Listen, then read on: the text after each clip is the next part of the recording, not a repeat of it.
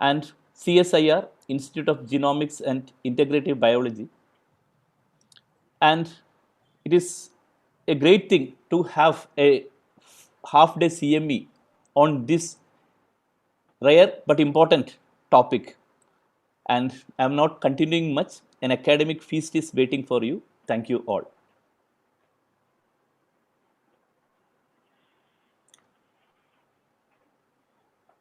Now I invite Dr. Ajit Kumar.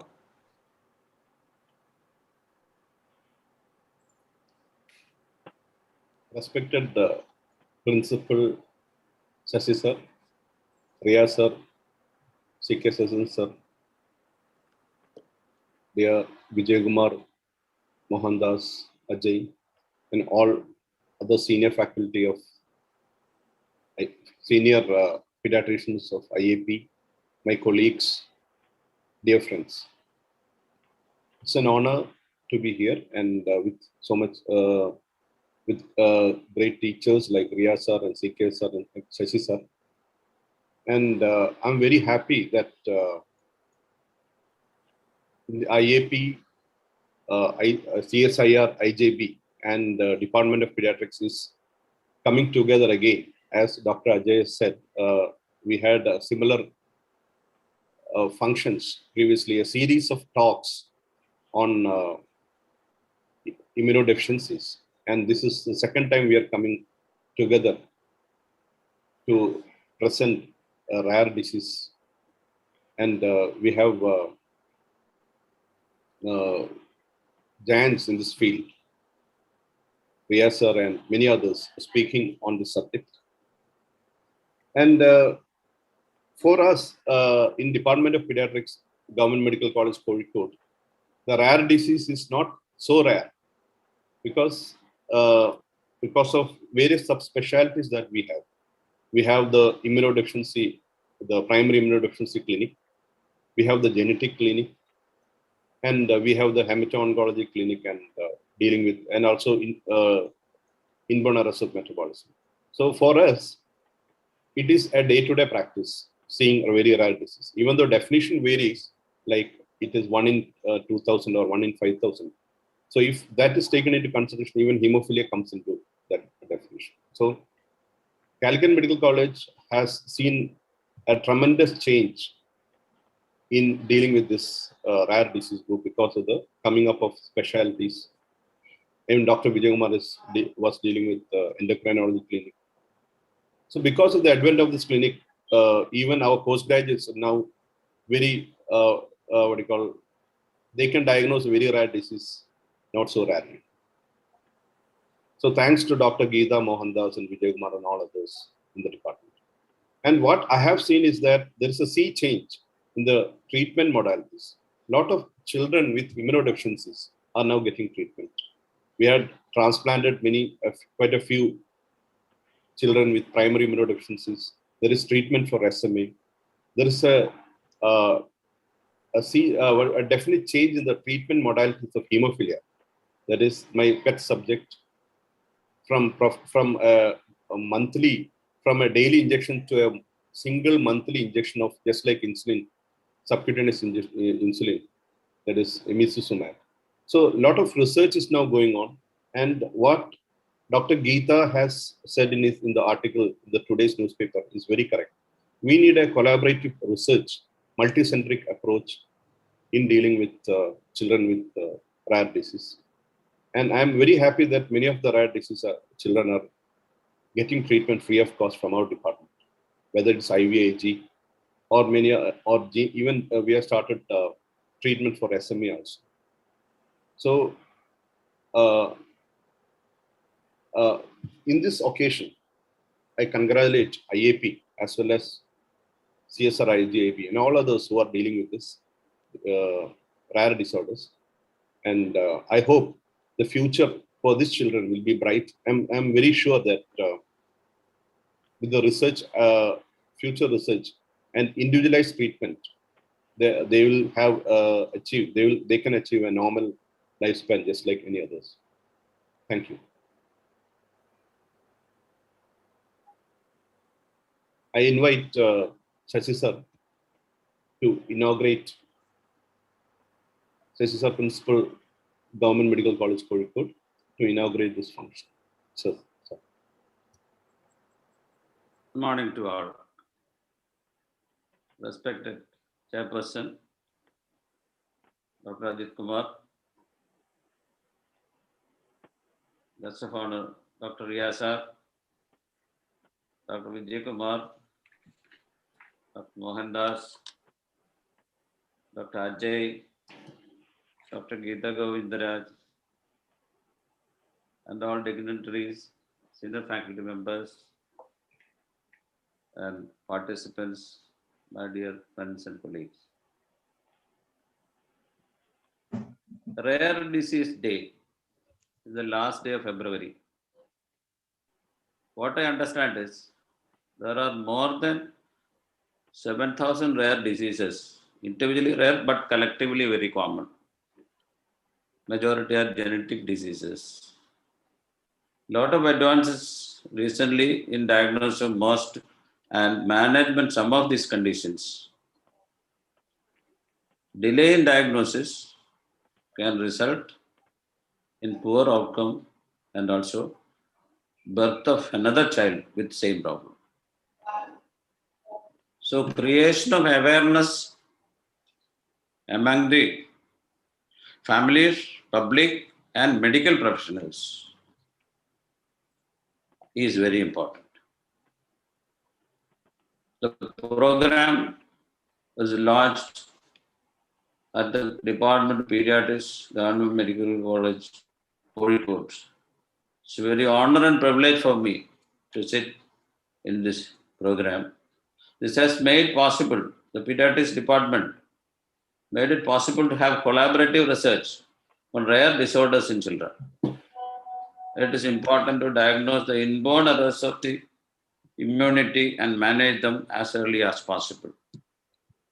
Like what Dr. Geeta mentioned in the newspaper today, Hindu, the newborn screening program and genetic counseling of families with the wider access to cutting-edge technology like next generation sequencing, enabling prenatal diagnosis are the need of the hour.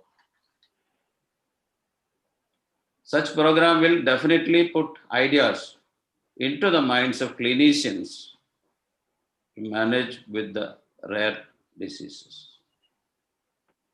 I really congratulate the Department of Pediatrics for organizing this program and wish them good luck for this CME.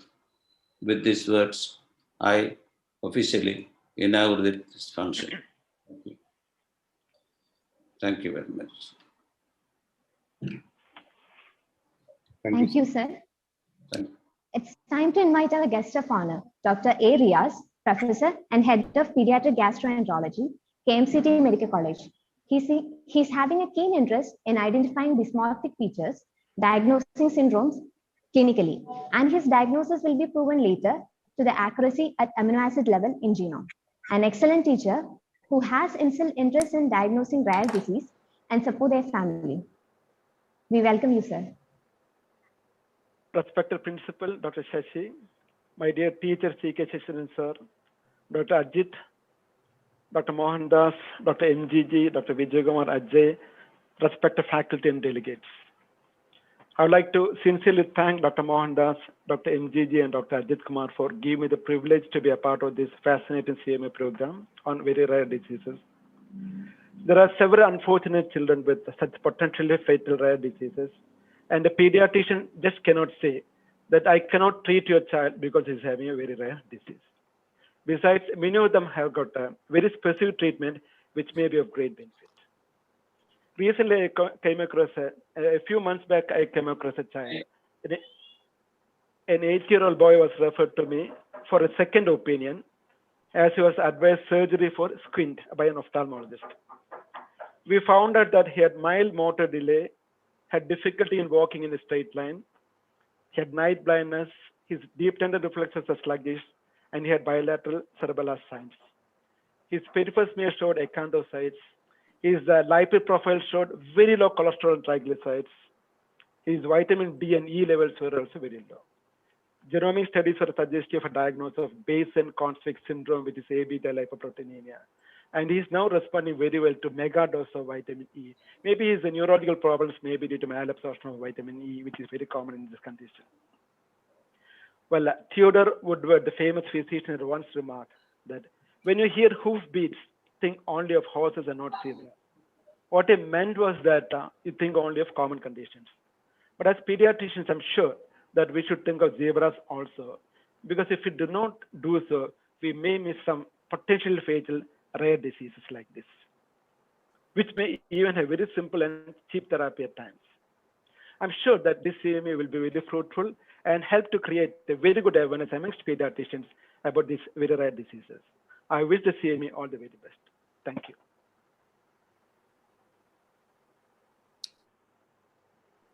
Thank you, sir. Moving on to our first talk, that is Introduction to Rare Disease and Experience in Calicut, for which I would like to invite Dr. Mohandas Nayak, Professor, Chief Neonatologist. It's not audible. Not audible. Dr. Sharanya, little more louder.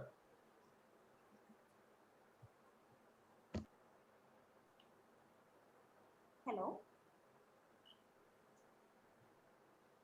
It's not audible, Dr. Sharanya.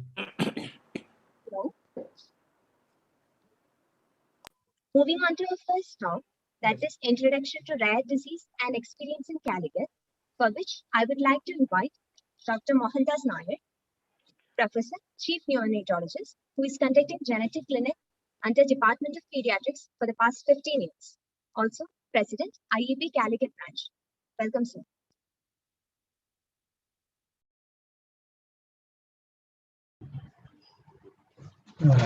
Good morning, all.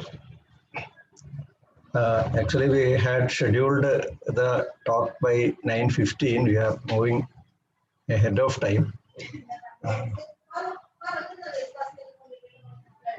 Anyway, it is a very proud moment to have this sort of CME on this special day.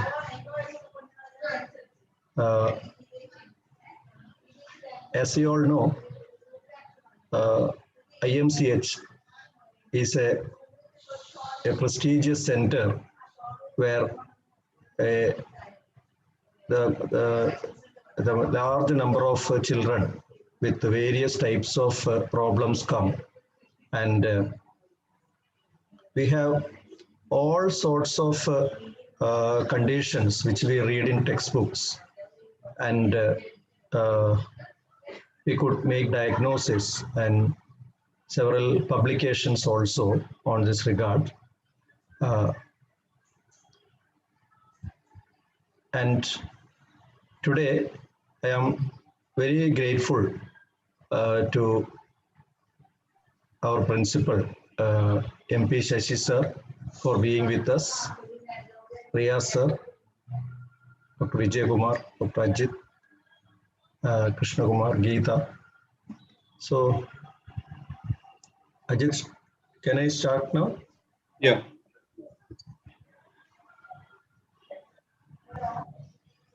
I think we can start now.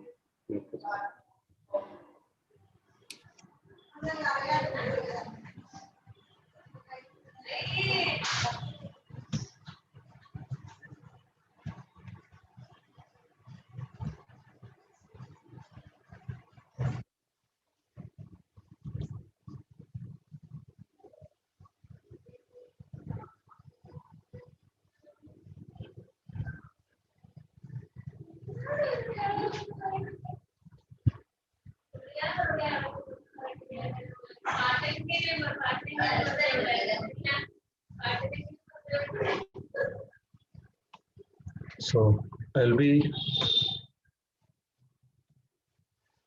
talking on introduction to rare diseases and some of our experiences in Government Medical College, Kozhikode.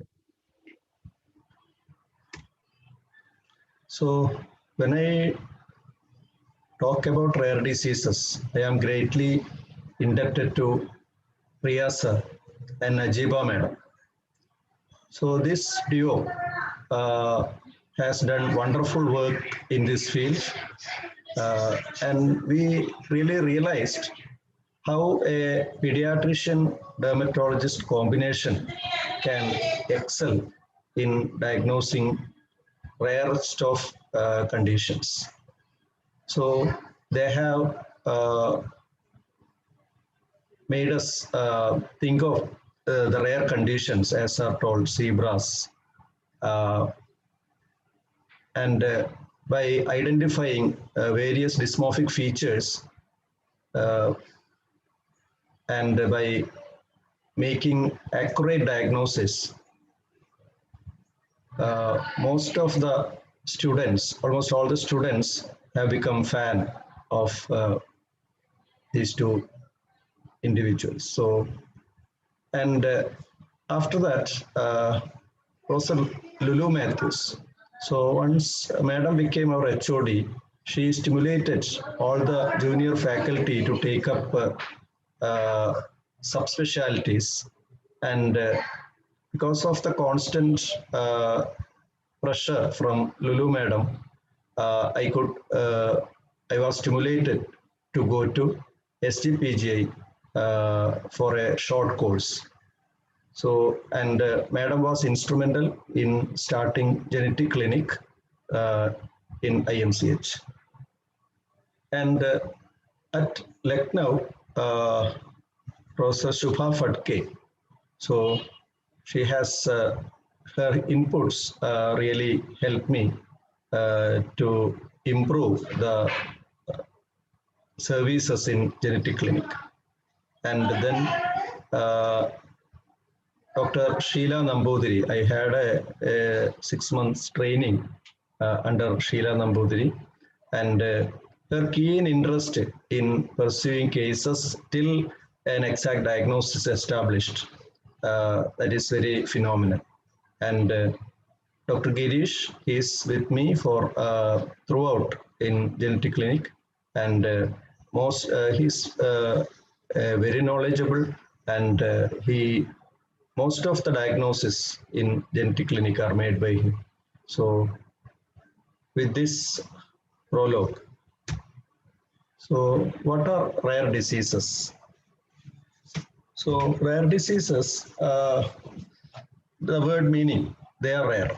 So how rare is the question? Different countries have different criteria. Stated as the prevalence per 10,000, various countries has adopted various definitions. In USA, if the prevalence is less than 7.5 per 10,000, it is considered as rare disease, whereas in Europe, less than 5 per 10,000, that is less than 1 in 2,000 is considered as rare disease. In Japan, it is 4 per 10,000. South Korea, again, 4 per 10,000. Australia, 1.1 per 10,000. Taiwan, it is 1. And in India, it is suggested as 2 by ORDA. And there are, that means the frequency is less than 1 in 5,000. And considering various rare diseases, there are about 7,000 diseases. And most of them, almost 75 to 80% are inherited or genetic conditions, and the rest are not genetic. And more than 50% of these rare diseases manifest in children, young children. So the pediatricians should be more interested in rare diseases. So why rare diseases are important? When a patient or a family comes to us, to a pediatrician, so the pediatrician may be knowing so many things, and considering what should be learned by a pediatrician, these rare diseases may be a very small percentage. But for that particular family, if the doctor is not aware of that condition, then they do not have any use out of it. So because of the rarity of these conditions, many times we are not maintaining a high index of suspicion. As we all know, only if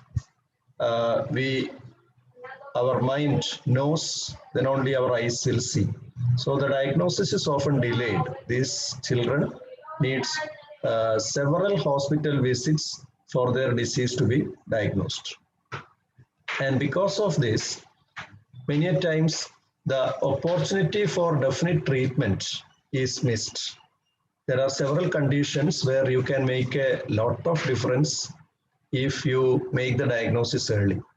And another thing is, if you make the diagnosis early, you can have a molecular diagnosis, and you can help the family in having prenatal diagnosis. And so if the diagnosis in the first index child is delayed, probably that chance also we will be missing. We have cases of conditions like Morquio or Duchenne muscular dystrophy in multiple members in the family because of this issue. And another thing is, as we all know, as part of sustainable development goals, we are trying to reduce our infant mortality rate and under 5 mortality rate.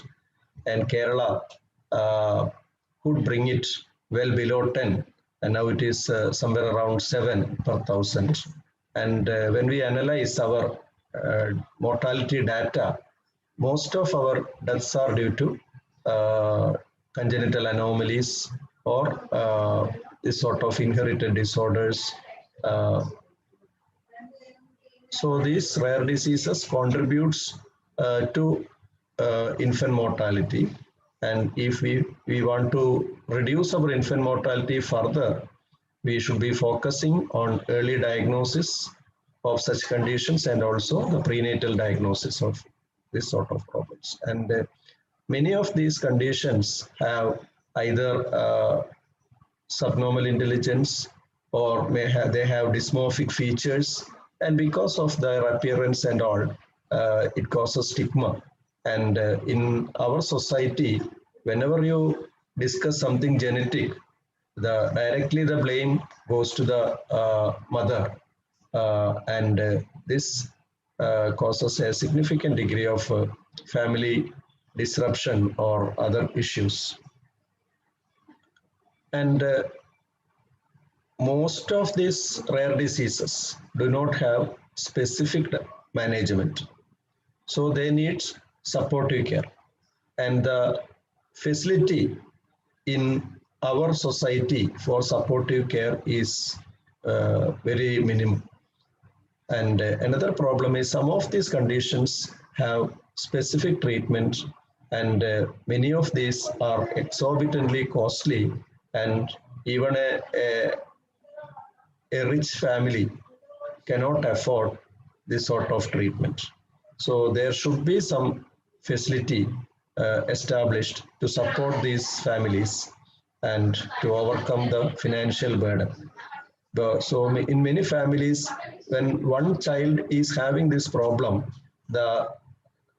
most of the money is spent on this child, so that the education and other aspects of other children are also affected.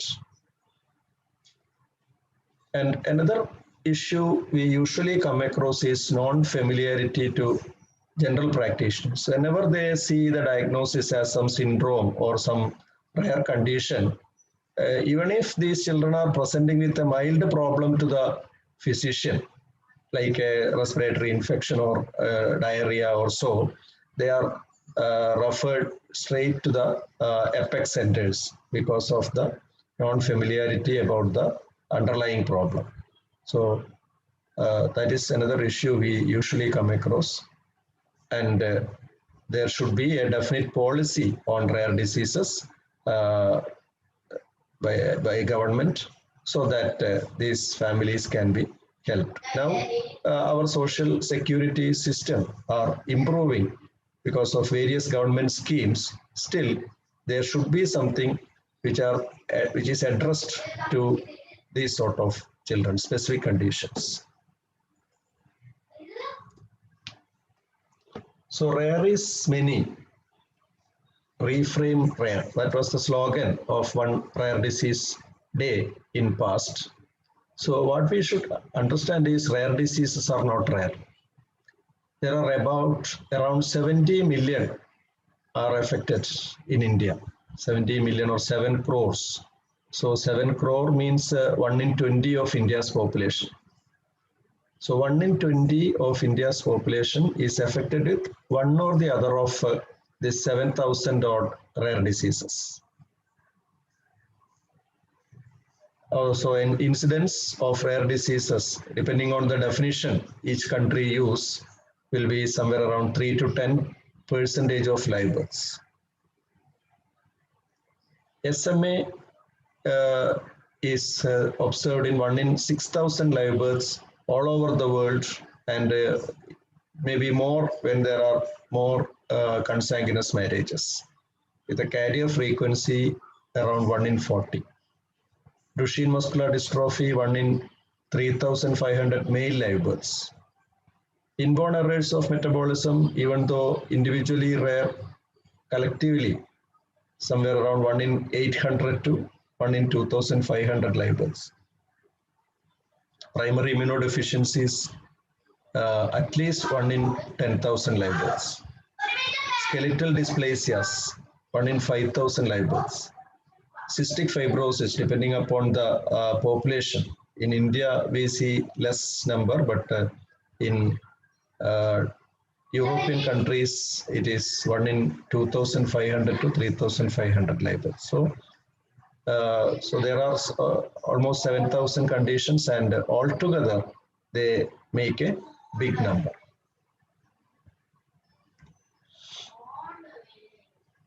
So some of the conditions, like I'm not very sure about this, whether we can call congenital hypothyroidism as rare disease. No, it is 1 in 1,000 or what, less, more than 1 in 2,000, I think. Some parts, certain diseases are very, very common. G6PD deficiency in certain areas, it is very common. Osteogenesis imperfecta is a rare disease. And as I was mentioning, in Wayanad, we see a lot of sickle cell disease. Certain parts of India, the thalassemia frequency is much more. In some populations, like Ashkenazi Jew population, Tay-Sachs disease was very, very common. So even then, without considering such geographical patterns, these diseases are also included under rare diseases. So today is Rare Disease Day, last day of February every year. From 2008 onwards, by European Organization for Rare Diseases, this day is being celebrated to raise the awareness about rare diseases, improve access to treatment, and support the families. These are the main aims. And in 2009, NORD, this agency, also took up this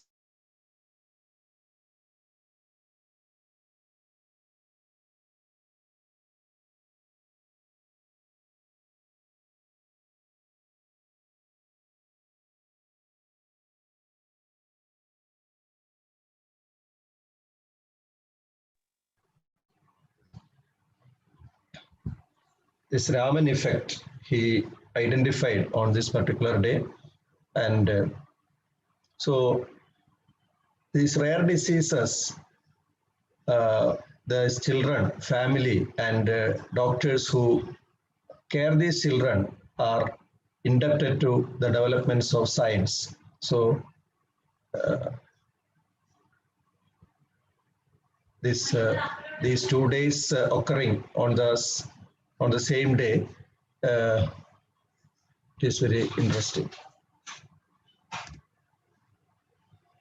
So you might have seen this picture in our brochure and all, Rare Disease Day 2021. So these children belong to 6 continents. One first child is having a rare disorder, CASC gene-related disorder, in which there will be low IQ, microcephaly, and hypoplasia of pons and cerebellum. So this is a rare disease. And the second child is having sickle cell anemia. Third one having leiomyosarcoma, a rare cancer. Fourth one having ectodermal dysplasia. Fifth one spinal muscular atrophy. And sixth one osteogenesis imperfecta. So 6 children with a rare disease from 6 continents. That is this image selected for Rare Disease Day 2021. So it is difficult to categorize rare diseases because it can be any condition. It can be autoinflammatory disorder. It can be rare infections. It can be congenital or genetic disorders, collagen vascular disorders, endocrine disorders, environmental problems, rare cancers, primary immunodeficiency disorders, or otherwise called as inherited disorders of immunity, inborn errors of metabolism. So it comes under various categories. So this is one girl who came to our clinic 4 years back with recently her performance in classes was deteriorating in school performance, and on clinical examination she was having chorea. Usually when pediatricians see chorea, the first diagnosis will be, first or sometimes only diagnosis will be rheumatic chorea. But the physician somehow thought differently, and he took an MRI, and it was suggestive of glutaric aciduria type 1. You can see the changes in the frontal cortex, the deep sylvian fissure, and the bat wing appearance in the MRI scan. So her TMS and GCMS were also suggestive of glutaric aciduria, and she became totally asymptomatic with riboflavin. Her abnormal movements completely disappeared, and now she is continuing this riboflavin, and she completed her +2 course with good marks and now continuing her studies. So sometimes, even though when we hear about IEM, a poor prognosis comes to our mind, there are certain conditions which are dependent on certain vitamins, and just with that vitamin therapy, they will have normal life.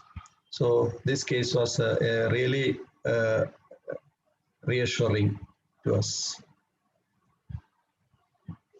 And IEMs are relatively common in our, some of the conditions are relatively common.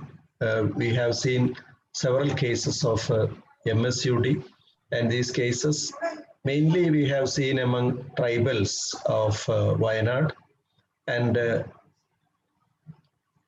whenever we talk about MSUD, we will be talking about the smell of maple syrup, but more than smell of maple syrup, the feature which helped us to suspect MSUD is the typical neurological problems in the newborn, and also a relatively fair complexion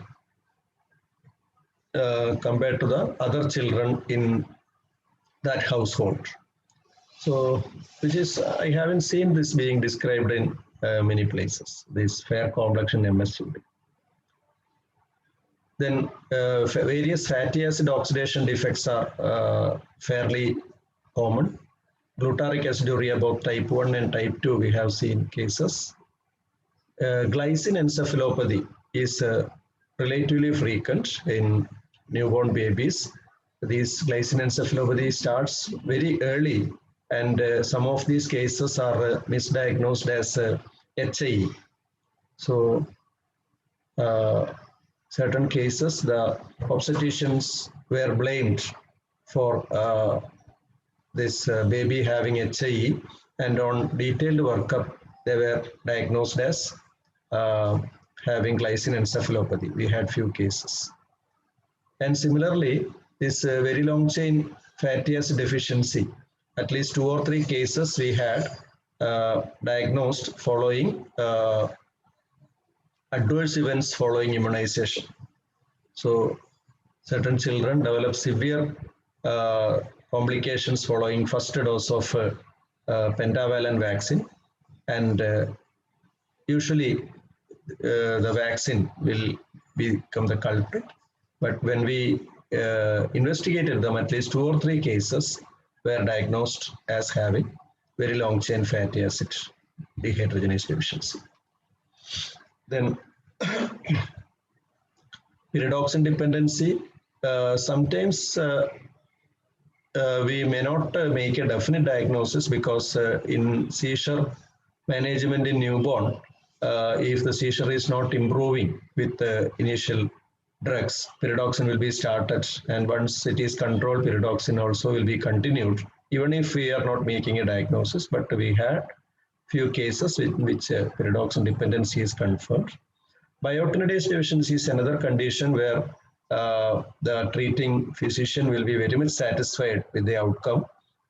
If you diagnose early and institute biotin, they become almost normal. You can prevent the neurological damage if it is suspected early and biotin is started. So this is one baby with a fractured femur at birth. They were actually blaming the obstetrician for causing the problem. Baby had a blue sclera, and the clinical and radiological features were suggestive of osteogenesis imperfecta. And for this child, we instituted pamidronate every 2 months, along with calcium supplementation and regular follow-up. And she did not have much deformity, and the fracture frequency were very less. And we are having several patients with osteogenesis imperfecta under our follow-up. So this is the girl who you can see is mild deformity in the lower limb. These are the pamidronate lines you can see.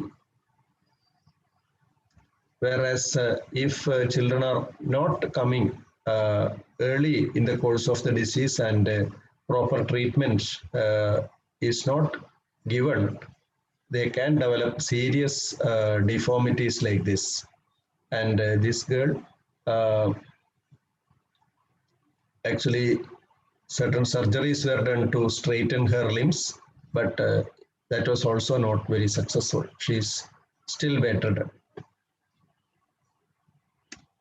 These are some of our children coming to the clinic for pamidronate therapy.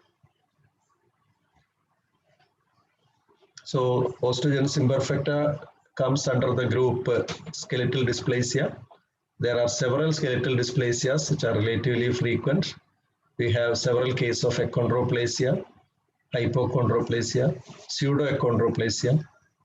Some of the lethal dysplasias we see, like thanatophoric dysplasia, some of the osteogenesis imperfecta are lethal.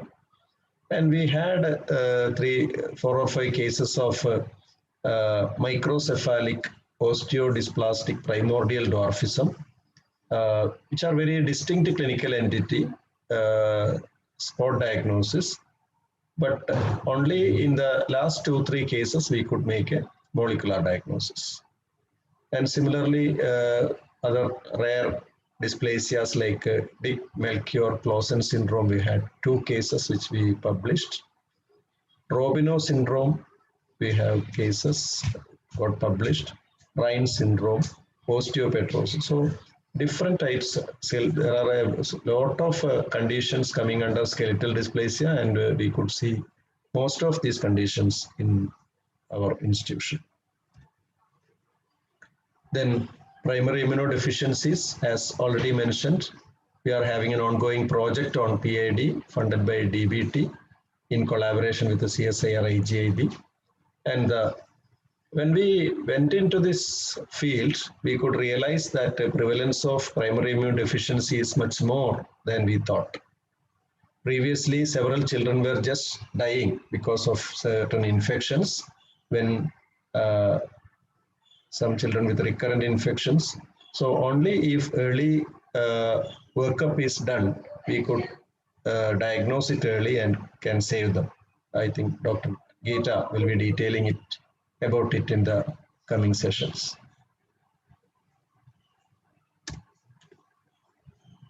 So, being National Science Day, we have to emphasize the importance of research. This was the slogan in one of the Rare Disease Day. With research, possibilities are limitless. So I had seen one infant with a developmental delay. Not developmental delay, this child was actually showing some regression to born to consanguineous parents. Their first child expired at 15 months. That child was also having similar problems. Child was admitted in a hospital for workup, from where he got some infections and he worsened, his neurological status worsened, and the infant died. So from history, I could think of some neurodegenerative disorder. So being this child also having similar features,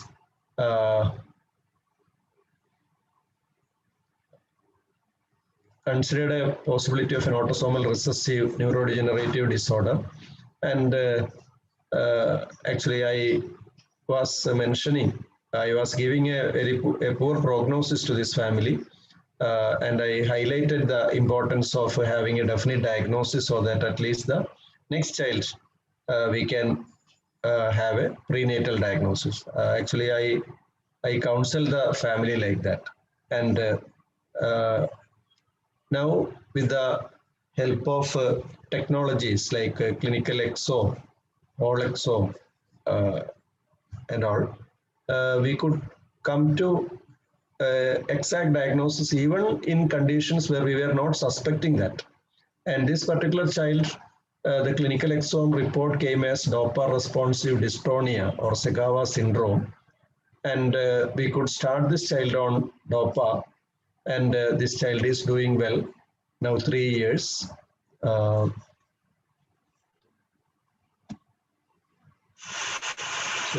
this is the child at 3 years.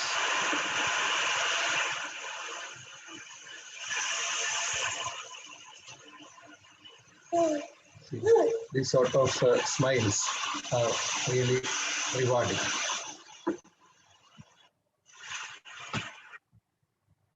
So this is one girl who was diagnosed on day 1 as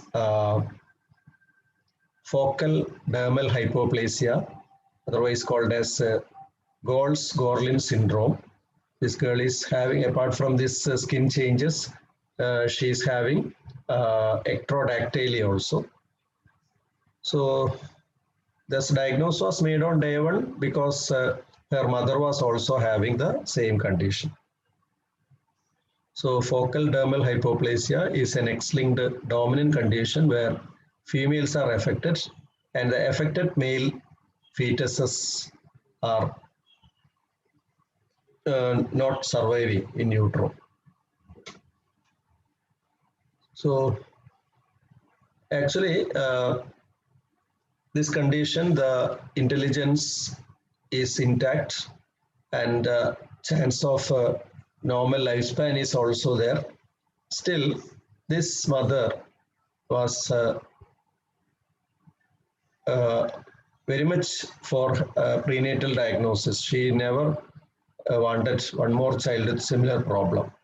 So when I asked her whether she could grow into adulthood and can have children, then why you are this much against having one more child, even if that child is affected? So she was describing about how much difficult it was for her in her life. She was ridiculed, blamed, and so many sufferings.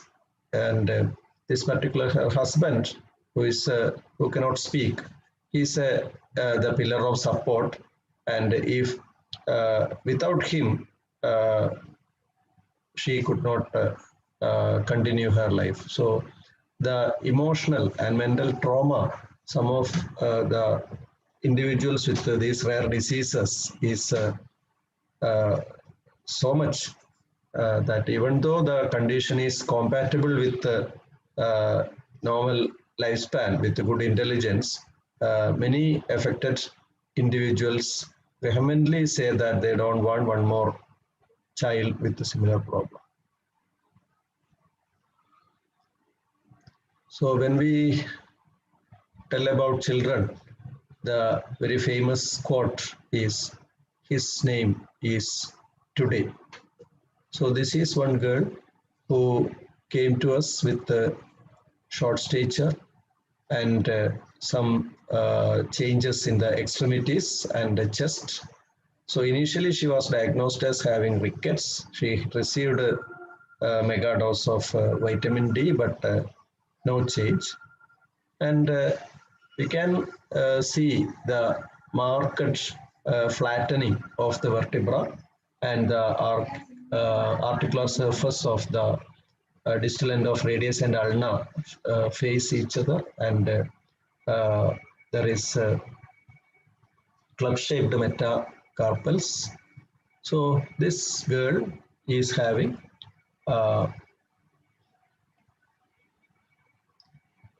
Morquio disease. So as soon as you make a diagnosis of Morquio disease, most important thing to do is to have a MRI or the of the spine to assess the status of the this odontoid hypoplasia. They are at a very high risk of atlantoaxial dislocation. So I had counseled them regarding that. Her odontoid hypoplasia was identified, and she was referred to a surgeon but when many surgeons, they will discuss about the complications of the surgery more than what actually the disease can cause. And because of fearing the complications of surgery, they did not underwent the fixation of the atlanto or this joint.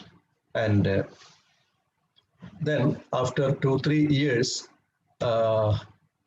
this girl was bedridden, quadriplegic, with pyramidal size, and so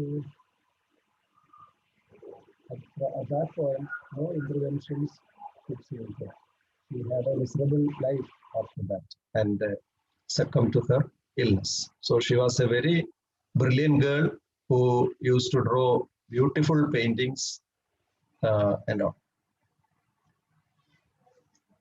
And another important thing is reporting the identified cases, because without reporting, we will not come to know. Many of the conditions we could make a diagnosis by going through the case reports. So one newborn baby was admitted in our nursery in a very serious condition and died within few hours. And this baby had some crystals of salt on her forehead and eyelashes. And Dr. Girish, who had read about a case report where this sort of a picture was also there, that was a case of pseudo-hypoaldosteronism. And we thought of that condition, and a clinical exome was done and the diagnosis was confirmed. So case reports will help us. Going through the case reports will help us to pinpoint the diagnosis without so much investigations in certain situations.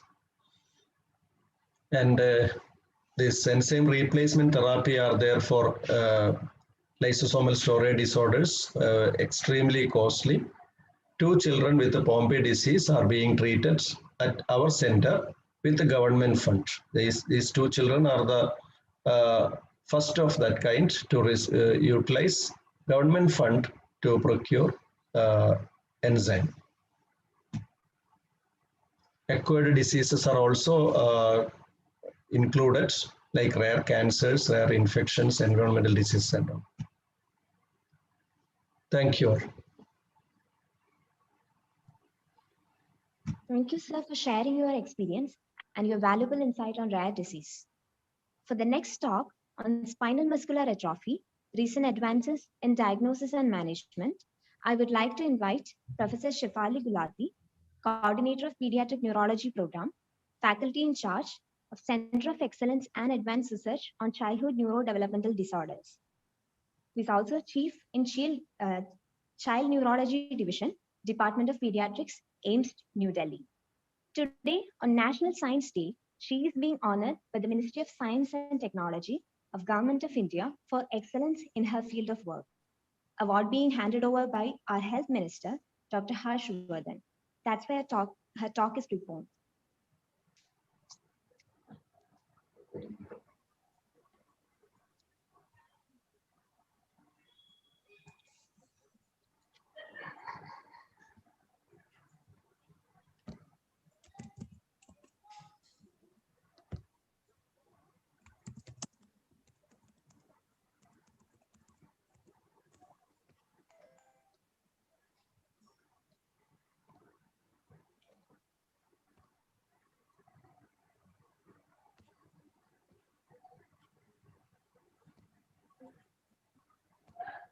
Mohandas, sir?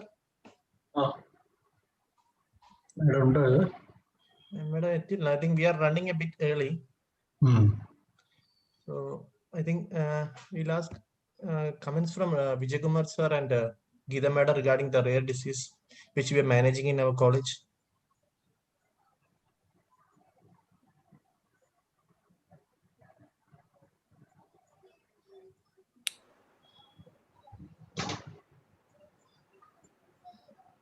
Vijay Kumar sir? Hello. Yes, sir. I don't know whether the endocrinological problems can be considered as rare disease. Definitely. As Mohandas was discussing, congenital hypothyroidism incidence was 1 in 4,000 or 1 in 5,000. Now, after the advent of newborn screening, the incidence has come down to 1 in 1,000 or even less than that. But that shows the importance of newborn screening. So Yes, many cases of congenital hypothyroidism could be detected because of the early newborn screening, and many are living without any mental retardation. And the olden days, when a child comes to you with dysmorphic facial features, umbilical hernia, constipation, protruded tongue, development delay, I think that is very rare nowadays, and thanks to the newborn screening program. Next is growth hormone deficiency. Now, I am very glad to say that the government is, at least 2 days back, I think government has decided to give growth hormone free of cost to our children with proven growth hormone deficiency. And we have given a draft to the government and about what are the conditions in which that can be included. And I'm very happy that, and to congratulate our team, Dr. Riaz, Dr. Rita, Deepa, Rajesh, and all, to formulate the draft and giving to the government. Then now it is going to be given free of cost. So the rare diseases are coming up, and treatments are there also. Thank you. Thank you, sir. I think Professor Shefali Gulati madam has joined now. So without wasting time, we'll directly go to madam's sessions. That is spinal muscular atrophy and recent advances, diagnosis and treatment. Welcome to the rare disease CME, madam. Thank you so much. I'm really honored and very happy to be there. Can you see my screen, sir? Yes, ma'am. Okay. Okay. And thanks for adjusting the time because of clash of a thing. Thank you very much. So we'll be talking about spinal muscular atrophy, recent advances in diagnosis and management. You know, there has been a lot of advances in the management of various conditions, neurological conditions, since the Human Genome Project completed in 2003. You know, after that there is a lot of more understanding about the diseases and all taking place, and now many new medications are therapeutic options are coming up, and they're maximally coming up for neuromuscle diseases and predominantly SMA and DMD, which are there actually coming available to us. So basically the timeline, if we see, the Wernicke-Hoffman disease was described first in 1891. And then 1995, we had that SMN gene was identified, after which all these therapeutic advances are taking place. Around 2007, we had the standard of care guidelines. One thing I want everybody to keep in mind, that it is not only the basic few curative options which are available, which are there. We have to think about a child's multidisciplinary care, which is very important, has to be seen. Sometimes what happens is one keeps chasing the options of the few curative things available, and we forget the multidisciplinary care. So that has to be kept in mind. And if we see this, we can see that there were more than 400 papers on SMA published in 2018. So there has been a very much increased awareness and interest in research on SMA. And now we are having many therapeutic options which are coming up. So basically we understand as a pediatric neurologists, pediatricians with interest in neurology and otherwise pediatrician, that SMA classically is a floppy child, which have a head leg on pull to sit, and is totally flaccid, and may have some tremors, which are polyminiumyclonus, can have tongue fasciculations. And how we have to approach a floppy child is important clinically. You may have poor muscle power and depressed reflexes, and that is peripheral hypotonia, which has anterior horn cell, the prototype of which is SMA, or it can be due to nerve or neuromuscle junction or muscle. But if you have brisk reflexes or preserved reflexes and with some seizures and dysmorphism, it's central hypotonia. We'll have some central causes of cerebral malformation and CNS infections. But commonly we can be very much confused, when you have a mixed picture of a mixed hypotonia. So we have to just keep in mind that you may have a mixture of the peripheral as well as a central, basically coming with the help of the main differential is the stretch reflexes which are there. The reflexes will be preserved and brisk, but when you have classically, floppy child with SMA, then you have a depressed muscle stretch reflexes. So basically, onset of SMA, they are SMA type 1, 2, and 3. And onset is less than 6 months in SMA type 1, less than 18 months in SMA type 2, and more than 18 months in SMA type 3. Classically, weakness is symmetrical. Trunks as well as limbs are involved, and it's proximal more than distal, and lower limbs are more affected. Fasciculations and tremors, which I mentioned, the polyminiumyclonus, can be present. And now in electrophysiology, you may have abnormal spontaneous activity in the form of fibrillations, positive sharp waves, fasciculations, and increased mean duration and amplitude of the motor unit action potentials. But clinically, you come to see as a floppy child. But if you have weakness of extraocular muscle, if you have diaphragm and myocardial weakness with marked facial weakness, sensory disturbances, CNS problems, arthrogryposis, you have other neurological signs, you have vision and hearing impairment, or if the CPK is more than 10 times the upper limit of normal, if there is a dystrophin deficiency coming on the biopsy, if you have exosaminidase deficiency, or if you have motor nerve unit action, the velocities are less than 70%. So in those situations, we should think of other causes of a floppy child. The spinal muscular atrophy is due to mutations in the SMN gene, which I told you was discovered in 1995, and exon 7 deletion is found in 98% of the patients. We have to get MLPA done. MLPA requires two things. We have SMN1 and other is a SMN2. The SMN1 is the one which will be the pathogenic one, but the SMN2 copies are very important. And why they're important, I will tell you subsequently, because they are required, and that is what we are targeting when we are talking about the newer therapeutic options. So that is why you need to know the SMN1 as well as the SMN2 status. So how do you diagnose? When you see a child, you may have a floppy infant or a floppy child, either isolated motor delay. There may be history of reduced fetal movements or polyhydramnios in a floppy child. There may be there'll be hypotonia and proximal weakness and absent or decreased reflexes. A floppy child may obviously have a motor delay, difficulty in walking and climbing, hypotonia, and predominantly proximal muscle weakness and absent or decreased reflexes. But mind you, they may be a thing of mixed also situations may be there. So when you have features suggestive of SMA, you should ideally get an MLPA done. If the MLPA is not available in a situation, then you go ahead and do a quantitative PCR. But ideally speaking, you need an MLPA, because on MLPA only you will come to know the SMN1 and SMN2 copy numbers, which you will not come to know on quantitative PCR.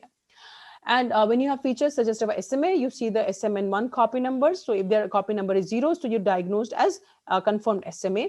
And if there's copy number 1 or there are 2, then you have to reevaluate the child. You may need a CPK, nerve conduction EMG, RNST, understand if still it is a neurogenic pattern, then you have to get a SMN1 targeted sequencing. You may not the routine exome sequences. You need to have an SMN1 targeted sequencing. We have to know what we are going to, get the investigations done. In case we don't get this positive, then you have to suspect for other causes, which can be motor neuron disease plus myopathies, muscle dystrophies, other neuropathies. And in those situations, then you go ahead and do a whole exome sequencing. So basically, when you're suspecting SMA, you have to do the MLPA with SMN1 copy numbers, SMN2 copy numbers. If you have SMN1 is nil, then you are diagnosed as SMN. Otherwise, if it's SMN1 copy number is there 1 or 2, and you clinically are suspecting and you're finding neurogenic pattern on, so then you have to do an SMN1 targeted sequencing. If it is not suggestive, then we go ahead for whole exome sequencing. The SMN2 copy numbers are important to predict the severity and for evaluation of the SMN2 based therapies, which we will come subsequently. The clinically, the SMA is now classified into SMA type 0, 1, 2, 3, and 4. Age at onset is prenatal for 0, and no motor milestones are achieved, and the child usually dies within few weeks to less than 6 months. The SMA type 1 is onset is less than 6 months, and the head holding may be achieved, and the average age, the survival is up to 2 years. But if the SMN type 2 is there, its onset is less than 18 months, they sit independently, but cannot stand. And their average age, the survival is up to second, third decade. SMN3 has onset beyond 18 months. They can stand and walk independently, and they have a normal life expectancy. SMA type 4 has adolescent or adult onset. They retain walking, they have muscle pain, fatigue, and they have a normal life expectancy. So basically, type 0 is just practically going to die within a few weeks. Type 1 will have only about head holding can come. Type 2 may sit independently. Type 3 can stand and walk independently, and obviously 4 also can do that. So just understand this situation, sitting independently is 2, and 3 can stand and walk. So basically, when you see functionally, that was clinical thing. Now, if you see functionally, you come to have whether they are non-sitters, sitters, and walkers. That is how you look at it. So non-sitters are SMA type 1. Sitters can be SMA type 2 or SMA type 3 who have lost their ambulation. And walkers are ambulatory SMA type 3 and SMA type 4. This functional classification is there made so as to guide you the multidisciplinary the therapeutic options which are to be taken care of, which I will be mentioning subsequently, but we'll be obviously talking about the recent advances of the new one. Coming to Cochrane, there have been 2 Cochranes recently. This is the Cochrane for SMA type 1. So in this SMA type 1, there are 2 trials of total 131 patients, 121 are nusinersen and 10 were riluzole. Fewer participants died or required full-time mechanical ventilation with the nusinersen group. And they could achieve head control in 22% in the nusinersen group, and 73% of nusinersen treated group had improvement in CHOP intent scoring. It's a functional evaluation of the power. The riluzole 10 patients results were inconclusive. So that means nusinersen was having a beneficial effect. Coming to SMA type 2 and 3, the other Cochrane, which has a 10 placebo control RCTs with 717 participants. In this, they found that nusinersen had the beneficial effect on motor function in SMA type 2. There was no effect on the motor function in SMA type 2 or 3 based on trials on creatine, gabapentin, hydroxyurea, phenylbutyrate, valproate, somatotropin, TRH. And there were other trials like of 4-aminopyridine, pyridostigmine, riluzole, they were awaited. So these are so many drugs which have been on the pipeline, but now we have to, the things which are FDA approved are the nusinersen, Zolgensma, and now it's come risdiplam. So there are 3. Now this is very important to understand. As I mentioned to you earlier, you have to see the SMN2 copy numbers. SMN2 is the backup gene. So the fewer number of copies, increasing is the severity. So SMN2 backup gene normally 1 to 2 copies, and it produces only 10% of the working protein as compared to SMN1. But this is the SMN2 is what is going to be targeted in those newer therapeutic options which are there. So what happens is, if there's a healthy individual, you have an SMN gene present, you have this exon 7 also, so you get a protein which is stable. But if you have a healthy individual in which their SMN2 gene is there, in that there is a splicing and the exon 7 is deleted and you get an unstable protein. So you have a normal SMN1, so the exon 7 is there, so you have a good protein, so that's no problem. What happens in an SMA patient? You have an exon 7 deletion. So the mutation is there, so you are left with unstable or inactive protein from the SMN1. From the SMN2, what happens is you have a splicing which takes place, the exon 7 is deleted, you get an unstable protein. So what is now the principle? There now SMN2 splicing modifiers are there, and it is utilizing the benefit of having a second backup gene for SMA. So SMN2 and SMN1 are related by an inverted gene duplication. SMN2 contains a C2T mutation in exon 7 that redirects alternative splicing to exclude the exon 7. So you get an unstable mature protein that cannot function and it cannot substitute for the mutant SMN1. But what we have to do is, as a potential therapeutic strategy, is to identify agents that will prevent this splicing, which is excluding the exon 7 and increasing the production of the stable SMN protein, which can compensate for the loss of function because of the inavailability of the functional SMN1. So it is that is what it has been done. Nusinersen was FDA approved in 2016 December, and it is for all types of SMA. It is an SMN2 directed antisense oligonucleotide, and the dose is 12 milligram intrathecal, and it is a volume is 5 ml. So you have 4 loading doses. First 3 are at the interval of 14 days, and the 4th dose is after a gap of 30 days from the 3rd dose. And then you have to give maintenance every 4 months thereafter, lifelong. The thrombocytopenia, coagulation abnormalities, renal toxicities can be there. Common adverse events are upper respiratory infections or constipation. So what happens is you have this SMN1. So SMN1, because of the mutation, you have an inactive protein. So this antisense oligonucleotide, which is there, it goes and attaches. It prevents the splicing and removal of the exon 7 from this SMN2. So you get an active protein. So this is the principle. That's why I've been talking about the SMN2 from the beginning. So the clinical trials which have been done, the India trial was a randomized double-blind sham control phase 3 trial on infantile onset SMA with SMN2 copies of 2. And they found that the motor milestones were there improved significantly, 51% in the treated versus 0% in the untreated group. So there was an early termination of the trial due to significant motor response, and then the patients were transferred into an open label extension of the SHINE trial. So, and the early treatment can maximize the benefit. Then this was a CHERISH trial, which was for this previous one, NDR is for infantile onset SMA with SMN2 copies 2. The CHERISH trial is for the late onset SMA, which is onset is beyond 6 months. And then they were, the randomization was a 2:1 ratio to receive intrathecal drug versus sham. And there was a significant improvement in the functional scores and in the patients who were getting nusinersen.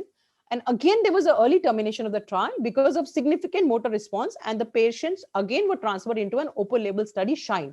So the NDR, which was early onset, and CHERISH, which was late onset SMA, they all got transferred into an open label extension called the SHINE trial to look them to follow up, so that all the patients were given the drug then. In the open label extension, the RCT had to be aborted because of the, it was unethical to continue when there was a significant improvement. Now, this is a third trial, which is Nurture trial, which is ongoing, and completion is expected in February 2025.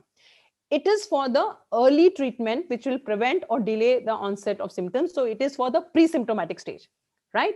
So in this, you have genetically diagnosed infants, less than 6 weeks age, you have to give the first dose with 2 to 3 copies of SMN2.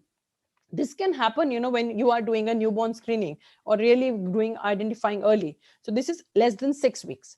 And 25 infants were taken, and interim results of February 2020 showed that none had swallowing difficulties and 100% were able to sit without support. And 88% were able to walk without assistance. In June 2020, again, they updated the reports on the website, and they said that none required permanent ventilation, and 96% were able to walk with assistance, and 88% retained the ability to walk without assistance. And now this has been extended to see the long-term efficacy for up to 8 years. I have updated all these trials till yesterday. So I saw from the site yesterday till whatever was uploaded, because these trials are ongoing. So they keep periodically uploading the, the results of the trials. So this SHINE trial is an open label extension of both the ENDEAR and the CHERISH trials, which were for the early onset and the late onset SMA. And there are 292 children, and they are trying to just follow up these patients and see the long-term efficacy. There is also another trial in which they were trying to see the doses. They were trying to increase the doses. Standard dose was 12 milligram. They were trying to increase the doses and see, and this has not completed. The trial is still on. There is another trial which is there. Now what has happened is many patients have been given Zolgensma. Zolgensma will be coming to subsequently, which is a gene therapy. But what has happened is sometimes they want that those children can also be given additional therapies. So in this 60 children, they have, who had already received a gene therapy are being included in this trial. The results have not been posted as yet. They are ongoing. Now this company, Biogen, has globally started the program of early access humanitarian grounds Spinraza enrollment, in which SMA type 1, 2, and 3 all patients were taken. But obviously, if somebody has got any other therapy, they had excluded. And somebody who's having a problem with the spine, in which the Cobb's angle is increased, they were excluding, because you can't give intrathecal. This is an intrathecal administration. And the protocol, I've anyway talked about it, that there are 3 doses at 14 days interval, and 3rd to 4th dose there was a gap of 30 days, and thereafter it's 4 monthly thereafter for life. Now coming to the next one to be approved was December 2016 Nusinersen. Now May 2019 was Zolgensma, which is a gene therapy. It is for patients less than 2 years of age with spinal muscular atrophy, and it costs around $2.125 million for a single dose. It's the most expensive medication in the market ever approved by FDA. It's owned by Novartis, and but mind you, this is one time. So if you compare the Nusinersen versus Zolgensma, still the cost of Nusinersen will be more, because each injection, each intrathecal administration costs $75,000 for Nusinersen. So if you keep seeing from the lifespan, the overall cost still of Nusinersen will be more overall. What does Zolgensma do? It produces a working SMN protein and uses the AAV9 vector. So there is a delivery of the SMN gene into the vector, and then the vector is inserted by intravenous infusion, and there is a synthesis of the SMN protein in the patient, and there's a maintenance of the motor neurons. But for how long will it last? We do not know. That is one question is there. So the dose is there 1.1 into 1014 vector genomes per kilogram, and it's a single dose intravenous infusion. And you have to monitor baseline, you have to do LFT platelets, troponin, and you have to rule out the presence of anti-AAV9 antibodies. And you have to prime the child with steroids starting 1 day prior to the infusion. And the duration of the steroids may vary from 1 month to even 6 months. I'll tell about first patient, which we had done. We had to give up to 6 months. So basically that will have to be individualized, but you have to start 1 day before, and around minimum of around 1 month, you have to give steroids. You may have transaminitis and thrombocytopenia and elevation of tropi. That is seen commonly with this. The studies which have resulted in the approval by FDA were two basic studies, which was STRIVE and START.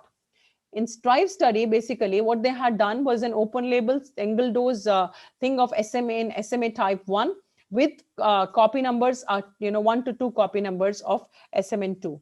What they found that 91% of patients were alive and did not require permanent breathing support at 14 and 18 months of age of this SMN type 1 with 1 or 2 copies.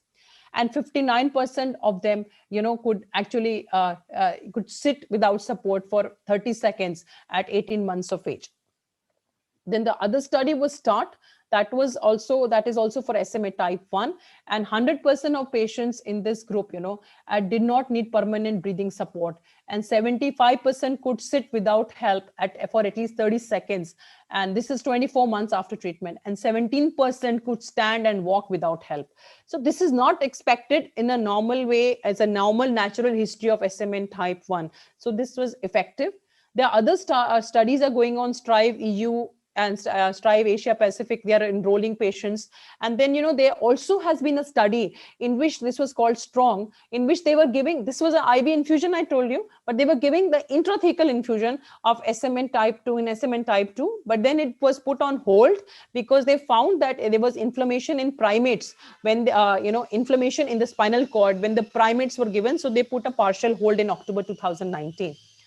And they are also trying to get the pre-symptomatic SMA patients age 6 weeks or younger as a part of the SPRINT study. And also they have planned a study REACH so that, you have SMA all types age 6 months and beyond to be put in the study. And this study, for how much time will the functional protein in the motor neuron last? The preliminary studies have shown that at least for 5 years. But this is a new study which is going to be following up patients for 15 years. And the enrollment started from February 2020 to December 2035. It sees the long-term follow-up patients and will see the change in the, the functional scoring. As of yesterday, the START trial, they have put some additional thing and they found additional results that they found that all the patients were alive without permanent ventilation, and 11 out of 12 were sitting unaided for at least 30 seconds at 24 months, and 10 had improvement in CHOP and 10 scores. And all the 15 patients have been followed up and incorporated in the long-term safety studies for 15 years. And even in the STRIVE EU, they found that 20 had head control and 6 could sit unaided. Other results are awaited. In the intrathecal one, I have already told you that they had put it on hold, but those patients who they had already given, they had improvement in the functional motor scales. And even the SPRINT study in which they are trying to pick up the pre-symptomatic data, yesterday I went on the website, I saw they had posted the results and they found that the interim results are promising, and they expect to give this pre-symptomatic SMA patients data by July 2021. The Novartis company, along with AVEXIS, have also come up with a managed access program for the treatment plan of AVEXIS. And in that, anybody from India and many other countries, they can apply with the patient's details, and then they will be they see the eligibility criteria, and then they do a lottery, computerized lottery, and your patients can be, picked up for that. Because otherwise we can't afford $2.125 million US. Now they were the two drugs which were there approved till last year August, because risdiplam was approved on 7th August. So there were some patients who who have been what are the outcomes when you are giving gene therapy as well as nusinersen was there. But in any case, which that is why they have seen patients in which when they have AVEXIS treatment in SMA patients, they had shown that they had reduced the pulmonary and nutritional support requirements, improved the motor function, and decreased hospitalization per se in the gene therapy patients. Then they wanted to see that how much the improvement is there. So functional improvement is there. There is no ambiguity about it. Now this is the one. Now, what is happening is some patients have been treated with nusinersen and then come and treated with Zolgensma and the vice versa. So they have shown that, there is an advantage there relative to nusinersen overall survival and motor function and the, having a good respiratory effort, not requiring ventilation. So they have said that there is a much better outcome with the gene therapy versus nusinersen. But now this question of combination, which I was mentioning to you, in the combination of nusinersen with gene therapy, they have shown that there may be some more problem with transaminitis. So side effects may be worsened with the giving both of them. So the new treatment of combining is an issue, and then how it is going to happen, we'll have to see. But yes, side effect in the form of transaminitis may be there. Risdiplam, which is there, which is also called advocacy, which is there by Roche. This was approved on 7th August 2020, and this has been approved for patients 2 months and older. It's 2 months and older. For the Zolgensma is for under 2 years. For Spinraza is for all ages, all kinds of SMA. For FDA approval, for Risdiplam is more than 2 months of age, all kinds of SMA. So Risdiplam is also a SMN2 splicing modifier, and this is the only drug which is oral right now, and this has been approved based on 2 clinical studies of sunfish and firefish, and you have to give oral medication. It's oral dosing is required, but when you reconstitute, you need to maintain a temperature control, and that has to be kept. And they may be transient, few side effects like URTI and some rash and arthralgias and all. This doesn't have many significant side effects, but you have to maintain the temperature control after reconstitution, and the drug is reconstituted by the physician. It is not to be reconstitution at home by the parents. So again, its a mechanism of action is the same. It's selective SMN2 splicing modifier. And the 2 studies which were classically done was firefish and sunfish. And firefish was there for children who were aged 1 to 7 months with type 1 SMA, and they found significant improvement. And sunfish was the one which was done, and in which they were type 2 and type 3, which age 2 to 25 years were there. And in that also significant improvement was found in both of them. So they did find that they were motor functions were improved in both of them, and there is a good safety profile. And there are other trials which are going on and they are also ongoing studies which are there. But basically right now, what have with interim results from the studies have shown that 59% were able to sit without support for a few seconds after 24 months. So this has been a good thing. Even Roche has come with the compassionate use program for Risdiplam, and they are using for SMN1 and extending to SMN1 or SMN2 patients who were already interrupted nusinersen therapy because of COVID-19 last year. So they started last year, the compassionate use. This is another drug, which is Brunalipam. It is also an investigational drug and being used for SMA type 1 patients. And this is now, enrollment was stopped initially because some problem with the animal studies, but now the enrollment is on. So basically, they are all SMN inducing therapies, which I told you based on the SMN2, which is the backup gene, and how we move forward with that. Even the Brunalipam is going to be oral. That's going to be once in a week. Risdiplam is oral daily. And your nusinersen is intrathecal. Besides the first 4 loading, then you have 4 monthly lifelong. And your the Zolgensma is only one single intravenous infusion. So that is all there. This slide is very important. So basically, intrathecal Spinraza, Zolgensma is intravenous, Risdiplam is oral. And the cost I want you to see. The cost is actually 15 crores single time Zolgensma, but for Spinraza, it is 4.2 crores for first year and 2.1 crores thereafter annually. And for a 20 kg child, Risdiplam is also 2.4 crores. So we have to keep in mind. AIMS, our experience on SMA, I had done a trial on gabapentin and at an RCT of gabapentin and placebo with standard therapy, and we did not find any statistical improvement in the gabapentin group. Then I also did another trial of RCT on valproate and carnitine in children with SMA 2 to 15 years. Again, in that, there was no significant effect of valproate or carnitine. Coming to the, we have more than 140 patients. We have been part of all the 3 global access programs on humanitarian grounds. Nusinersen intrathecal, we had applied for 145 patients in July 2019, and 13 patients of ours were selected. 10 were SMA type 2 and 3 were SMA type 1, but 1 patient died before the medication could be shipped to India. So we have 12 patients on follow-up, and I'll be telling you about them. For gene therapy, we had applied for 12 patients, and it is there for less than 2 years, and 6 patients were selected, but 2 died before, this is very important. They've been selected, but before the medication could be shipped, the children died, 2 of them. So 5 patients process is on, but during the process on, 1 person has already died, and 1 patient has been excluded because that child's repeatedly 3 times AAV9 titers, antibodies towards AAV9 came high. And 3 patients of ours have already received, and 1 patient is due to receive next week. And risdiplam, we had applied for about 14 patients, and 16 have been approved. 3 are already started on the medications. For Spinraza, what we have, these 12 patients, and out of which when we saw at the first maintenance, all the motor evaluation scores had improved. So, all of them had improved. And if you see for SMA type 1 patient, had no episode of respiratory complaint in this 4 months initially, and there was improved activity and reduced irritability. And if you see this SMA type 2 patient, this child patient was first dose of Spinraza was on 2nd of January 2020, and baseline score was 20 by 56. He was creeping on stair.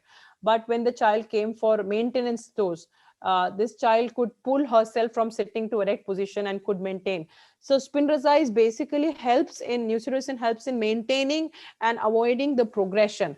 So this was the improvement has been seen after the first loading to the first maintenance. That means first 4 months of loading, and then, but that means 8 months of start.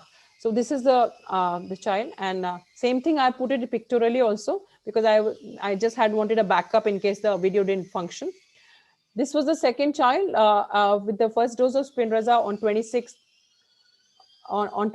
of December. It's 2019. Sorry, 1 sec. Yeah, it's 26 December 2019, not 2020. And the child was transient sitting with support when made to do so. But this child at maintenance 1 was able to sit without support and could raise his arms above the ear level. Now coming to SMA type 1 patient, baseline score was 0, and at first maintenance was still only 2, but the child could actually lift the upper limb, with the elbow off the surface, and could hold on to light objects and could have a partial rollover from supine to side. So there was a minimal improvement, but there was some improvement, but the child did not have any chest infection in the preceding 4 months.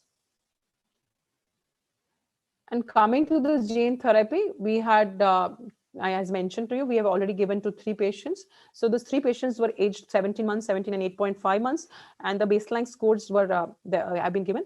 The third child was pretty bad and was ventilated multiple times. So that was one thing. So first child who see the pre-therapy videos, the child, you can see the head control is not complete. She's requiring the support of the mothers to have the head control, and could hardly raise the arms above the against gravity. This was the second child, and even this child had some head control, but it isn't able to sustain the head control. But has to have mother's full support to be made to sit. The third child was pretty bad. This child, she could just lift against gravity and had only distal movements.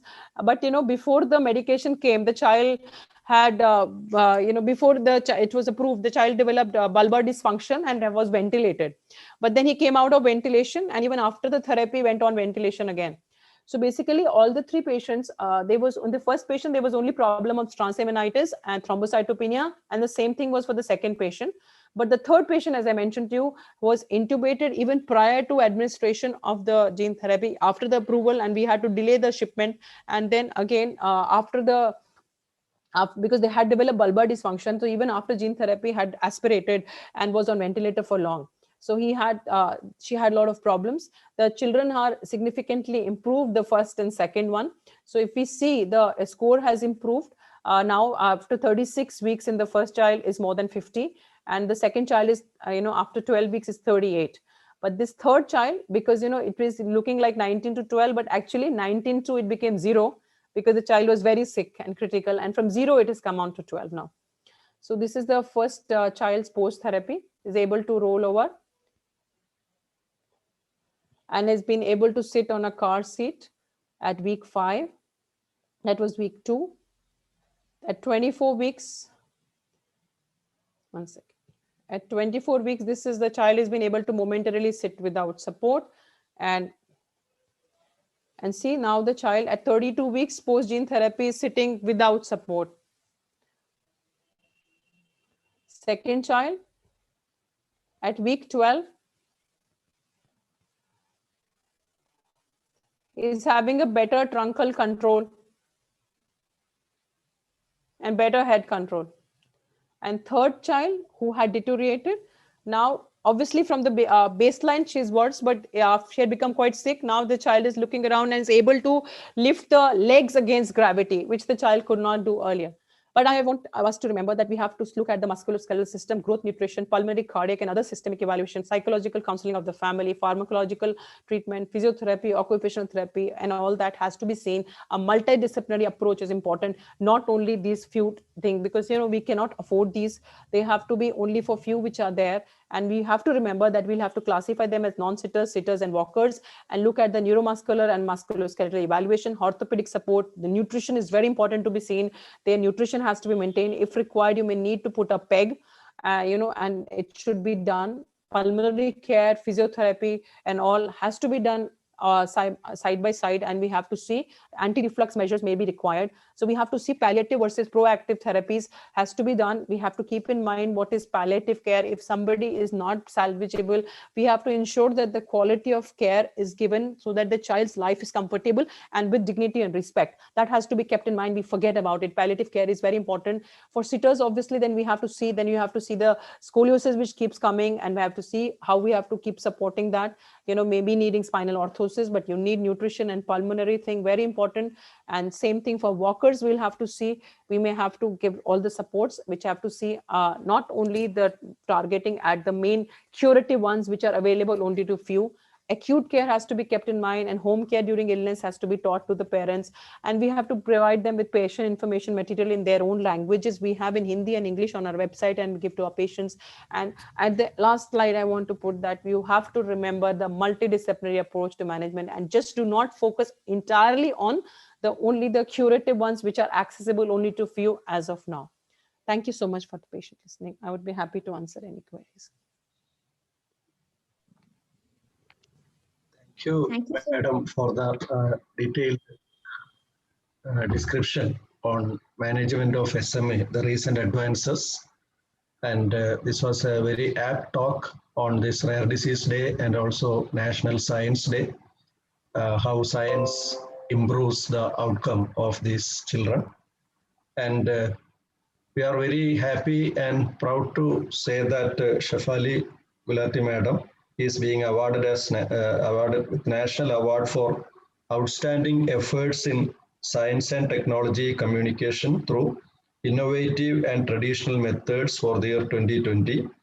It is being awarded today. Congratulations, Madam, for that. Thank you, and thanks for shifting my thing, because I'll be at 11. I'll have to be there. The health minister would be giving. Thank you so much. Even with all these, you participated in our program. Thank you very much, Madam. Thank you. It was my honor and privilege. Any questions? Yeah, I'll be happy to answer any questions. And if anybody wants to mail me, I'll put on the chat my mail ID. We can putting in public to everyone. They can mail me anytime for any guidance, for anything.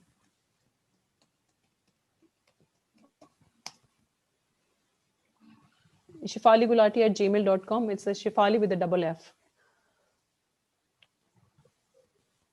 Okay, so the participants can ask questions to Madam's email ID.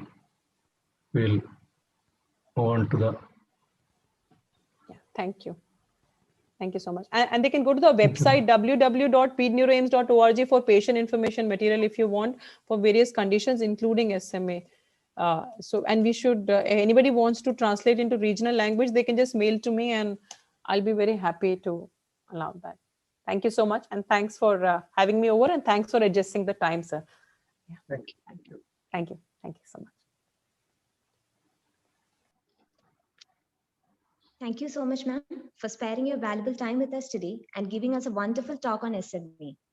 For the next talk on genomics of rare disease, I would like to invite Dr. Vinod Skaria, Principal Scientist, CSIR Institute of Genomics and Integrative Biology, New Delhi, our own alumni, and research was his passion right from his UG days.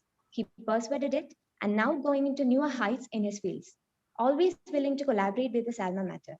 Now doing a project along with us in the field of rare disease, that is primary immune deficiency. And Professor Geeta M. Govindraj being the principal investigator. It's a privilege to have you here, sir.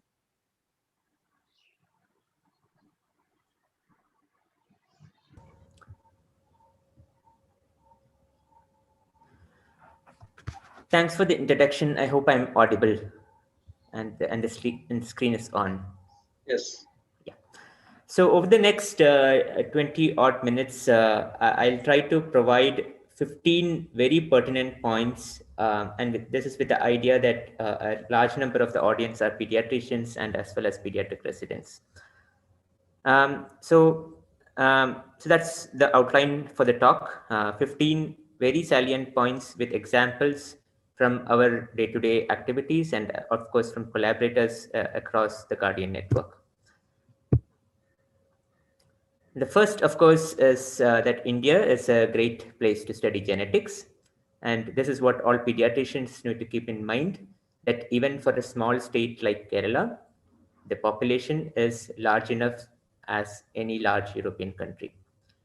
Now, for a country like India, our population is close to 1 billion people, a sixth of the world population. And that necessarily means that every single genetic disorder that has ever been documented in literature, and probably many more that has never been documented in literature, are present around us. Our genetic pool is very diverse, unlike the rest of the world, and the population is stratified into endogamous groups. And I'm sure this everybody will appreciate. We have a traditional practice of marriage, which restricts marriage within the community or within the same surnames. And there are around 4,000 odd endogamous communities in the country. That necessarily means that we are pretty much thinking about 4,000 odd small populations, each of them having one or more of genetic diseases which are very prevalent in them. And our family structure is very close-knit. Almost everybody in this audience can trace their ancestors 3 or 4, if not more, generations. That is largely because, unlike the rest of the world, we have never been displaced out of our geographical boundaries by war or famine, at least in the last 500 to 600 years. The second point, this is very important for pediatricians to keep note, that the spectrum of genetic variations and the causality in diseases are also distinctly very different. We should not really confuse between the two kinds of the spectrum of genetic variations. On one end of the spectrum, you have genetic variants which are extremely rare in the population, but nevertheless have a very high effect size or a very high odds. And that is essentially what causes rare genetic diseases. On the other end of the spectrum, you have many more frequent variants in the populations, what we call as polymorphisms. And this would have some association, in many ways not causality, but just association with a number of conditions which are also common in the population. This includes things like diabetes, hypertension, obesity, so on and so forth. But nevertheless, the odds ratios or the effect sizes of these variations are enormously small. Now, for associations, you use this approach called the genome-wide association study, which essentially means that you try to look at genetic variations which are associated with the disease. On the other end of the spectrum, you use sequencing, whether it's a gene sequencing or a panel sequencing, a exome sequencing or genome sequencing, to understand the causality of the variations. Now, you need to keep in mind that the first one that is stated is association, and the second one is treated as causality. In other words, gene or exome or panel or whatever sequencing allows you to identify the causal genetic mutation which causes a particular genetic disease. And the third and the most important thing that you need to keep in mind is that you need to test very appropriately. You should not test less, you should not test more, you should test appropriately. And this appropriateness is dependent upon a number of factors. This depends upon the knowledge about the etiology of the disease, the specificity of the phenotype, and a bit of understanding about how genetics or genomics works. Now, if you have a very specific gene etiology, the best examples would be, for example, sickle cell anemia.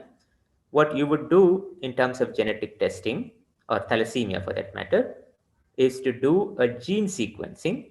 If a gene is causative or there are multiple mutations in a particular gene, or MLPA or a specific deletion analysis if a very specific deletion is a causative. In many ways, you could also look at a whole gene sequencing. The best example would be Wilson disease caused by ATP7B. And you should never attempt to do a large panel sequencing or an exome sequencing unless otherwise warranted. And this is something that a lot of pediatricians might need to keep in mind, that you don't prescribe exome sequencing for somebody, for example, with sickle cell anemia or thalassemia. That's essentially wastage of resources. Now, if you have multiple genetic etiologies or multiple genes causing the disease, or the specificity of the phenotype cannot really pinpoint to a specific gene or a specific variant, then there are a variety of assays that are widely being used. This includes targeted panels, exome sequencing, genome sequencing, etc., depending upon what is the specificity that you have. But nevertheless, you need to keep in mind is that you need to arrive at some kind of a specificity or a broader kind of specificity that will allow us to analyze the data at much greater granularity. On the other end of the spectrum is what you call as chromosomal abnormalities. These are typically syndromic in origin. And then therefore, there are a variety of tools and techniques where you can look at multiple different resolutions of chromosomal abnormalities, starting from cytogenetics, fission karyotyping. You can have chromosomal arrays or array CGH for broader deletions, duplications, but nevertheless, this needs to have a copy number change. And of course, whole genome sequencing, which can look at it at much specific levels. So broadly, this is what you need to keep in mind, that you need to work up on the specificity, you need to work up a bit of literature on the gene that causes the disease. And if there is a genetic variant which is very prevalent, which causes a particular genetic disorder in a particular population, then pretty much try to limit to that very specific test, which makes the testing very productive. It also makes the testing cheap and accessible to everybody. What you need to keep in mind is that just by finding a genetic variant in a particular gene doesn't necessarily mean that that is a causal genetic variant. So what you need to keep in mind is that you need to evaluate evidence regarding the pathogenicity of the variant in a very systematic way. And this very systematic way is, in many ways, the guidelines of the ACMG, the American College of Medical Genetics, and the Association for Molecular Pathologists is one of the widely followed guidelines. This classifies variants into pathogenic, likely pathogenic, benign, likely benign, and variants of unknown significance. For young pediatricians out there, please take out a bit of more time trying to understand this pathogenicity guidelines, and without which I'm sure most of your genetic reports are absolutely not going to make any sense. Now, to exemplify some of these points, I have one example, and this is an example which was a case referred to us from the D.Y. Patil Hospital in Pune. As you see here, 2 children with abnormal skin born to parents who have perfectly normal skin. And this is not very uncommon. This speaks of 2 things. One, genetic counseling was never probably offered to these children or families. That's essentially what caused the recurrence of this genetic disease. And more importantly, what you see here is a pedigree and a chromosomal abnormality also marked. And the chromosomal abnormality was detected as an incidental finding, because at some point of time, a chromosomal assay or karyotyping was prescribed for this family. Now, this is one example of how a wrong test could be prescribed to a family. Karyotyping is not the diagnosis of choice for a genetic disease like lamellar-ichthyosis. Lamellar-ichthyosis is a monogenic disorder. There are around 9 genes which cause lamellar-ichthyosis. So this is one example where you could provide a wrong test which can provide you a wrong answer. And as you see here, both the children had a chromosomal abnormality, also inherited from one of the parents. By the law of segregation, of course, the parents are apparently normal. So it's very unlikely that this chromosomal abnormality would have caused the disease. Now, of course, it's the same family, but to exemplify a very different point. And the point that I want to make here is that genomics can enable treatment as well as prenatal testing to this family. And this is a family when they came to us, and this is a family probably around 3 months after the diagnosis was made. And of course, these two kids have another sibling who was born perfectly normal because he was just a carrier for the recessive variant. So in other words, genomic diagnosis can afford accurate and precise treatment or very supportive management in approximately around 30 to 35% of the children. As pediatricians, of course, I need not emphasize the value of drawing a pedigree. And this is right there from Calicut, from Dr. Geeta Govindaraj. This is a family and an extended pedigree of a family which suggests a X-linked genetic disorder. And of course, with whole genome sequencing, we could identify the genetic deletion in this family. But more importantly, such extensive analysis enables not just precise treatment for these siblings, but also enables carrier screening and early diagnosis of children who could be born in this family. Now, the reproductive choices we need to leave to the family, and that is how genetic counseling works. But nevertheless, what's really more important is that even an early diagnosis to children born out of members who are carriers for this genetic disorder could enable very accurate and very precise treatment, which includes immunoglobulin replacement or hematopoietic stem cell transplants. So this is a family where one child has undergone hematopoietic stem cell transplant. A large number of individuals in this family could be screened and could be administered appropriate genetic counseling. In many ways, you need to think that rare genetic disorders can just be a tip of the iceberg, and the rare presentations and the rare news clips that you see here, for example, in this family from Agra, which had 6 children affected with a particular genetic disorder, appears to be rare, but rare is always put in a context of the family and the community.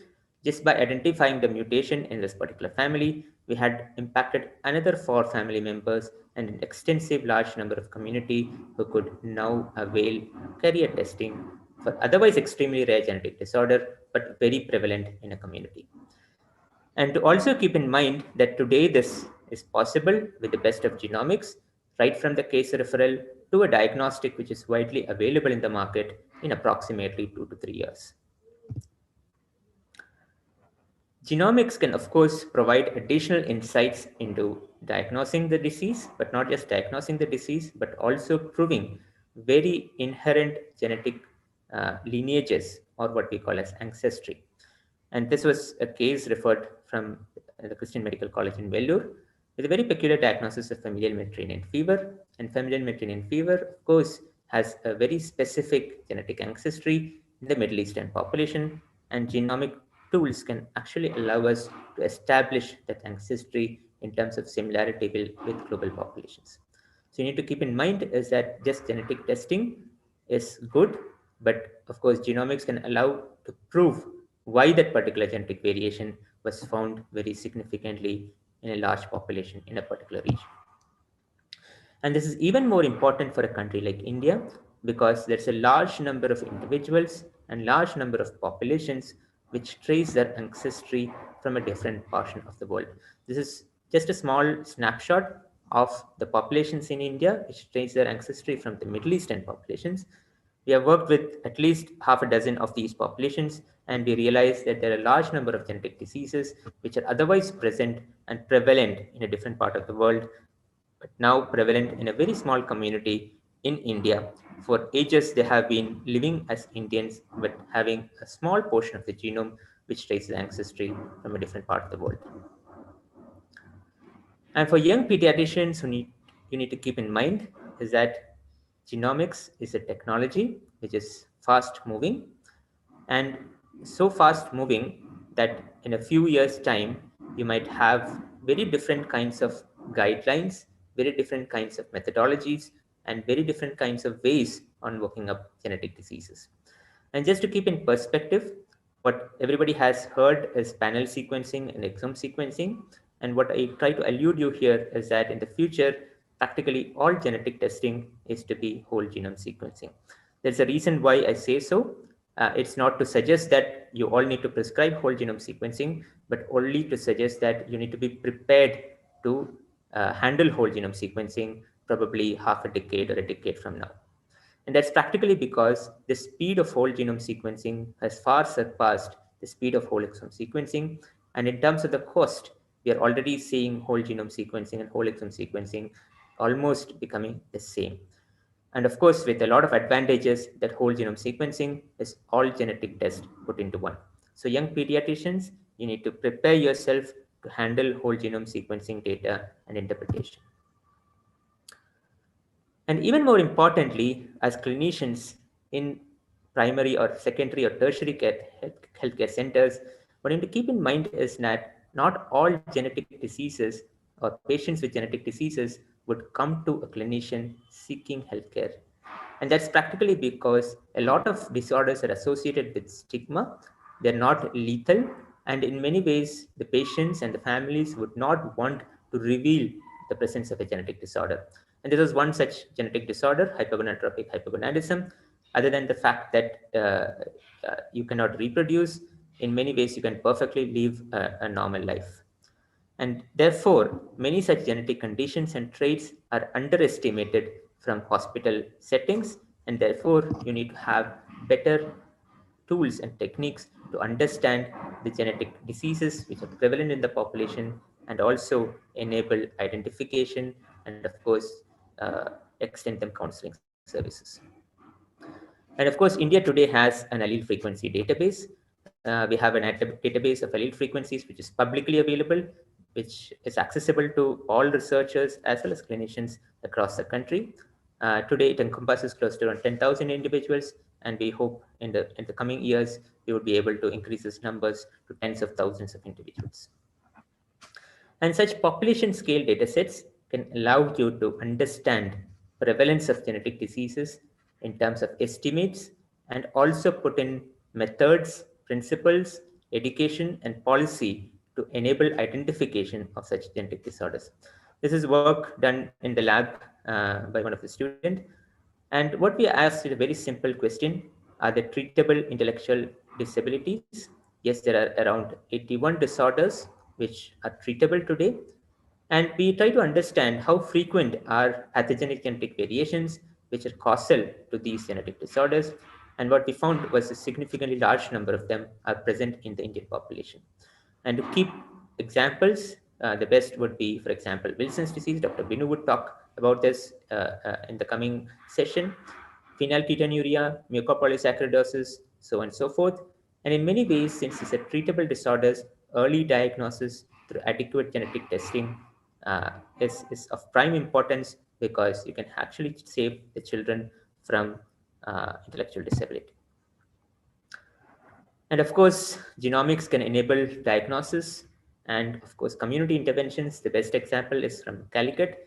This is a slide from Dr. Geeta Govindraj, how a program on primary immunodeficiencies have started from just one patient, now hundreds of patients who could benefit from diagnosis, who could benefit from genetic counseling, who could benefit from precise treatment, who could benefit from career screening services, and of course, by a lot of community education, now enabling more families and of course, more treatment that can be availed by these families.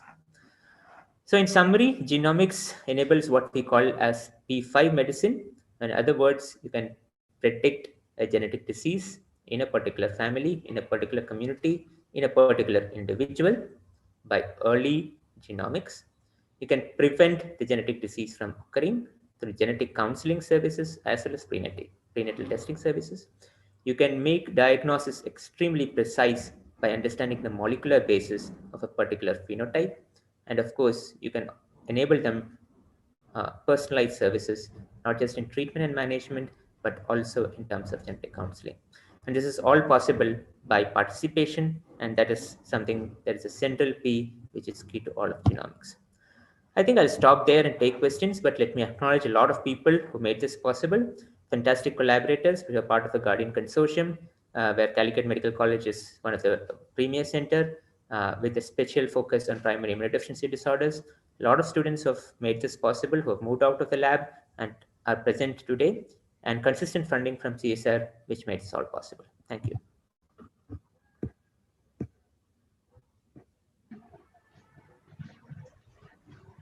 Thank you, Vinod,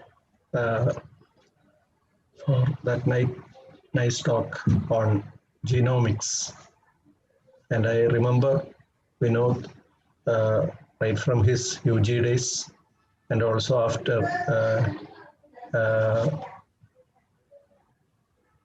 selecting research as his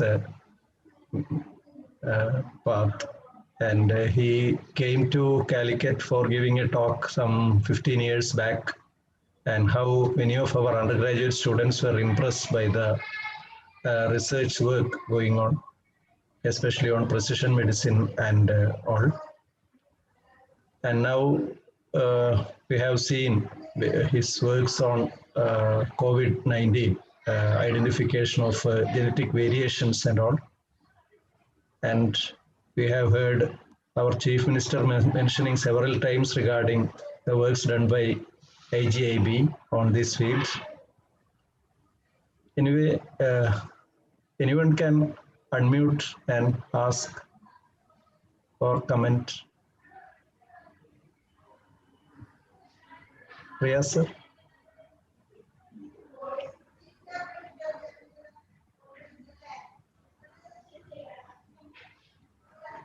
Hello. Sir, welcome.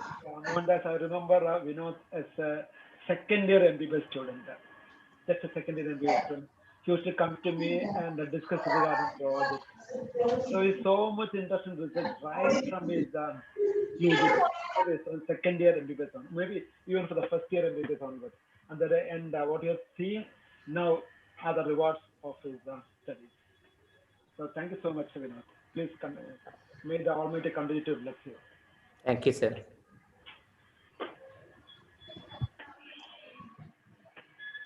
CK sir?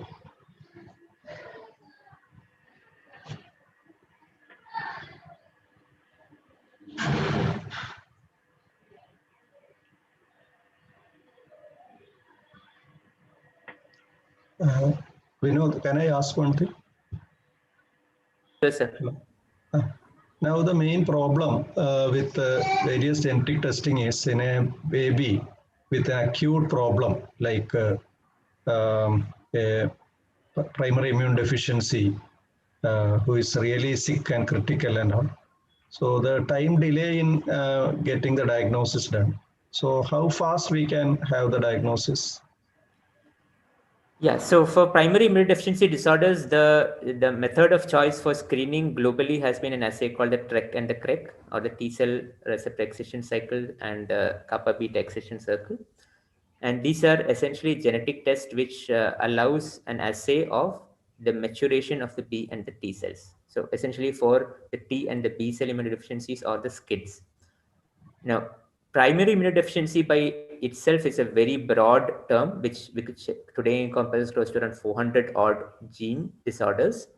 But the major of the disorders which are treatable are the T and the B cell deficiencies, because you could administer them immunoglobulins or take them up for early hematopoietic stem cell transplant.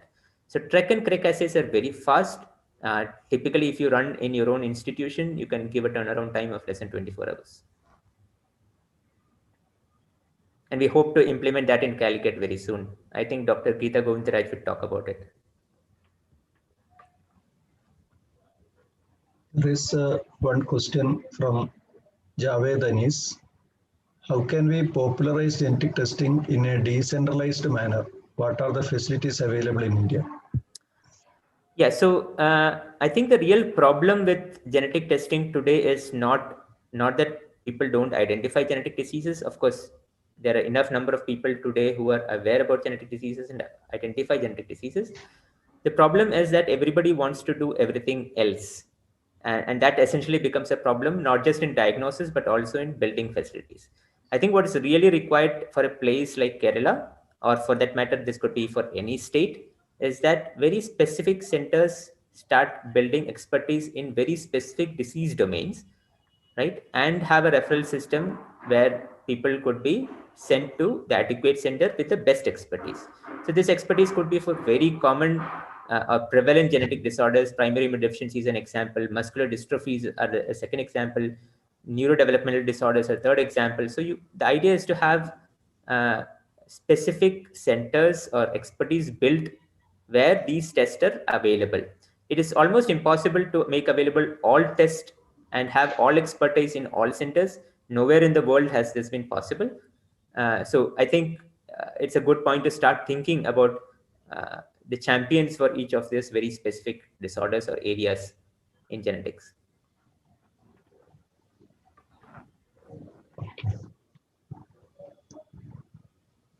Can we move to the next session? Thank you. Thank you so much. Thank you so much, sir.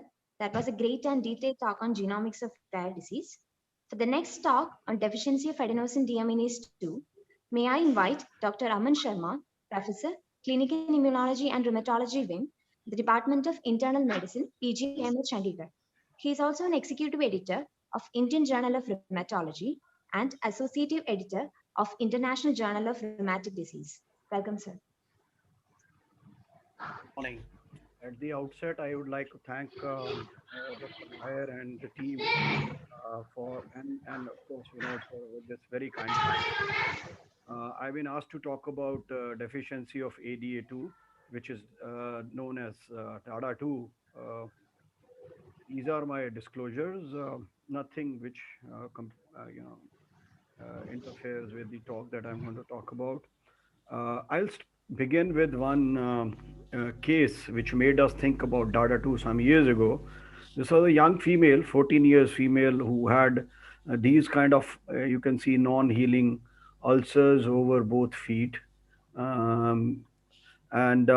She also had this kind of a rash, which we call as a lividoid rash. And she was initially seen under the dermatology clinic at PGI, and various workup for lividoid vasculopathy, which is largely a prothrombotic state, and even vasculitis, and even connective tissue diseases like lupus were done, and they were normal. Then this girl developed facial nerve palsy. You can see the facial nerve palsy in this patient. And that is when the patient was referred to us, and I think we saw her in 2017. Immediately with this kind of presentation, DADA2 was considered. We did an MR which showed a lacunar infarct. There were some suggestion of neuropathy, so a nerve conduction was done, and also ADA gene mutation and ADA levels. These patients also have some immunodeficiency. Immunoglobulin levels were ordered, and it was planned that this patient might require an anti-TNF therapy, which she did. And the genetic analysis was done, which showed CECR1 gene mutation. Now this is known as ADA2 gene mutation, and the analysis of both the parents also revealed she had homozygous mutation, missense variant, and exon 2, whereas both the parents had heterozygous missense variant, and so was the younger brother. So if we look at polyarthritis nodosa, now DADA2 is clubbed as a variant of polyarthritis nodosa ever since its first description by Kusumol and Meyer. It has gone through various phases of evolution as far as understanding of this disease is concerned, including separation of microscopic polyangiitis from classical polyarthritis in nodosa from 1994 to some FMF like presentation which was associated with polyarthritis nodosa during the beginning of the century, to very recently description of DADA2 in back-to-back publications in New England Journal of Medicine in 2014. If I give you a brief history of ADA2, it is the residual ADA activity was noted in the even ADA1 deficient patients. I can tell you all ADA is of two types, ADA1 and ADA2. Largely, most of the ADA is made of ADA1. A very minuscule, almost 1% of the total activity is due to ADA2. And this residual activity was noted even as back as 1970s, and gene identified in the insect cells as a growth factor. The localization of this human gene to the cat eye syndrome critical region, which known as CECR1, now it is known as ADA2 gene, and human ADA2 was purified in 2005, highly conserved in evolution except for rodents, and the crystal structure was also defined in 2010. As far as pathogenesis is concerned, ADA is required for macrophage differentiation to M2 macrophages, and when there is ADA2 deficiency, the M2 to M1, there is there is an increase in the pro-inflammatory M1 macrophages because of the deficiencies I told you, and all these pro-inflammatory markers and all other things, all other pathways which are associated with inflammation are increased. So looking at the genotype and phenotype correlation, recently people have seen that there are different mutations which are associated. This is a work done by my friend and collaborator, Pui Lee from Harvard, Boston. He has shown that those who have relatively higher level of ADA2 activity present with vasculitis phenotype, whereas those who have lesser and lesser or ADA2 activity have more of pure red cell aplasia or bone marrow failure syndrome kind of a presentation, and nonsense mutations present, or insertion, deletion, and frame shift mutations, they present with severe hematological, whereas missense mutations are more closely associated with vasculitis phenotype. Or these are the various mutations. I just to highlight that there are different mutations which are associated with either vasculitis, PRCA, or bone marrow failure syndrome kind of a presentation. We're talking about deficiency, but we must also know that elevated ADA2 levels have been identified in adults with infections like TB and HIV, or cancers like lymphoma or carcinoma, or autoimmune diseases like rheumatoid arthritis and SLE, and reason of this elevation is not really clear. And the other very important observation, again from Pui Lee, which was published in Annals of Rheumatic Diseases in 2019, was that subset of JIA patients have higher ADA2 activity as compared to healthy controls, Kawasaki disease, SLE, or juvenile dermatomyositis. And another amongst the observation was that the ones with mass in SJIA have a higher level of ADA2, and this can be, this can be a marker of mass in macrophage activation syndrome in SJIA. And as far as the molecular diagnosis of DADA2 is concerned, diagnosis, Vinod has beautifully highlighted how various investigations have to be used to achieve a diagnosis. More than 80 mutations have been discovered till date, which have been all missense, early termination, splicing, insertion, or deletion. And out of these, 2 novel mutations were identified by us and published some years ago. Once we are considering, I'll tell you the clinical counterpart, but looking at first what are the tests which you can use. You can do the genetic testing, which is definitive diagnosis with known mutations, but interpretation would require would be required for variants which have unknown significance. We've seen in our clinical practice there where experience comes into play, and you have to look at the ADA2 levels also. Some cases have no defined mutations, and turnaround time takes longer time. And this testing can be done even at our institution and in various, I'm sure Vinod can do it, and there are private labs also which are offering this. The other is ADA2 activity, which which can diagnose diagnostic with near absent levels in different populations. The disease states and carrier states have been looked at, but sometimes there are overlapping features of when there are the levels are at the lower level of normal. We've seen encountered that clinical situation, but it is a faster and quicker test. But the problem is, as of now, they are these IDEA2 testing. This is a functional enzyme assay is not available in India. We've been getting it done from initially from the Duke University from Dr. Professor Hirschfield, and now my friend Puili at Harvard Boston is doing in our patients. So start with enzyme testing and confirm with genetics if available. So when do you suspect? This is, whenever there is an early onset polyarteritis nodosa or familial cases or history of stroke, dominant CNS manifestation, along with cytopenias. What we teach in vasculitis is generally there is leukocytosis or thrombocytosis, but if there is pan-like presentation with cytopenias or with hypogammaglobulinemia, always think about polyarteritis nodosa. Or if there is a old when what used to be known as Sneddon syndrome, where there was livedoid rash and stroke, and sometimes there were other autoantibody positivities. This also many people believe could be DADA2. You might consider it in neurobeshet's common variable immunodeficiency and bone marrow failure syndrome. These were two publications in New England Journal of Medicine in 2014.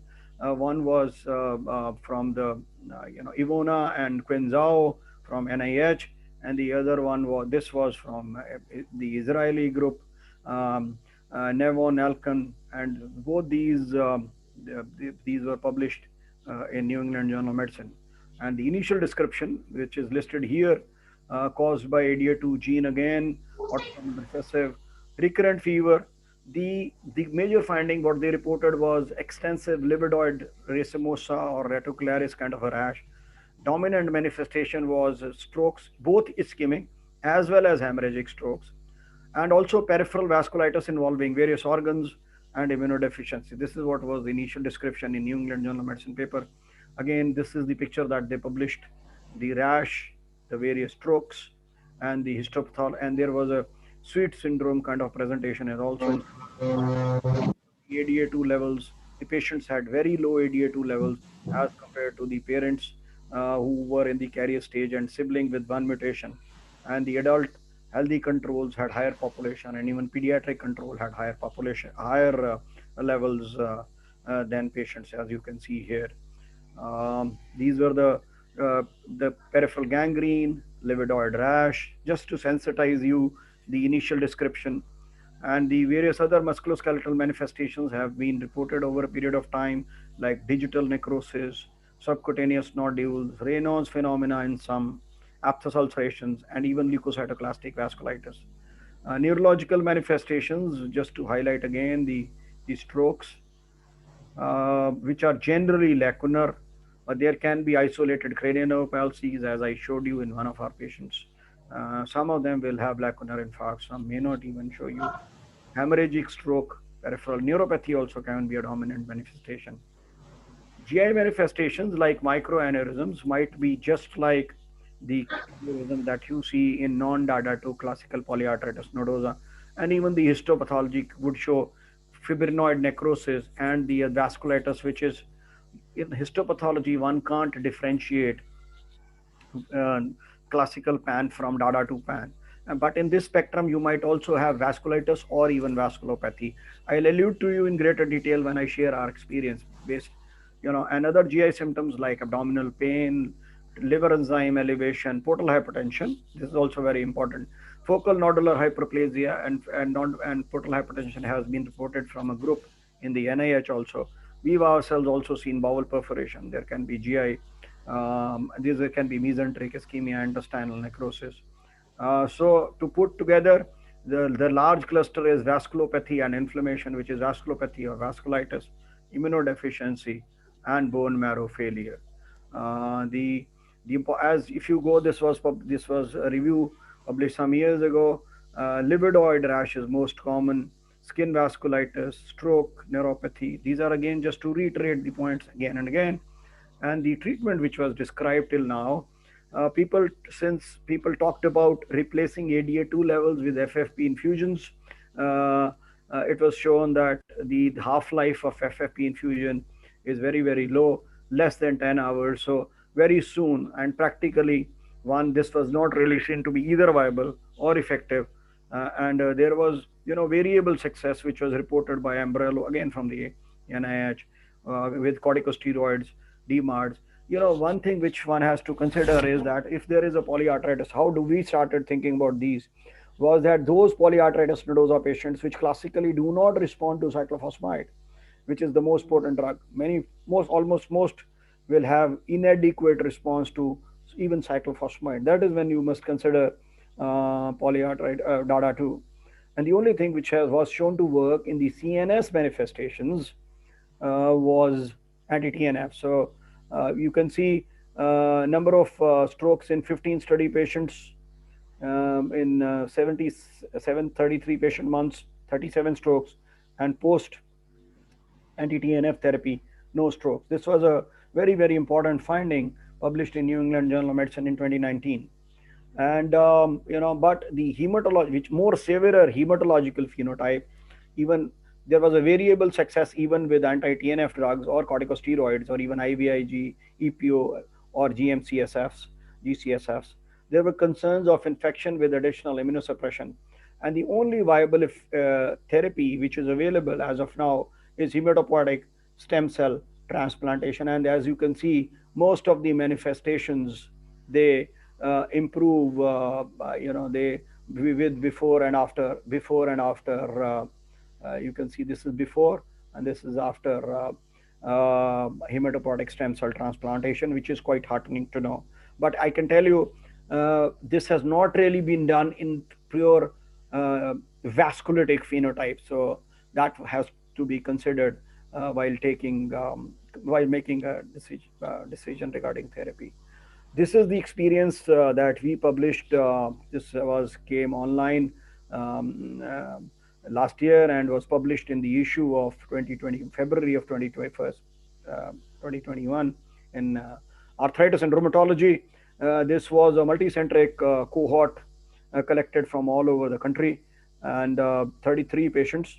And this paper made a lot of buzz in the rheumatology circles when it came online last year. And even in this issue, this was the highlight in the clinical segment. This was the highlighted paper in this issue of arthritis and rheumatology. 33 patients, all except one had features of systemic vasculitis. One infant had pure red cell aplasia. Two first-degree relatives, asymptomatic at diagnosis, both had skin vasculitis, and one had central retinal artery occlusion in the past. The diagnosis in 33 was established either on the basis of molecular genetics or enzyme assay, or both, depending upon the expertise or the availability or the resources of doing individual. Enzyme assay was largely done only at PGI or very few other centers, whereas genetic analysis was done relatively more frequently based upon what was available. But what was striking in our cohort was that in the entire published experience of 210 patients till that time, the median age was 4 years, whereas median age in our cohort was 15 years. And as you can see there, we saw patients well into the adulthood, much into the adulthood, unlike what was reported previously. And the other observation was that, especially from the North Indian cohort, was that Vinod did talk about endogamous communities. This was largely restricted to the Jain Agarwal community in the Northern Indian population at our center, or the other North Indian centers which we liaised to get investigated. This was a key change and key contribution to the literature. And as you can see, median age at onset was 15 years as compared to 4, 5, 2, or 4 years in most of the other published cohorts. Median age at diagnosis was also 23 years, and the oldest was 51 years, as you can see, as compared to much younger patients, barring this one 42 years old, most of them, they had much younger patients. The striking feature was, and we also compared this data with the classical polyarthritis nodosa patients from French vasculitis group, Louis Givens. Some of these might have been DADA2 patients also, because this is an old paper. But still you see that classical polyarthritis nodosa, the CNS manifestation is less as compared to what is seen in the DADA2, which has a dominant CNS manifestation. So both pediatricians, pediatric neurologists, even adult neurologists need to be aware, and also even pediatric hematologists and adult hematologists also need to know that this can be there. So even bone marrow failure syndrome and all that one has to see. So rest of the other manifestations are similar. We also looked at, in our cohort, we looked at the differences in the presentation between the childhood onset disease, which was less than 16 years of age, or adult onset disease, which was more than 16 years. And as you can see, most of the skin neurological manifestations and CNS manifestations are similar, but constitutional symptoms and hematological manifestations were much more, with statistically more in the pediatric population as compared to the adult population. Ischemic infarcts, both, and intracranial hemorrhages had been reported, and I had shown you previously. But what we reported was also that one of the children had posterior reversible encephalopathy syndrome like presentation, and the MR is here. You can see the subcortical white matter changes here, and internal and external capsule changes here, suggestive of press. Abdominal imaging, we saw renal infarcts, mesenteric ischemia, organomegaly, hepatosplenomegaly, perinephric hematoma, abdominal lymphadenopathy, splenic infarcts, and also pancreatic infarcts, which had not really been reported till now. But unlike the report from NIH, we did not see any focal nodal hyperplasia, hepatic infarcts, or portal hypertension. We have seen vascular aneurysms in 9, and even peripheral artery narrowing in 3 patients. And this is a CT showing a pancreatic microaneurysm and a pancreatic infarct. And we also had a patient who had severe GI involvement presenting with intestinal obstruction. And this is a CT showing the renal infarcts. This is a very profound image. You can see the the entire angiogram is studied. All the abdominal vessels, like even some of the they show microaneurysm. But even if you see carefully, even the intercostal vessels, they showed microaneurysms. Although the classical teaching is that polyarthritis nodosa never involves the lungs, we had one young boy who had presented with diffuse alveolar hemorrhage also. Even in the classical polyarthritis nodosa, they say the pulmonary artery circulation is not involved, and in some cases, the bronchial artery circulation, if it is involved, might rarely have diffuse alveolar hemorrhage.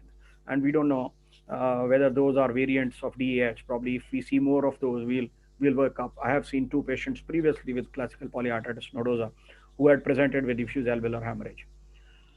This was a patient referred to us from Jaipur by our collaborator Banwari. He was a part of the paper, and this is published in the same paper again. Ulnar artery occlusion, which required angioplasty. This was a young girl referred from who we saw from Ludhiana, who we admitted on the Diwali day. Very severe GI involvement. You can see the ulcerations on the scopy, and biopsies have been done in our cohort in 23 patients. 70% of them did show vasculitis, but important to note that some of them also showed vasculopathy. Here you can see a blood vessel, and you can see the fibrinode necrosis. Again, this is blood vessel with showing inflammation and thrombus formation within the vessel. Even in our cohort, you can see the ADA2 levels were very, very low, almost undetectable as compared to healthy controls, lower limit of healthy controls. Carriers had, at around that lower limit in some of these patients. Genetic analysis was done in 22 patients. 16 had homozygous and 6 compound heterozygous mutations. 10 mutations were identified. 8 were missense mutations and 2 were splice site mutations. G67, G47R was the most common allele seen in 18 patients. And we also analyzed whether G47R versus others had any difference, but there was no difference in the clinical presentation or outcomes. the confirmed mutation, we also looked at whether the diagnosis was established based on the genetic analysis or ADA2 levels, and there was no difference as far as this is concerned, whether they were identified by genetic analysis or ADA2 levels. I'll now quickly show a couple of very important patients. This was a young lady who was referred by my friend Banwari Sharma from Jaipur, bad obstetrical history, and also had left hemiparesis and lacunar infarct, left ulnar artery occlusion. You saw the picture, non-healing ulcer. That is when we thought that this could be DADA2. We did the analysis and established the diagnosis, started the patient of adalimumab, and it's been almost 3.5 years, and she's doing fine.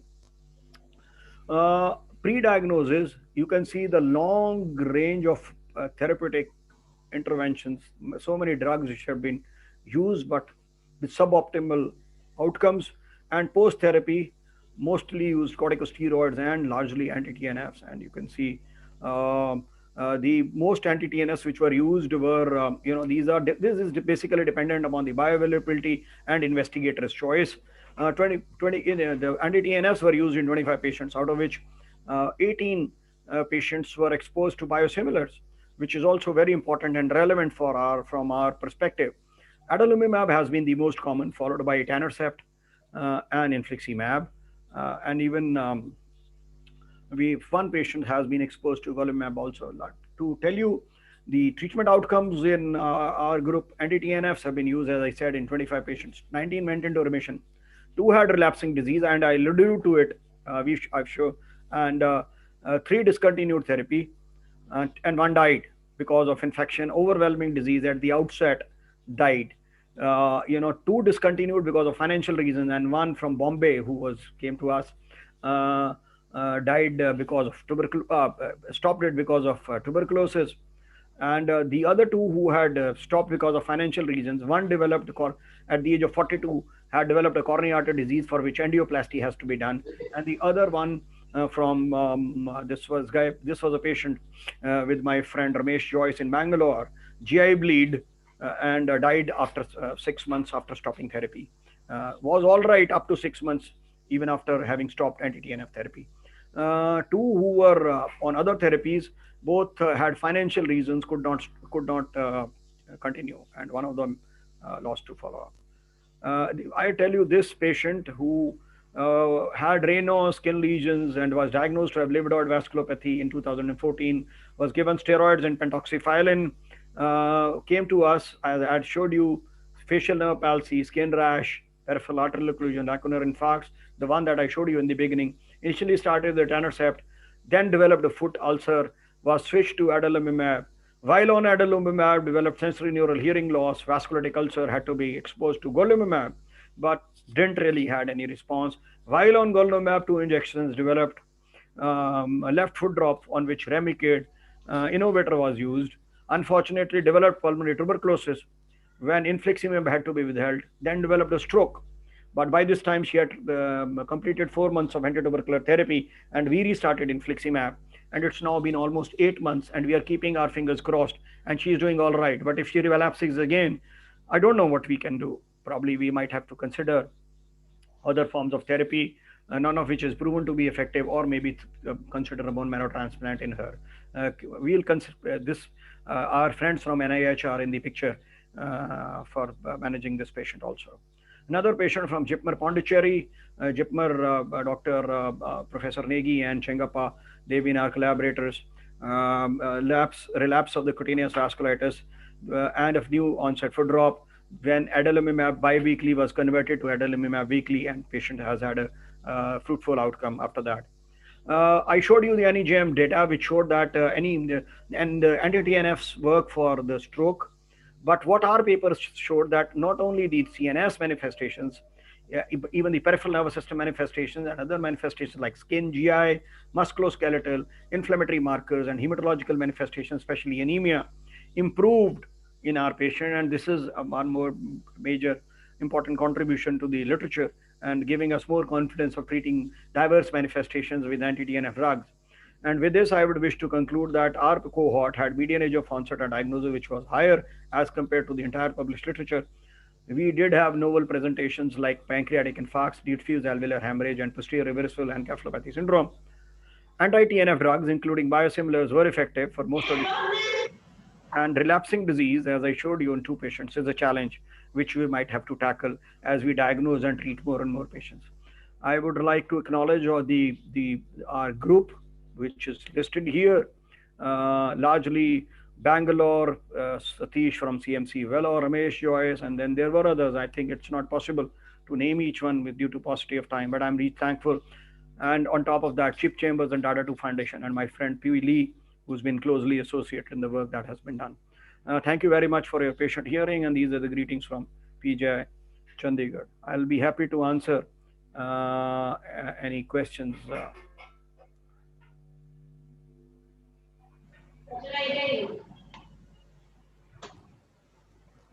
Thank you, sir.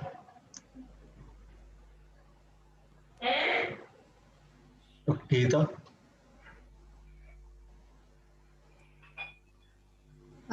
Thank you, sir, for that very interesting presentation. I just wanted to ask one question. What could be the reason for the increased, the higher age at onset in our patients compared to other cohorts? You see, this is a monogenic disease. Perhaps the last word has not been written about this disease. You know, the same, it was the pediatricians who probably were more sensitized to it in the Western literature.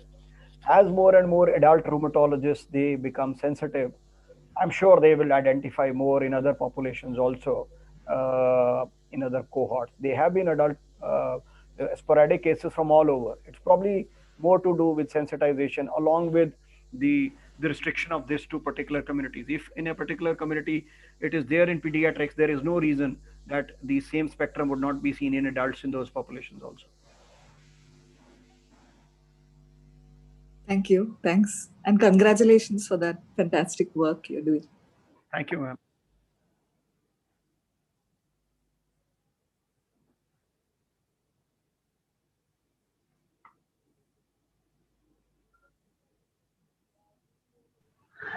Dr. Shankar, do you have any comments?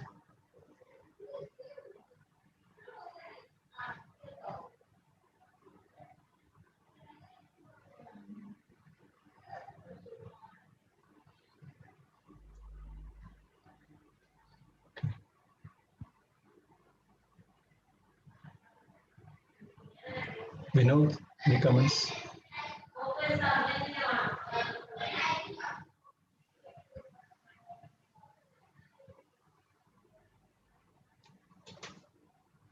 Okay, thank you, sir, for being with us right from the Shankar. Shankar, you can unmute and you're muted.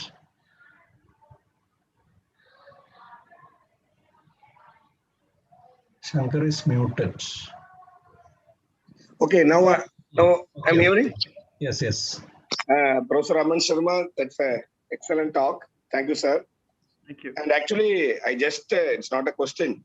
Actually, we had a similar type of case recently we diagnosed. Actually, that's a 10-year-old child. She had a hemorrhagic stroke at 6 years. Followed by, at that time, nobody has suspected, even we have not suspected. Craniectomy was done. She was on sequelae. After 2 years, she developed multiple leg ulcers. You're muted again, Dr. Shankar. Can you please unmute yourself?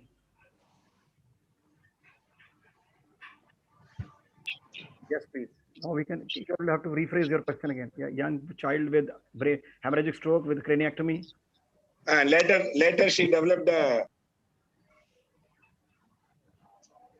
Again, You're muted again.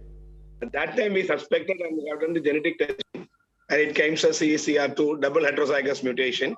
One is, as you told, a common mutation. Another is a rare mutation. Both parents are carriers. Right. So here we have now treating with the steroids and adalimumab and cyclophosphamide.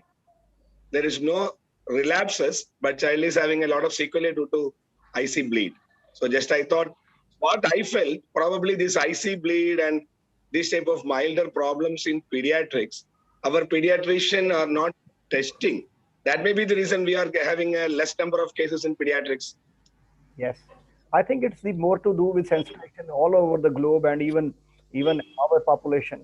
Although I can, if you look at the speed at which we picked up such a large cohort, probably we have, it tells us that we have much more prevalent disease than what we presume. And as you saw, out of 33, even half were pediatric patients. And we have had referrals from South India also, wherein we've seen patients even from the South Indian population. So it's not that it's not there.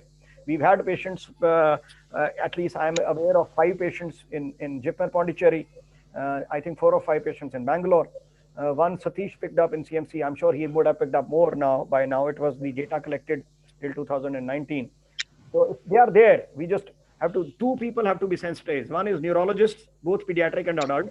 If they see any stroke with high inflammatory markers or any skin rash, they must work up for DADA2. And bone marrow failure syndromes, all bone marrow failure syndromes in childhood, I think they must also consider this, especially if there are other manifestations. This must be considered in the differential diagnosis.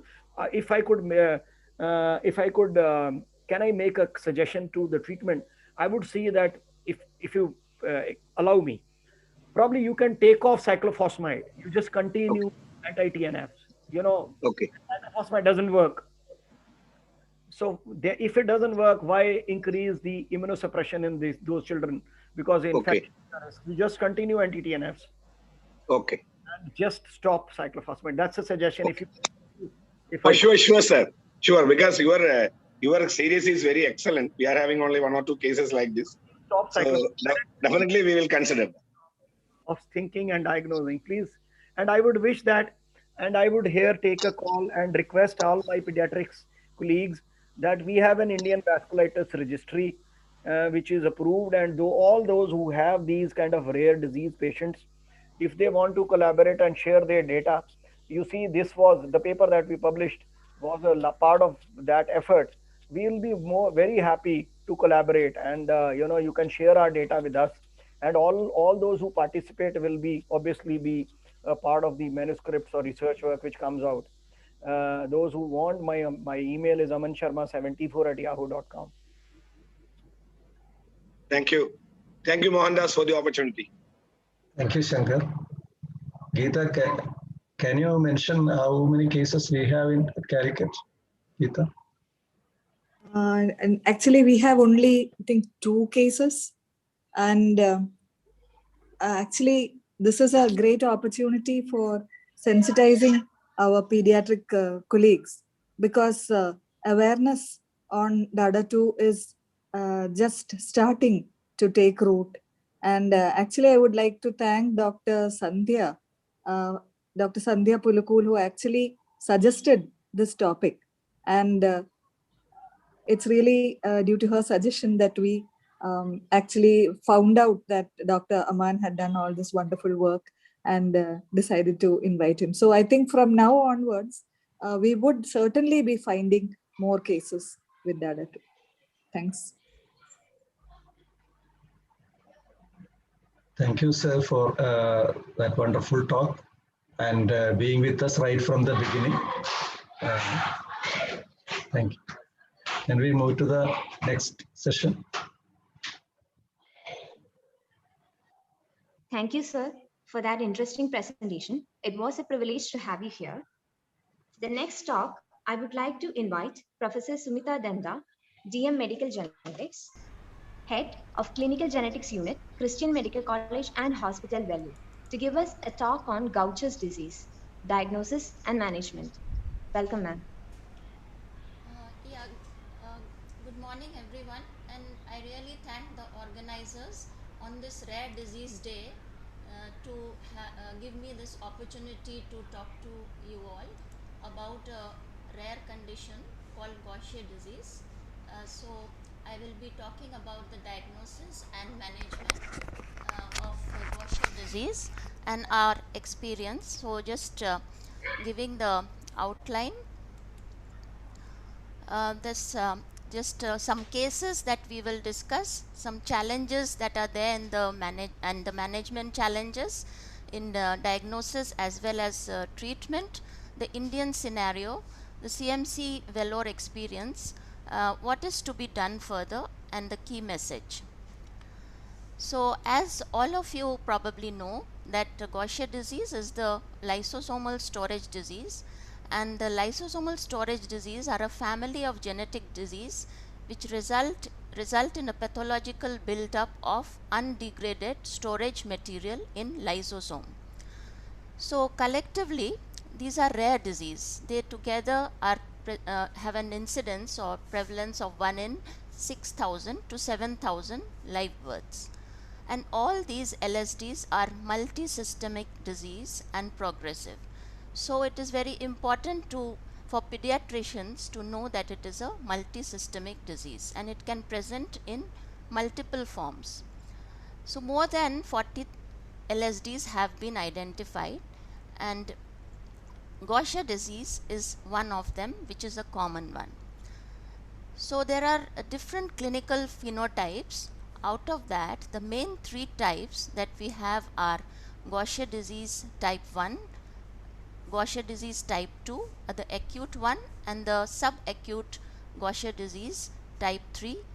Type 2 and type 3 are neuropathic, and there are some two subtypes which are not so commonly seen, that is the Gaucher disease cardiovascular form and the perinatal lethal form.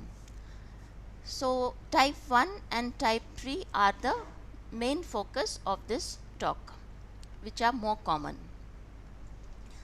So let's proceed to how we diagnose, confirm and manage such cases. So it is actually a spectrum. So among the rare disease, most of them are genetic disorders, and you know that genes, they can do, they can hit anywhere. They can present in adults, they can present in children, they can present in infant or even prenatally. So the spectrum here is type 1, which may be a relatively less severe form, and you can survive to adulthood without treatment. Whereas type 2 is a very severe form, and most of them do not survive beyond 2 years of age. And type 3 is a chronic neuropathic form, which they can survive with significant morbidities. So let's see one of the cases. So this is an asymptomatic case, actually a 25-year-old male presenting with complaints of abdominal mass, which was an incidental finding when it was detected during his medical evaluation for visa processing. Other than that, he was completely asymptomatic. Just a history of typhoid fever, and the ultrasound of the abdomen showed mildly enlarged liver and a massively enlarged spleen. So bone marrow was done then, as that was the mode of diagnosis in older times, and it showed Gaucher cells, and the enzyme assay proved that he had low glucocerebrosidase level. So this was a typical type 1 Gaucher disease. Case 2, this is a 16-year-old male. He was diagnosed with Gaucher in AIIMS, New Delhi at 12 years of age with short stature and splenomegaly. And his height was less compared to the father's and the mother's height and the mid-parental height. And he also had an enlarged spleen, but there was also kyphosis present. Now this child was diagnosed to have Gaucher disease, and he had been receiving ERT for this problem. So this was the first patient who came to CMC with a diagnosed Gaucher disease from AIIMS, and the ERT or enzyme replacement therapy was given in 2006. So the specific therapy could be provided in the form of ERT, and as he grew older, it could be replaced by a oral substrate reduction therapy called eliglustat. So this is the patient and he is doing well. So I would like to stress here that rare diseases have to be patient motivated, and you have to have a keen diagnosis and motivate them, and also make awareness that these can be treated and not to lose hope. So case 3 is another 24-year-old girl.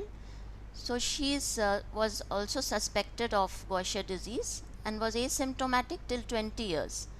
Then she complained of excess fatigue, and blood test showed that her hemoglobin was very low. She received bone marrow transplant but was not transfusion dependent, and was extensively evaluated in Mumbai. And because of her massive splenomegaly and symptoms, she was suspected to have Gaucher disease. And as expected, the enzyme assays were low and the diagnosis was confirmed. So she was an adult patient with not much symptom, not transfusion dependent, and she was the first patient in CMC to start eliglustat, or the substrate reduction therapy. This is case 4. This was a 9-year-old male born to non-consanguineous parents and referred from clinical hematology department of CMC in view of Gaucher cells in the bone marrow. So this was the child who was otherwise quite intelligent, doing well in studies, but had this massive splenomegaly, and there was a diagnosis of Gaucher disease.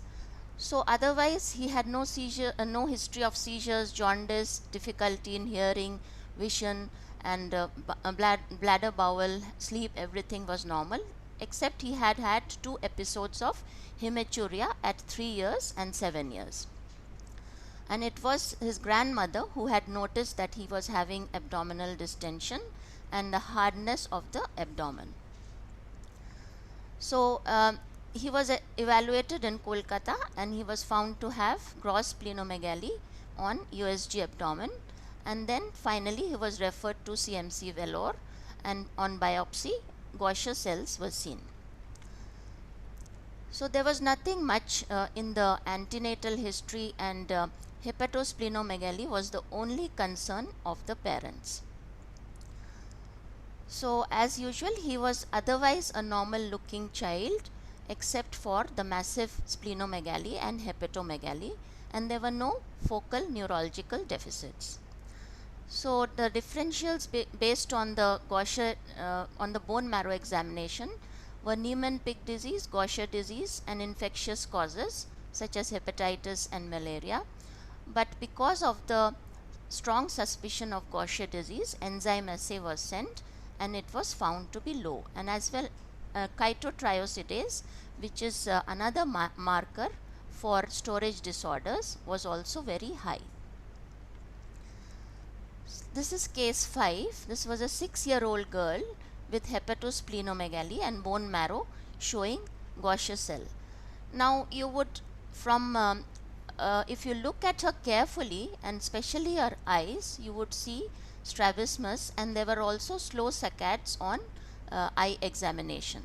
So this typical finding of the eye makes it Gaucher disease type 3, although the parents never complained of developmental delay or regression.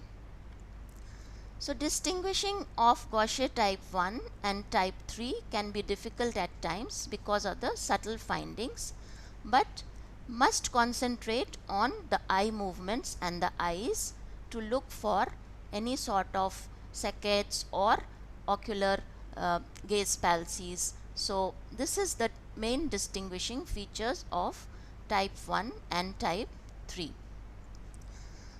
So she is this is another case. So 16-year-old girl born to second degree consanguineous parent, and she was in 9th class and was being followed up in CMCH since birth.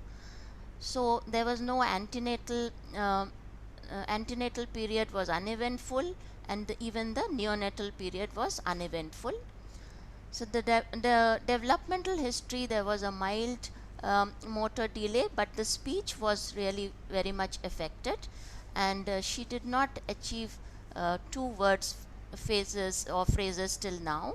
And speech therapy, although it was started in 2013 and is continuing, she also has profound hearing loss, and that has been compensated a little bit by using hearing aids. And she has got poor scholastic performance.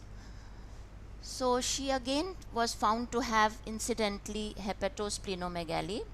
An ultrasound was done to confirm the same, and the eye examination was normal. The bone marrow had shown decreased iron store with hypercellular marrow.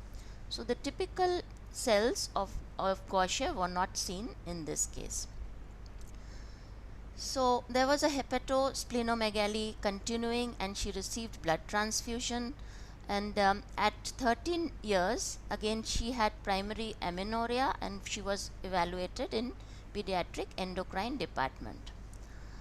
So these were her examination findings: some hypothyroidism, dental hypoplasia, and hepatosplenomegaly. So she was a 17-year-old girl. She was being followed up from birth with little developmental delay, hepatosplenomegaly, profound hearing loss, and premature ovarian failure. But the bone marrow biopsy was done only in 2007 and was suggestive of Gaucher disease. Finally, the enzyme assays were done, and then a DNA test was done to pick up that she is homozygous for one variant called the D409H on analysis of her genetic analysis, and the parents are heterozygous. So she was confirmed Gaucher type, subtype, the cardiovascular type C3, which is a newly described entity. So if we come to the Gaucher disease per se, it is a type 1 is a multisystemic disorder. So the common symptoms are hepatosplenomegaly, anemia, thrombocytopenia. There can be bone involvement, and they can come with bone pain and bone crisis. Otherwise, general symptoms like fatigue, easy bruising, bleeding, menorrhagia, decreased appetite, abdominal pain, and pathological fractures, osteopenia, and bone marrow infiltration with this classical Erlenmeyer-Flass deformity can all be present in type 1. So in children or adolescents, there is a marked splenomegaly with bruising and bleeding, and there is a smaller than normal growth and pubertal development. So growth retardation, bone pain, hepatosplenomegaly, osteopenia, and all these can present in the children. So basically it is the mutations in this enzyme or the acid beta glucosidase gene, which leads to a deficiency of glucocerebrosidase, which helps in the breakdown of glucosylceramide, is deficient, and therefore this glucosylceramide will accumulate in the lysosome of certain cells, primarily tissue macrophages. So wherever the macrophages are present, whether it be the spleen, the lungs, the bone, the liver, and bone marrow, they all these organs are going to be affected and will produce the symptoms accordingly. Apart from this, there are some additional symptoms and comorbidities associated with Gaucher type 1. So you can have gammopathies or multiple myeloma, Parkinson's disease, pulmonary hypertension, hypometabolic state and with underweight, and inflammatory markers, and therefore secondary inflammation leading to various types of damage to the tissues.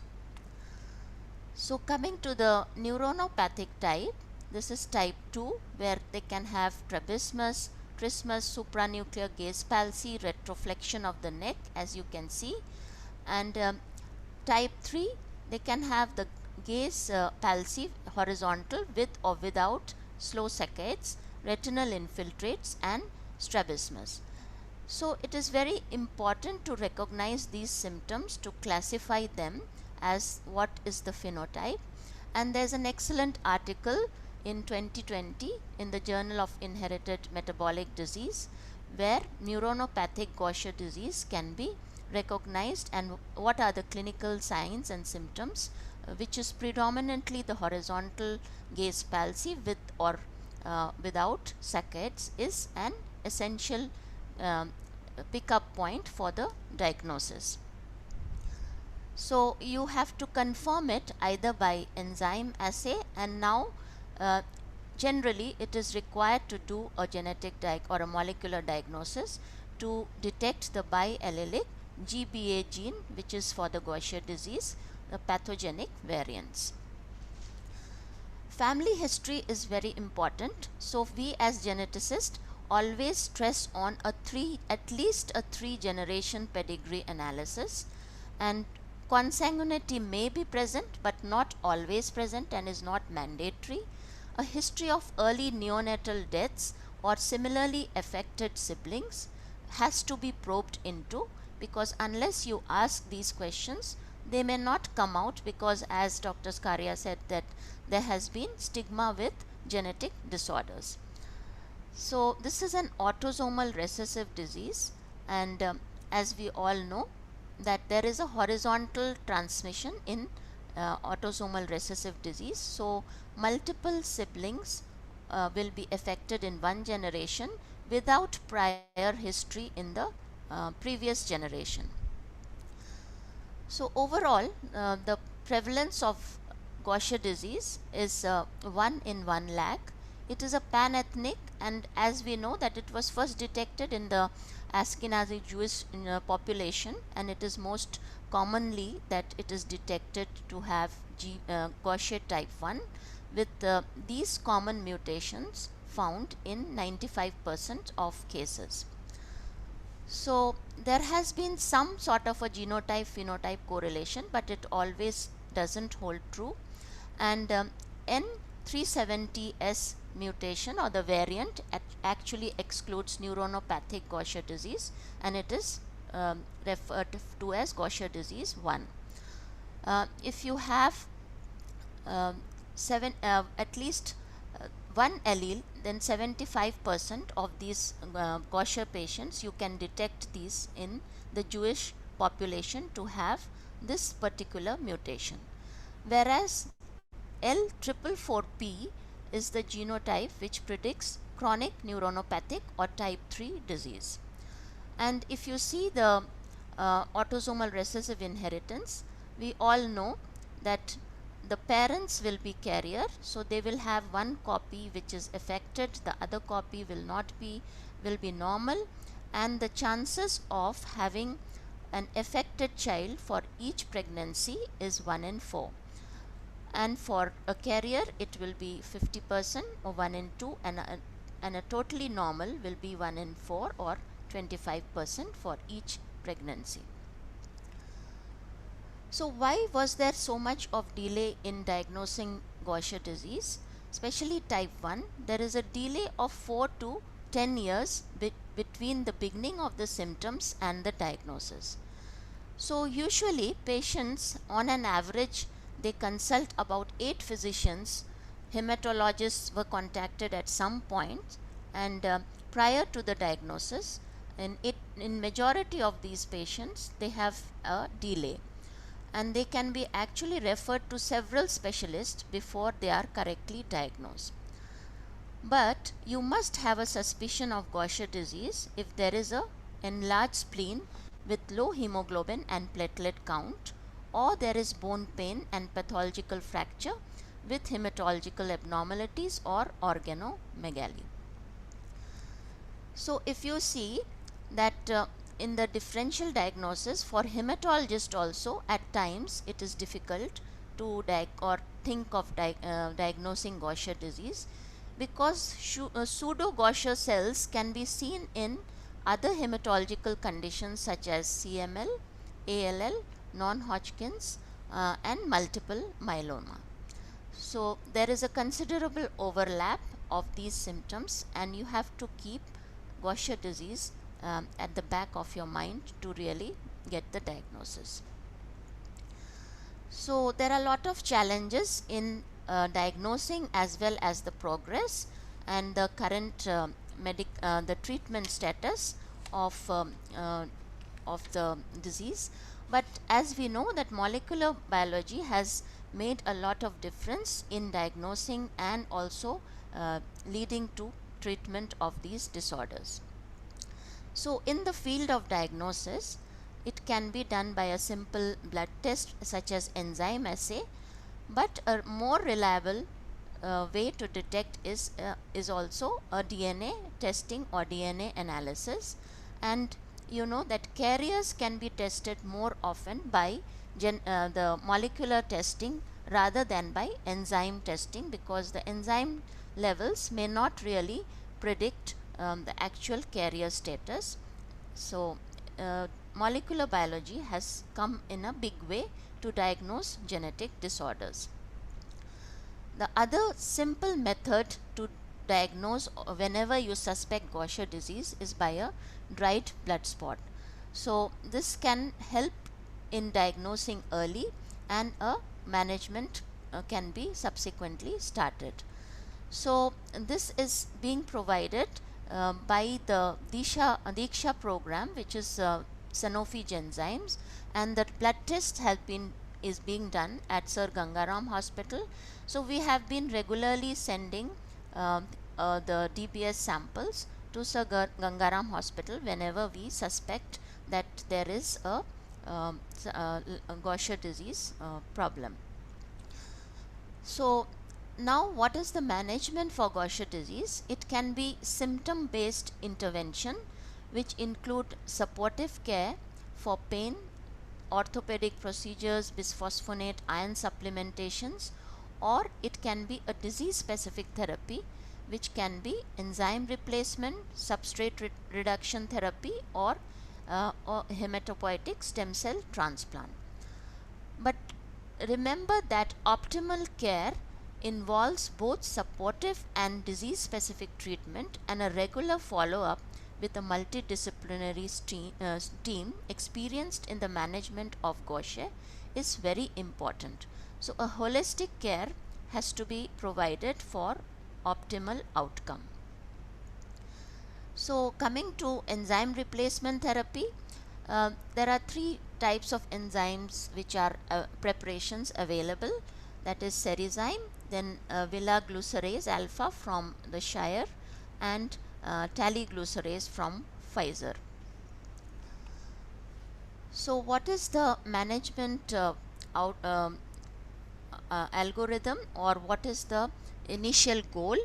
So we have to have a comprehensive initial assessment and establish therapeutic goal, then determine the individualized dosing, assess status by regular monitoring, and then maybe we have to adjust the dose, then achieve the therapeutic goals and maintain it and assess it again by regular monitoring. So what are the therapeutic goals?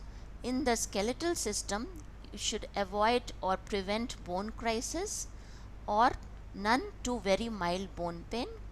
The hemoglobin should be above 11 grams per dl for females and children and above 12 grams for males. The platelet count should be more than 1.2 lakhs. The visceral volumes for spleen less than 8 median modes, and liver volumes 1.5. So overall the quality of life scores should improve within 2 to 3 years. So this is possible by enzyme replacement therapy, which is given as an IV infusion and initial doses of 60 units per kg per body weight, but it is a bi-weekly infusion which has to be given, and dosage have to be individualized for each patient. So in clinical genetics of our CMC Vellore, the ERT was given first in 2006, and subsequently a clinical trial for SRT was started in 2009, and ultimately the Gaucher disease task force came under the provision of the Indian Academy of Medical Genetics in 2015, and now it has, the current status is that there is a ripple effect, and it has been showing effects even in the international level. So what is important is that we have to motivate the patients and keep encouraging them. So this is one of our patients who is in a ceremony for receiving awards for her drawing despite her disabilities. So the diagnostic challenges are one, that you have to have education or awareness has to be created, because still there is lot of ignorance. Proper lab facilities for diagnosing or centers doing it um, are less, and we have to make people or aware, or the health workers know about these centers which are available for diagnosis. And ours is a diverse population with different priorities. So infection, malnutrition, all these are obviously important for us, but we cannot leave the rare disease behind. And um, surrounding all this is the funding problem, which can facilitate diagnosis and care of these patients. So what can be done? So we should have more educational programs, and I am glad that the organizers has this wonderful CME organized for the Rare Disease Day. Social media comes to a really help to create the awareness, involving the government for diagnostic facilities, and having multiple disciplines involved for making health policies, procuring fund, and motivating the society, and also encouraging private public partnership is important. So just to give an example of how social media can help in reaching the higher step or the higher goals, it was through these programs or through this media and through this all these CMEs that there has been a rare disease policy involved by the government, and at least the government has been encouraged or forced to think about the rare disease which can be treated, and they also need to have a good quality life. So there are some key messages regarding the diagnosis of Gaucher disease from the Indian Task Force, as I mentioned, the Indian Society of Medical Genetics. So a high index of suspicion and physician education is essential for the timely diagnosis of Gaucher disease. Enzyme assay activity is mandatory, and DBS is easy to do it. The GBA gene analysis for mutation has to be performed to confirm the diagnosis and help identify patient at risk of neuronopathic disease. Initial screening for the L444P mutation is recommended because in contrast to the Western population, the Indian population has been shown to have 60% of cases to harbor this mutation. So in case, so you can do a targeted gene mutation analysis to reduce cost, and in the absence of these mutations, then you can recommend a full sequencing of the entire coding region. Nowadays, invasive procedure like bone marrow biopsy is not essential, and absence of the Gaucher cells also doesn't exclude the diagnosis. So liver biopsy or splenectomy should be avoided in Gaucher disease. As you know, that splenectomy can enhance or hasten the bone disease and the bone crisis in such patients. Chitotriosidase is a useful marker for monitoring those patients who are receiving enzyme replacement therapy, and can be used for monitoring the patients. So updates on these or additions have been made. Now lyso-Gb1 has been identified to be a most effective biomarker for Gaucher disease. It's not readily available in India, but Centogene provides this marker. Then not to forget, genetic counseling and prenatal diagnosis still remain an effective mode of management in our country, where ERT costs are beyond the reach for most families. unless we get cheaper drugs, we have to rely on genetic counseling and prenatal diagnosis. But remember that ERT alone is not sufficient, as majority of our patients are type 3 and ERT does not cross the blood-brain barrier. So more newer therapies are required. And as you know that COVID-19 is now has become a part of life, and they could have an additional threat to the health, and also getting enzyme replacement at a center which is far off from their place can becomes a practical problem. So we have to recognize the dangers of the symptoms, and unnecessary travel and exposure can be avoided. So substrate reduction therapy is one way, but again the cost is prohibitory. Also supportive therapy, a healthy nutritious diet and adequate hydration are important. So we can say that Gaucher disease is a chronic and a progressive genetic disorder which affects multiple organ system including blood, bone and viscera, and signs and symptoms can be non-specific which result in delay in diagnosis or misdiagnosis, and it can be diagnosed by a simple blood test or a DBS, and effective therapy is coming in a big way for this disease. So if you see a case who has failure to thrive, seizures, horizontal gaze palsy, anemia, hepatosplenomegaly, bone pain, so rule out the treatable causes. And how can we do? That is what is the DBS comes to play.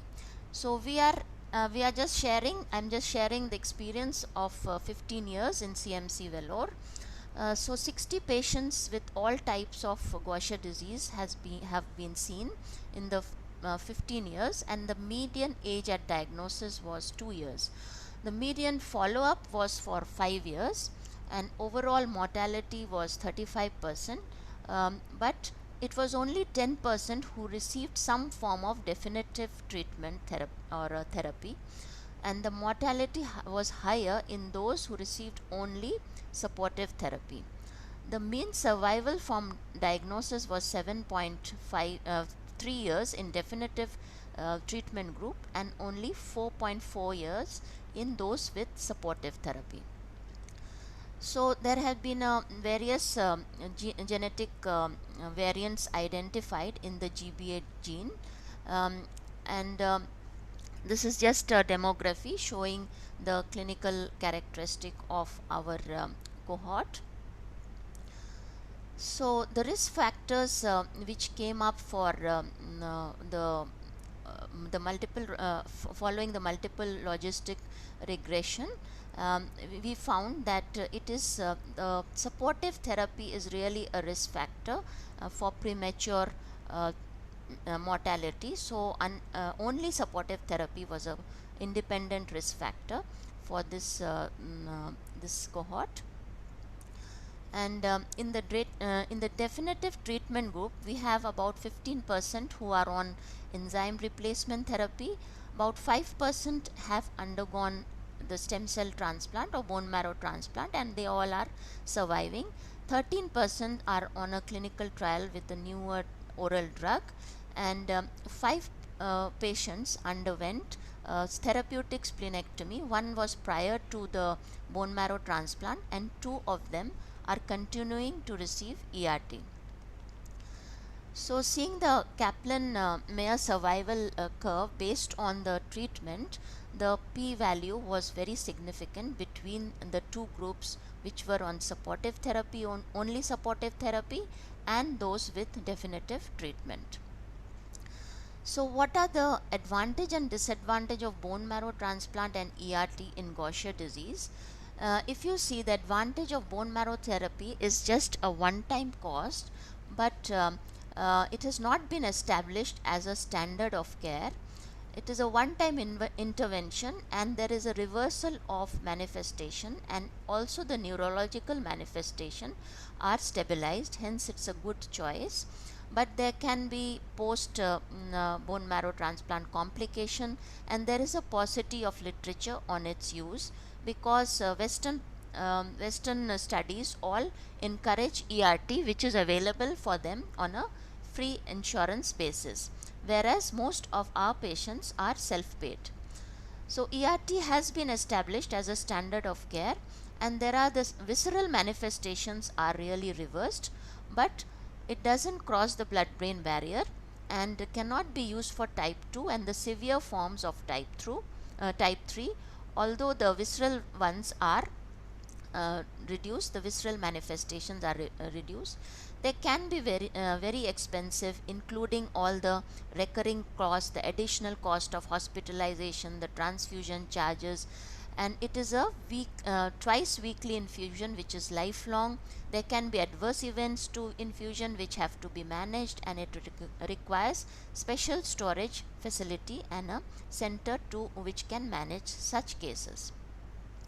So if you see the scenario in India, in the rare disease, about 80% of them are genetic in nature, and 50% of the babies born with rare disease will die within a year of the birth. And lysosomal storage disease come fourth in number after thalassemia, sickle cell anemia, ataxia. So this is where we have to diagnose diseases, rare diseases, and keep in mind, because treatment is coming for all of them, and we should not lose hope. So I would acknowledge the departments of hematology, child health, pediatric neurology, and the medical records department, the families of Gaucher disease, and Sanofi Genzyme, CDFD Hyderabad, and Sir Gangaram Hospital for this work. Thank you very much.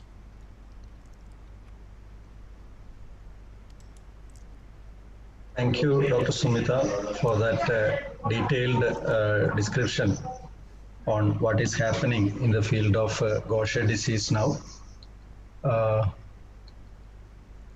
Priya sir, can you make few comments? You have seen many cases of Gaucher disease.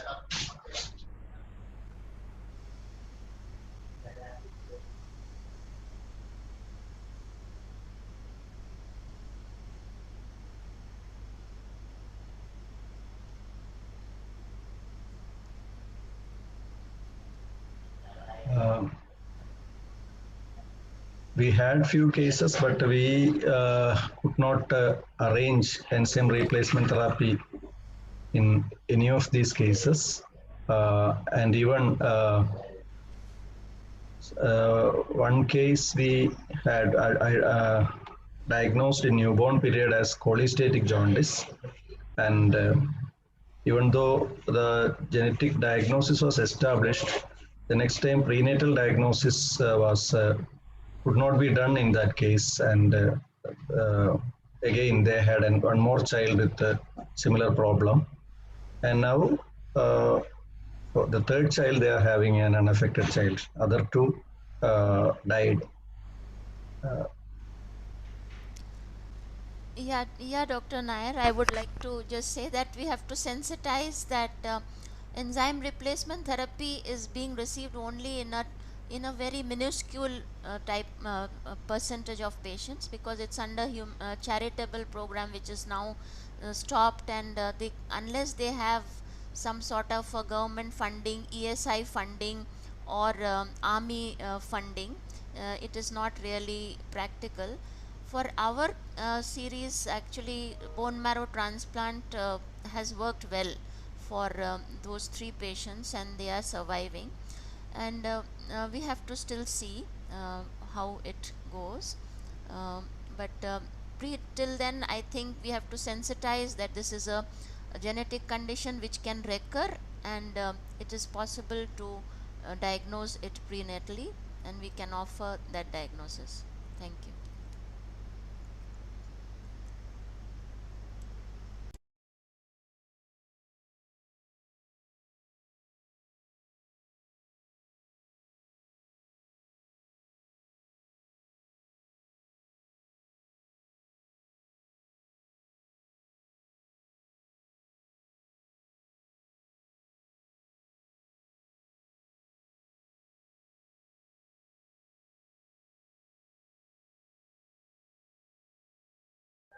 Mohandas sir, unmute yourself. Suresh, Dr. Suresh, do you want to make any comment because you had started substrate reduction therapy in few cases before?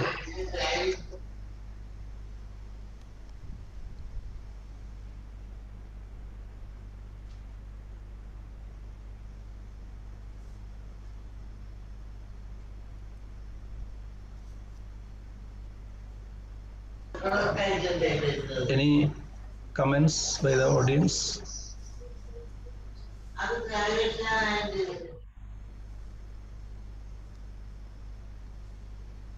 I think we can move to the next session.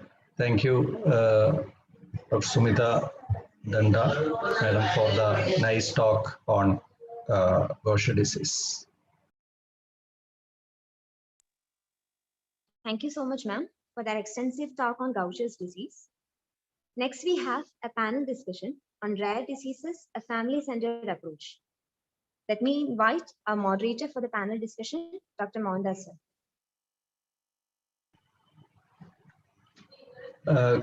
Good afternoon. Today, we already heard some details about various diseases. They amount to more than 7,000 numbers, and it is very difficult for each and everyone to know all the details about all these conditions. But at least we should have a general idea about how these conditions present, how to diagnose, when to refer, what all facilities are available in our society. So this idea is very important, and actually the disease is not affecting an individual alone. It is causing lot of issues in the family also, and also it is the responsibility of the society as a whole to address these issues.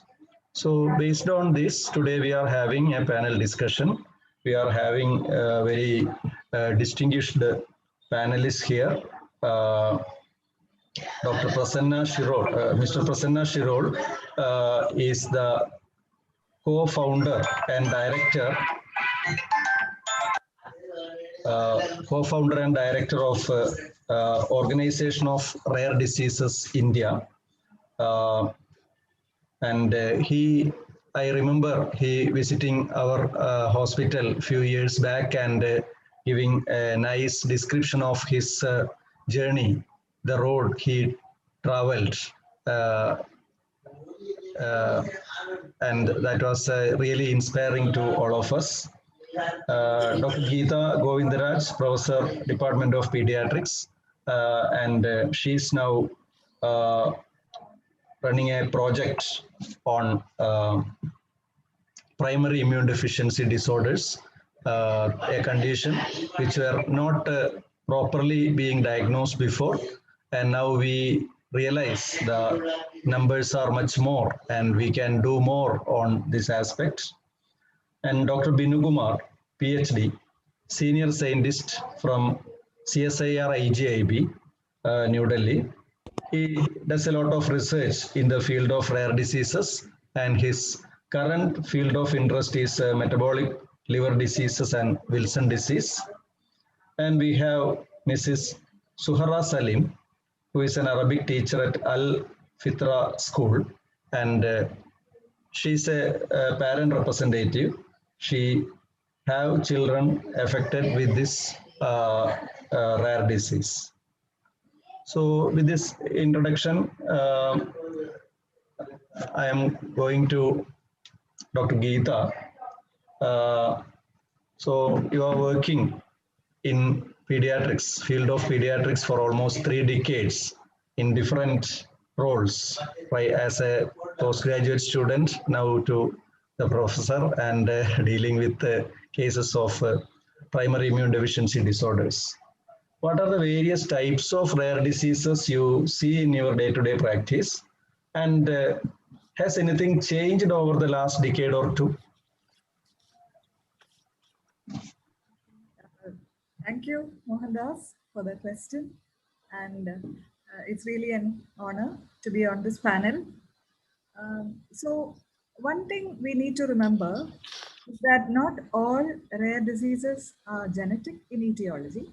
So there are rare cancers, rare infections, and of course the rare inborn errors of metabolism, inborn errors of immunity, as we now call the primary immune deficiency disorders, and so many other genetic disorders, of which by far the maximum number of rare diseases that we have been seeing over the years is without doubt the hematological disorders, which include the relatively common rare diseases like thalassemia, hemophilia, and sickle cell anemia. We all know that Wayanad and regions in Idiki and all around here are hotspots for the presence of sickle cell anemia, especially among the tribals.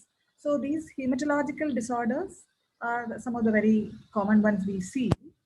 And the neuromuscular disorders like Duchenne muscular dystrophy and spinal muscular atrophy are also, we have been seeing over the years, and we have a rather large cohort. Dr. Mohandas, who runs the genetic clinic here and who is moderating this discussion, has a large cohort of children with SMA as well as Duchenne muscular dystrophy.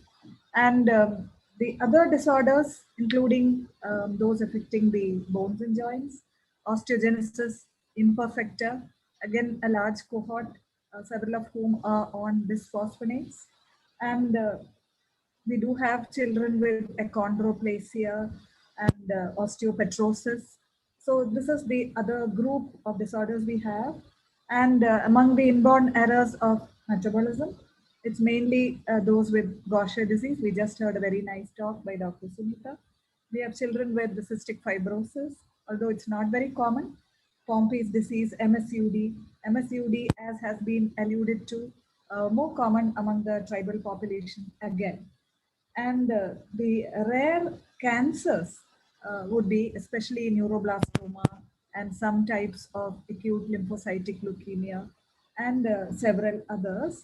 And then we do have the neurological disorders, especially the neurometabolic disorders and the neurodegenerative disorders like adrenoleukodystrophy and the like.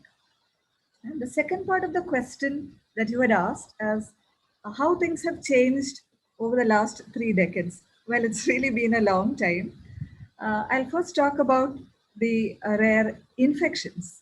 So tetanus, diphtheria, pertussis, all these are included in the list of rare diseases and have been on the decline, mainly because of gains that have been achieved in the field of immunization. So we used to have about 25 children with tetanus being admitted every year. Now it's come down to about 1 or maximum 2 children. We hardly get to see them, and we wonder whether clinicians who are in training now would be able to recognize them when they are faced with a diagnosis of tetanus, which is entirely clinical. And the other group of infections include the inherited or the congenital infections, including congenital rubella syndrome, which we are seeing less and less of, fortunately, and congenital syphilis, which again, we find it difficult to make a diagnosis when we are confronted with the case because it has been really on the decline and we don't have much experience with it.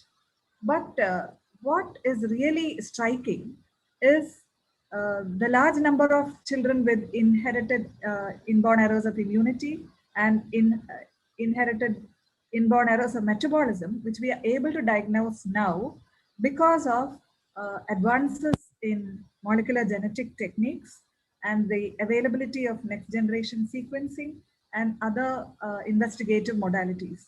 So there has been a huge upswing in the number of IEMs and PIDs that we are diagnosing, including the defects of immunoglobulins, the X-linked A gamma globulinemia, which we have a large cohort, and the combined immune deficiencies, which continue to be mainly fatal without a stem cell transplant, and the phagocytic defects like CGD.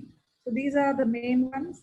And the new group of disorders that we are seeing are the autoinflammatory syndromes, which those running the rheumatology clinic, Dr. Geeta, Dr. Sindhu, and those of us in the immune deficiency clinic get to see. And as of now, we have the largest cohort of the hyper IgD syndrome in the country. And this is only because of the very fruitful collaboration that we are having with the Institute of Genomics and Integrative Biology. So this has been a very long-winded answer. Sorry for that.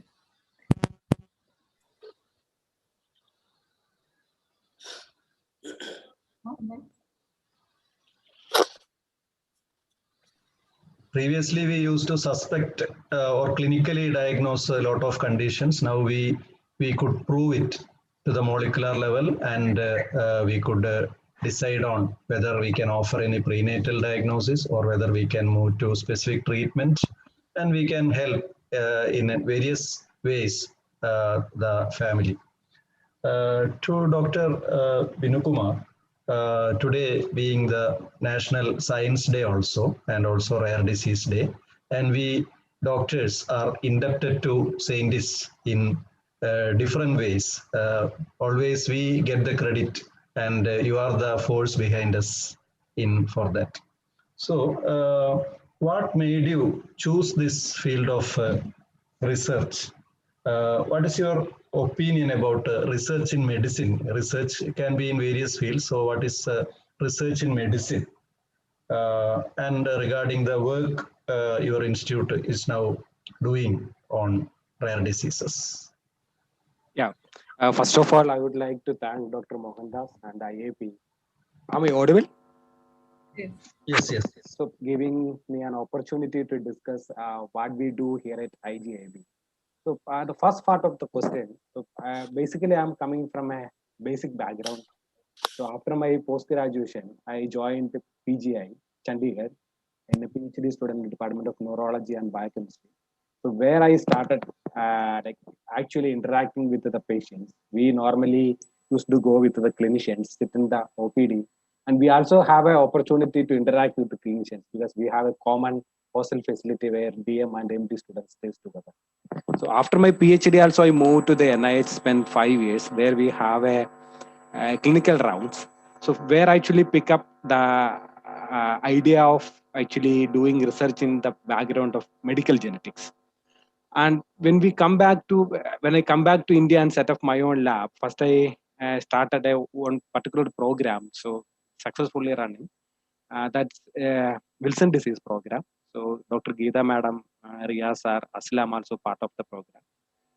Apart from the Wilson disease program, we also have a movement disorder program, specifically concentrating on pediatric chorea, specifically in the pediatric movement disorder.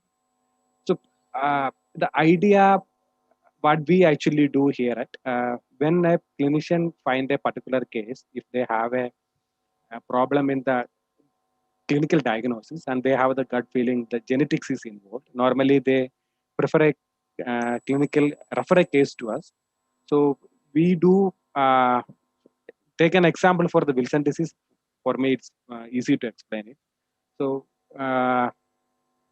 now we have around 125 families from across India. So what we normally do, whenever a clinician refer a case, so we do specifically for whole exome sequencing. Initially, we started doing the whole exome sequencing.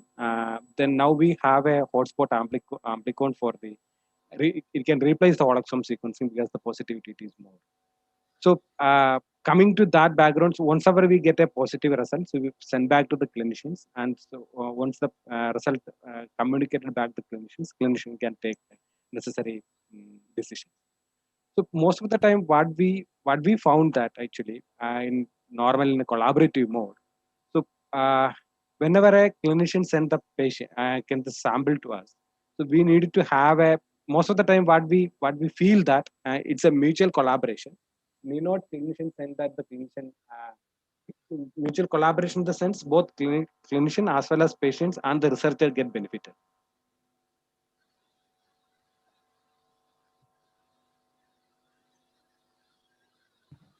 Okay, so that is interesting. I think more and more young doctors will take up research as their passion, so that we need a lot of changes happening in the field of rare diseases, and that will be only through good research. Thank you, Dr. Binakumar. And now we have Mr. Prasanna Shirol. He's a patient advocacy leader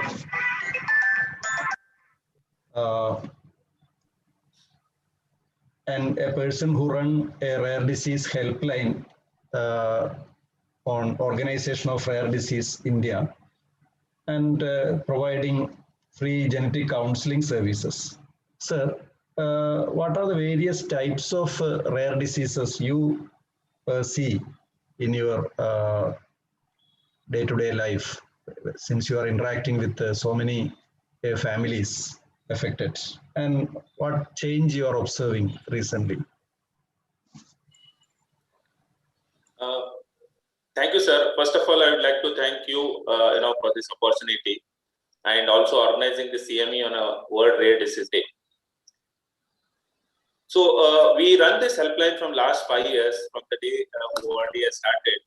We get almost around 2 to 3 calls per day, and these calls, when you segregate among the diseases broadly, mainly they are from DMD, LSD, IEMs, neurological disorders, PID, SMA. And all this depends upon whatever news is there in the media on clinical trial or on the treatment, we get those calls. And we see almost all of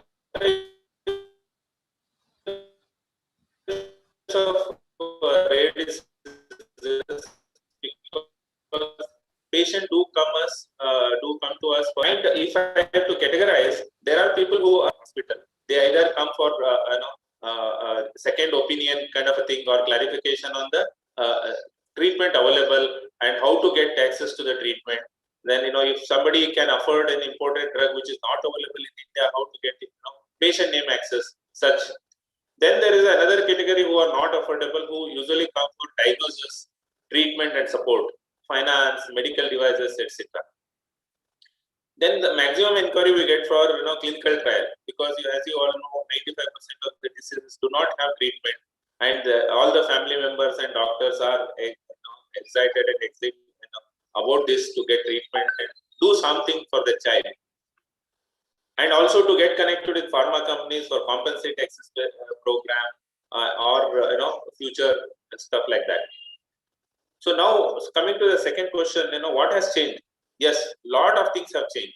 Suppose if I ask you, 10 years back, have you ever thought of conducting a CME on a rare disease day?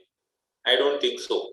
Because in 2010, when I was a part of LSD Support Society, that is the first day when we started a rare disease day observing in India.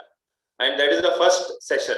Today, if you see, literally across India, every hospital is talking about rare diseases. They are talking about CME program or some event, or our own race for 7, which has just morning we completed. There are people who supported from 200 cities in India. That is the kind of awareness which is brought both in medical fraternity and the general public, media. And today, because of our PIL and various initiatives, every health department of every state knows about rare diseases. I think that is the big change in terms of awareness and bringing the identity. Then if you look at the other changes, what has happened in public forum. Today we have a rare disease policy from last 4 years, which is now government is committed to announce it before 31st of March. I think that is a big shift in supporting and identifying and creating an identity for rare disease itself. As a patient, we don't know where to go, whom to approach in this country, either with the diagnosis or without a diagnosis. I think that is main.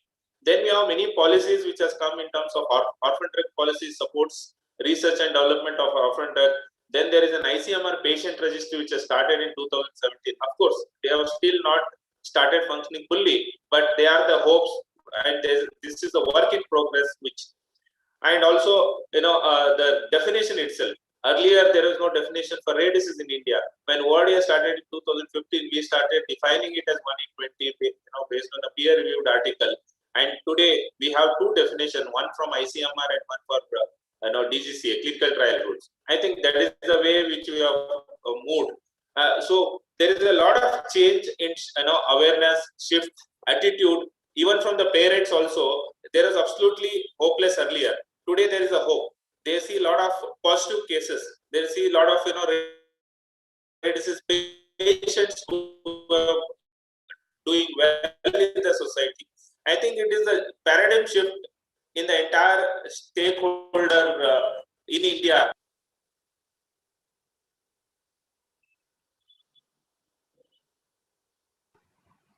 Thank you, sir. So there is a visible change in the field of rare diseases, both in terms of diagnosis, management, and family support they receive. And all doctors or health professionals in India should be aware about Organization of Rare Disease India, where they can be registered and get support, and also various other patient support groups. And that is going to make a lot of difference, because being rare, they need to find who else are affected with similar problems so that they can work for the common cause. Thank you. Is Mrs. Suhara Salim here? I cannot see her here. Geeta, is he here? Is she here?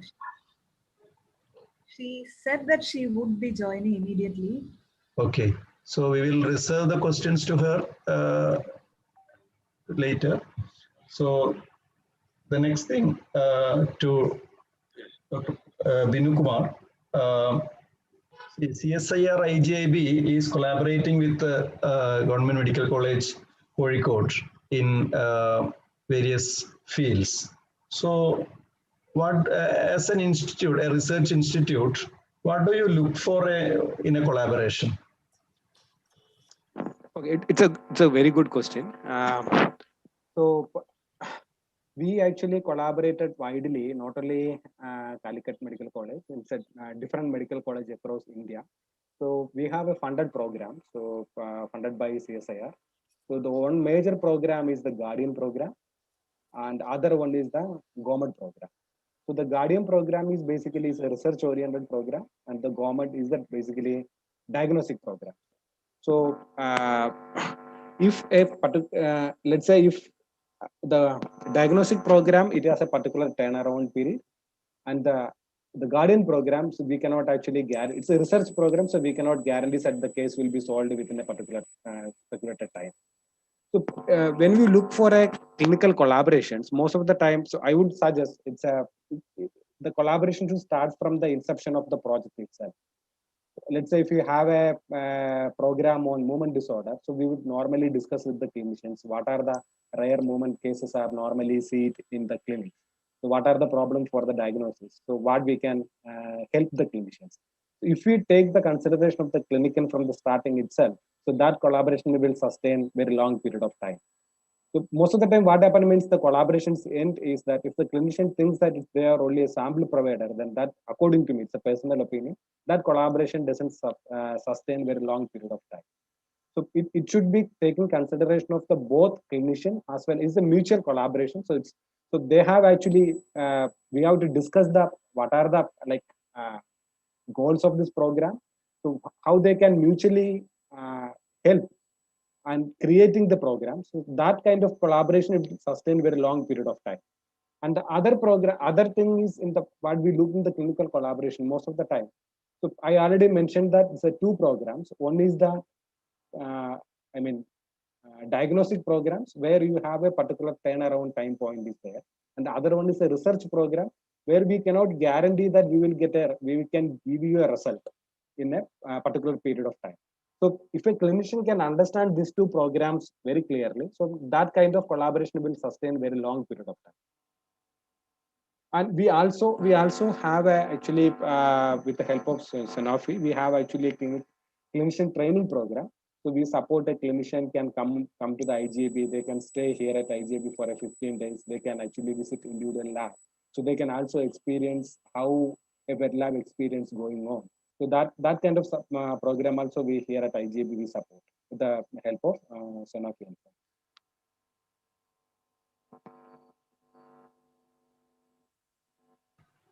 Okay, thank you. Now we have Mrs. Suhara Salim.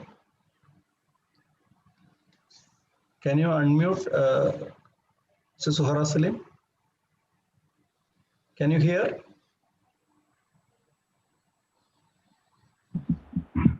Hello. Okay. Welcome. I want മലയാളത്തിൽ ചോദിക്കാം. അപ്പോ നിങ്ങളുടെ കുട്ടിക്ക് ഒരു അപൂർവമായിട്ടുള്ള ഒരു രോഗമുണ്ട് എന്ന് നിങ്ങൾ മനസ്സിലാക്കിയല്ലോ, അത് എങ്ങനെയായിരുന്നു, എപ്പോഴായിരുന്നു, അതിനു മുമ്പുള്ള കാര്യങ്ങൾ എങ്ങനെ, അതിനെപ്പറ്റി ഒന്ന് ചുരുക്കി പറയാമോ? ഈ മോന് മനസ്സിലായത് വലിയ മോനും ഉണ്ടായിരുന്നു. എന്റെ മൂത്ത മോന് അസുഖമായത് കാരണം പിന്നെ അതിന്റെ ലക്ഷണങ്ങളൊക്കെ അവന് കണ്ടപ്പം തന്നെ എനിക്ക് മനസ്സിലായി. ചെറുതായപ്പം തന്നെ ഒരു 5 മാസമായപ്പം തന്നെ മനസ്സിലായിട്ടുണ്ട് ഈ അസുഖമാണെന്നുള്ളത്. കാരണം അതിന്റെ മൂത്ത മോന് ഇതേ സെയിം അസുഖം തന്നെ ഉണ്ടായിരുന്നു. അതുകൊണ്ട് ആ ലക്ഷണങ്ങളൊക്കെ കണ്ടിട്ട് കരയുമ്പോ ഒരു ബ്ലഡ് പിന്നെ കരയുമ്പം സ്കിന്ന് വേറൊരു കളറാകുകയും ഒക്കെ ചെയ്യായിരുന്നു. അതായിരുന്നു അതിന്റെ ലക്ഷണങ്ങൾ. പിന്നെ ചുമയും ഛർദിയും എപ്പോഴും ഇങ്ങനെ കണ്ട. ഈ മോനെ ലക്ഷണങ്ങള് വലിയ മോനില്ലത് കൊണ്ട് ഈ മോൻ്റെത് എനിക്ക് ആദ്യം തന്നെ ചെറുപ്പത്തിൽ തന്നെ കണ്ടുപിടിക്കാൻ പറ്റിയിട്ടുണ്ട്. So Suhara's first child had one particular condition, primary immune deficiency. Geeta, do you want to explain it? No, it's okay. Actually, they were in the Gulf, isn't it? They were not here, and she returned with this child and was on treatment for IVIG. IVIG XLA എന്നുള്ള ഡയഗ്നോസിസിന് വേണ്ടി infusions നടന്നുകൊണ്ടിരിക്കുമ്പോഴാണ് നമ്മൾ ഇത് ഈ കുട്ടിക്ക് I think you can speak in English because others can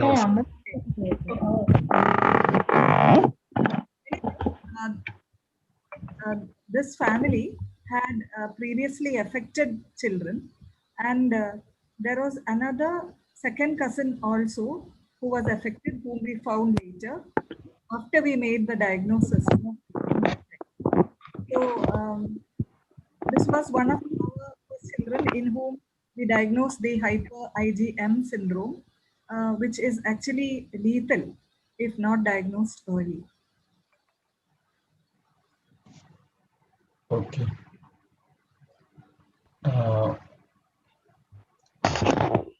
So how ചികിത്സയൊക്കെ എങ്ങനെയാ കഴിഞ്ഞത്? പിന്നെ IVIG കൊടുക്കാനായിരുന്നോ? പിന്നെ എന്ത് സംഭവിച്ചു? IVIG കൊടുക്കായിരുന്നു. എല്ലാ മാസവും IVIG കൊടുക്കായിരുന്നു. 5 മാസം മുതൽ തന്നെ IVIG കൊടുക്കായിരുന്നു. എല്ലാ മാസം വിടാതെ കൊടുത്തിട്ടുണ്ട്. പിന്നെ ഇവിടുന്ന് നമ്മള് മസ്കറ്റിലായിരുന്നു, അവിടുന്ന് അങ്ങനെ എല്ലാ മാസവും കൊടുത്തു. പിന്നെ ഇവിടെ വന്നതിന് ശേഷം കോഴിക്കോട് മെഡിക്കൽ കോളേജിൽ വെച്ച് 1-2 വർഷം കൊടുത്തതിന് ശേഷമാണ് ബോൺ മാരോ ചെയ്യാൻ വേണ്ടി തയ്യാറായത്. ഇതിനെ അങ്ങനെ പറഞ്ഞു, ഇതിന് ബോൺ മാരോ അല്ലാതെ വേറെ ഇതില്ലാന്ന് പറഞ്ഞപ്പോൾ പിന്നെ അതിന്റെ എല്ലാ ടെസ്റ്റുകളും കുറെ ടെസ്റ്റുകൾ ഇവിടെ തന്നെ നമ്മള് ബ്ലഡ് അയച്ചു കൊടുക്കുക ചെയ്തത്, പോയി ചെയ്തിട്ടില്ല. ബോംബെയിലും ഡൽഹിയിലും ഒക്കെ ചെന്നൈക്കൊക്കെ കുറെ ടെസ്റ്റിന് കൊടുത്തേക്കെ ചെയ്തത്.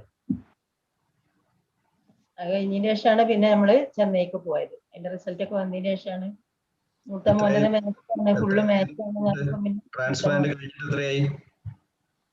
അത് കഴിഞ്ഞു, എല്ലാം ഉഷാറായി. 3 വർഷം കൊണ്ട് അതിന്റെ ട്രീറ്റ്മെന്റ് എല്ലാം പൂർത്തിയായിപ്പോന്നില്ല. ഒരസുഖം അവനില്ല, മെഡിസിനും അവനൊന്നും കൊടുക്കുന്നില്ല. ആള് ഫുള്ള് ഓക്കെ ആയി. So this child had a stem cell transplant 3 years back. Till then the child was on IVIG, and they were finding it difficult to afford that also. They were in Gulf, and it was very costly there. And from here they were getting it, but again there was difficulty. And now after this stem cell transplant, the child is doing well. So that is her story. Now Mohandas, Mohandas, just one thing. Yes. Actually, this child was on IVIG with a diagnosis of X-linked agammaglobulinemia. So it is only because we were able to access the genomic diagnosis through our collaboration with IGIB that we realized that it was the hyper IgM syndrome, and the child actually needed a hematopoietic stem cell transplant. So this was, she had already lost 2 children, and her eldest child was the fully matched donor for this child's HSCT.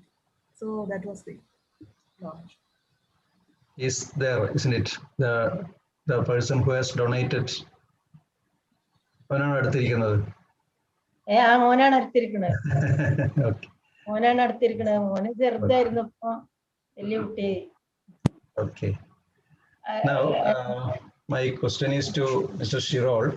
You were saying that now we have a rare disease policy, and many of us are not aware even now what is the rare disease policy and what change it is going to bring in the lives of families with rare diseases. Can you explain? Yes.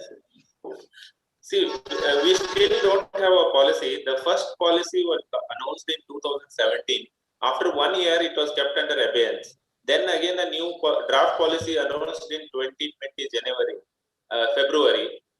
But again, the only public consultation was taken place, and then because of the pandemic, it is kept on hold. Again, recently, the central government committed to ORDA through a letter, and also in the High Court, in Delhi High Court, that they will launch 31st of March. But if you take what is available there, in the first policy was very good because there was a 100 crore budget, definitive treatment. Then the central government and state government relationship was there on a 60-40 basis. These were the 3 major highlights. And there was a long-term plan of understanding epidemiology and planning with a state technical committee and a central technical committee. And there is a website where patient can log in and give their details for the treatment. But unfortunately, the revised policy is very inconclusive, was very inconclusive, and there is absolutely no deliverables. For example, all the diseases were categorized into 3 groups. One is group 1, where there is a definitive treatment and one-time treatment, like liver transplantation, lung transplantation. There they have given 15 lakh rupees under the Rashtriya Arogya Nidhi scheme. But that is only limited to BPL families. The question is, number one, even the BPL family, it is not sufficient in certain cases where the bone marrow doesn't match because they have to import. Second one is, BPL family will not come to that stage at all where they go for such a high-end medical intervention, because diagnostic itself is a challenge and they cannot spend so much amount for diagnostic because in most of the government hospital is not available. Then second, people who even in the middle class cannot afford. Then the second category is basically a long-term therapy but low cost, like PID, IVIGs, IEMs, dietary foods and other things. There they are given it to the state government saying that they should plan it. But absolutely there is no clarity or a guidelines and procedure what they should do. Because state government definitely are not in a state of taking care of such diseases. So there is a national policy guidelines is required. Then the worst part is the category 3rd, where definitive therapy is there, but lifelong therapy needed, like enzyme replacement therapies, where the cost of medicine is varies from 30-40 lakhs rupees per annum to today you heard 16 crore rupees for a gene therapy, and that they are talking about through a crowdfunding, which is I don't know what to call, because if patient is dying, family is trying to save their child, and if they put up the information in the government website and start waiting for the crowdfunding, I think it is just laughable. Government indirectly saying that we are not going to treat. But however, we definitely understand the challenges of rare disease and management. it is a step, but if there is a budget allocation, it will help a lot. Then also having a rare disease policy, it will draw the attention of the global pharmaceutical company, clinical trial company, which offers hope both for the patient as well as the industry, so that at least in the long term, there may be certain advantageous position. And last but not the least, it is an identity crisis. As I told you earlier also, rare diseases do not know where to go. What is the identity? Where do we fall in the government healthcare budget or healthcare priorities? We were not there. At least this will bring that focus to in the India, maybe after a decade long of struggling and hard journey of the patient support group.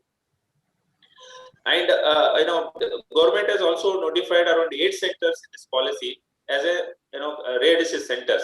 While it is a good move, but half of them are positioned only in North India. In South India is only 2 centers, like 2 or 3 centers like Nimas, Indira Gandhi, and Pondicherry. But we have always demanded that there has to be an hub and spoke model, at least one tertiary care hospital per state. Then slowly we can develop the spoke model. I think there are mix and matches. Looks like still government is not very serious, but if they become serious, I think it will definitely help on a long-term basis for many patients and also clinicians for treating and supporting the patients better. Thank you.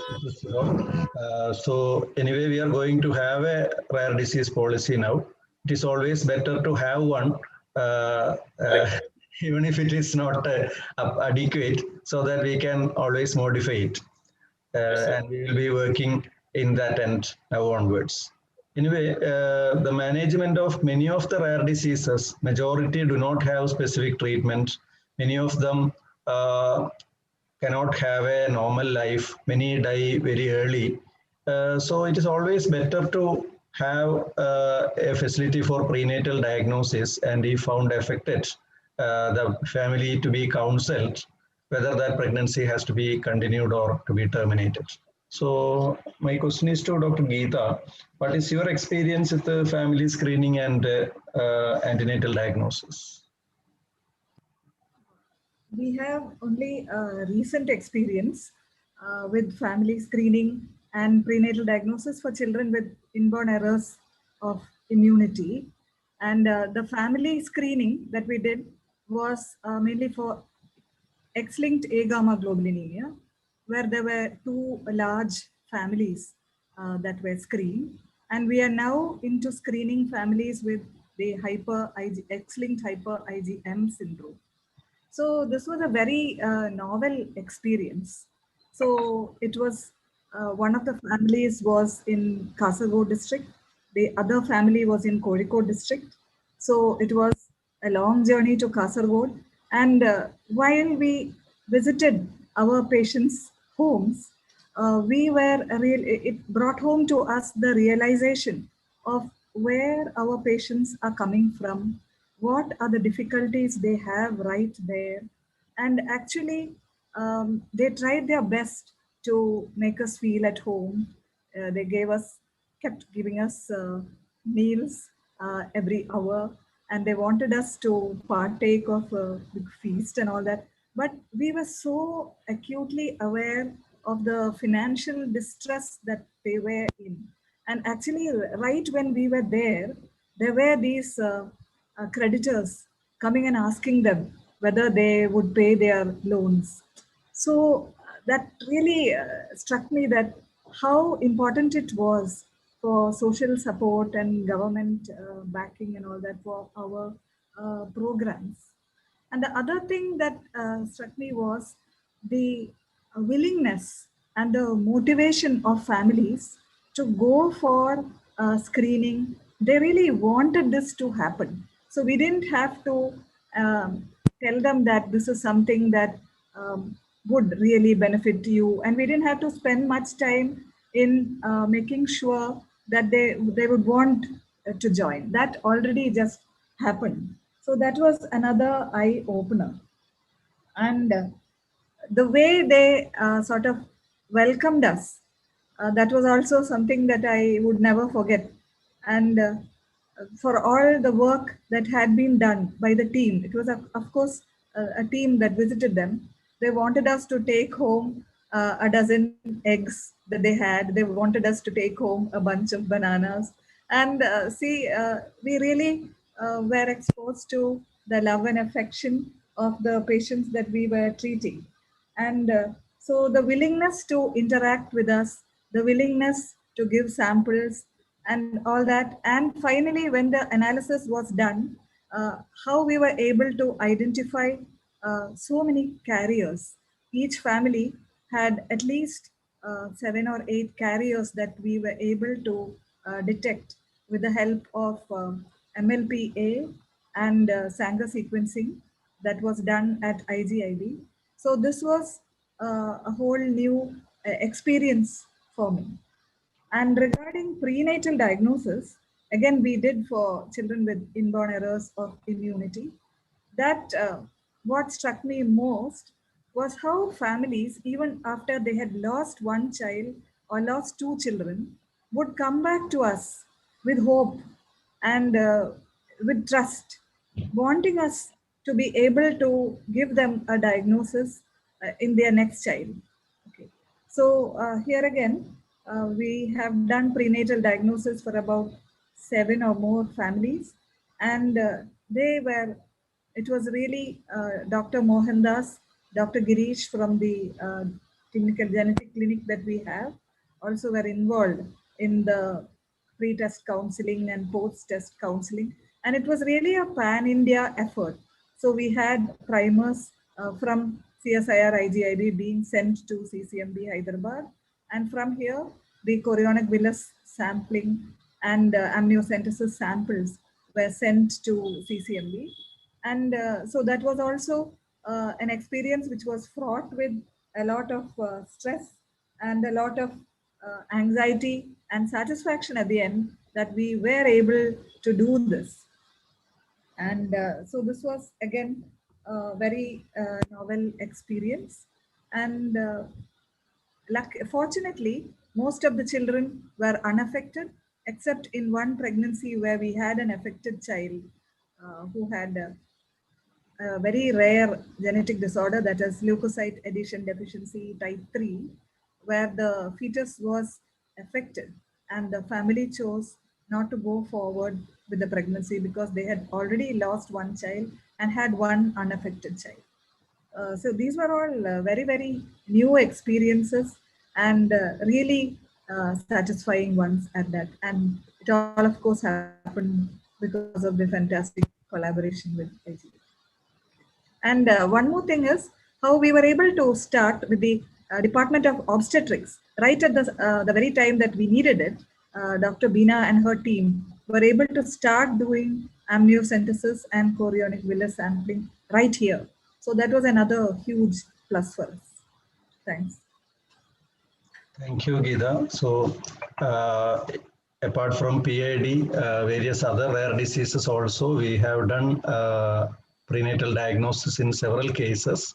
And once it is a success, either the baby is unaffected or even it is affected, but the family accepts it and decides termination, then it is okay. But I have few experiences where we one is that one lady, her first child was having Pompe disease, and we counseled her properly regarding the recurrence risk and all.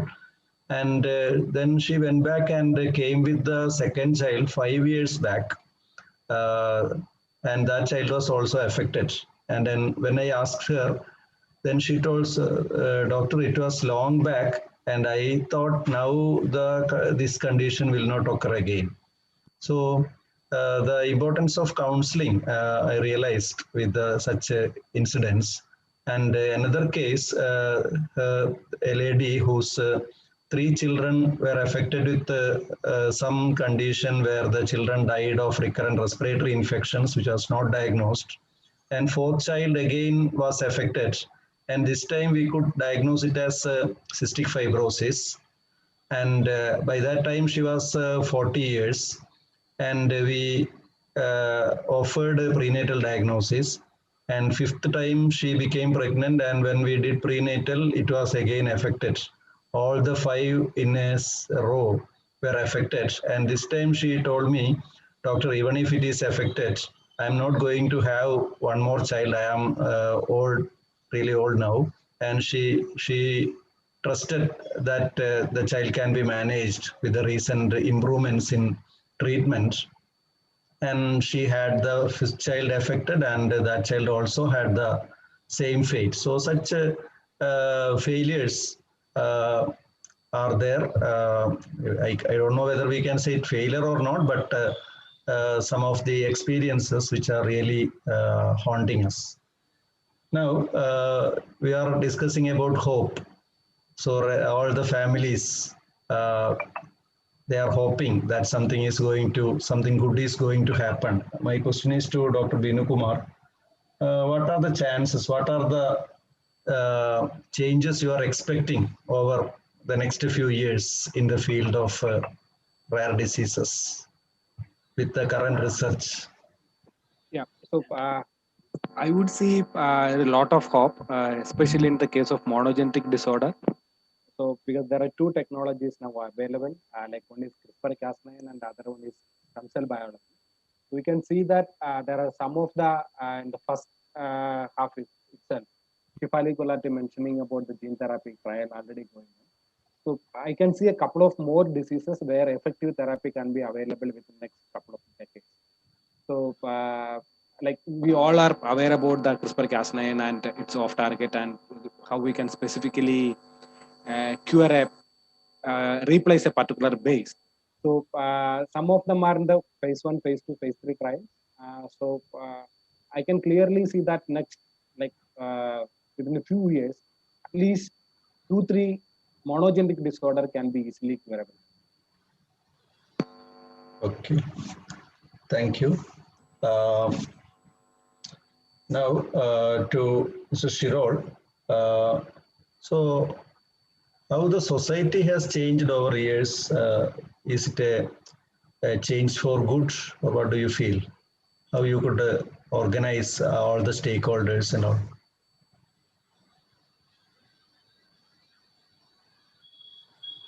You're muted. The society has definitely changed.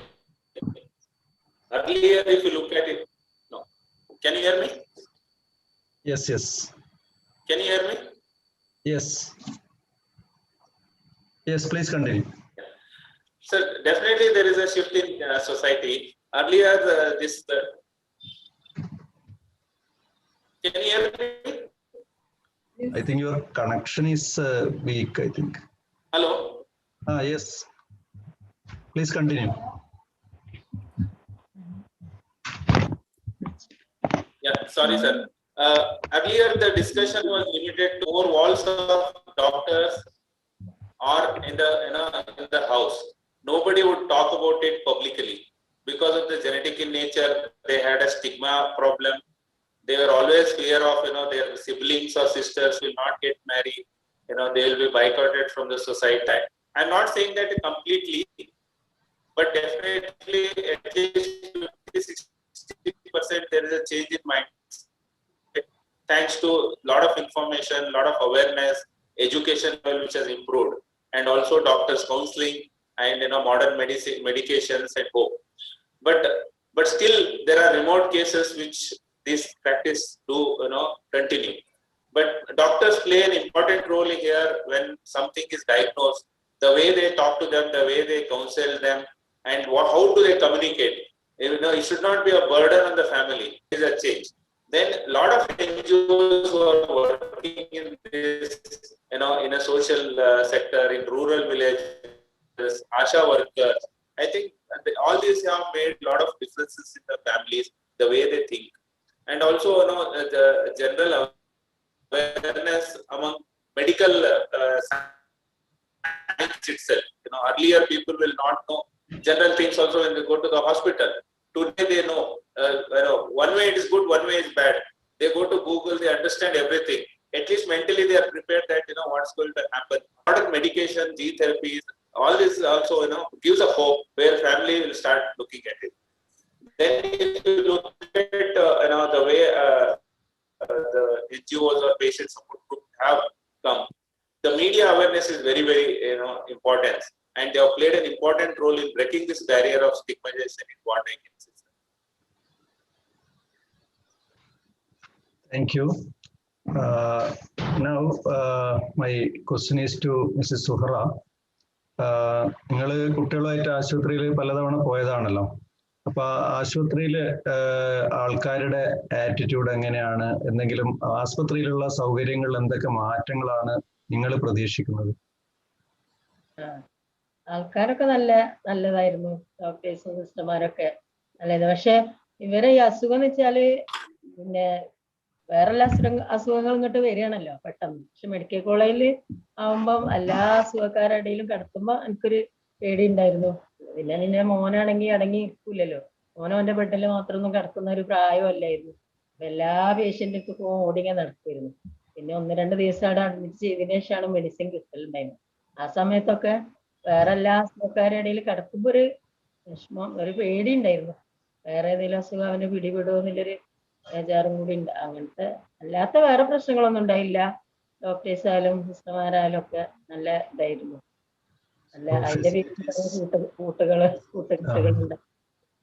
Facilities need to be improved, even though costly medicines are being given free of cost in government hospitals. They need better facilities to reverse isolation, because they can get infection easily, especially children with the primary immune deficiency. So there should be some facility for keeping them safe while they are coming to the hospital. So such changes we have to have. And among the audience, we have personalities like Rasina, who is running a support group for SMA, Cure SMA. Rasina, do you want to speak few words?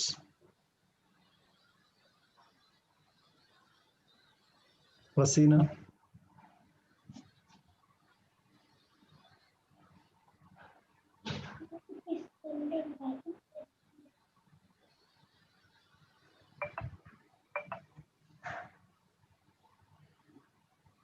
Hello.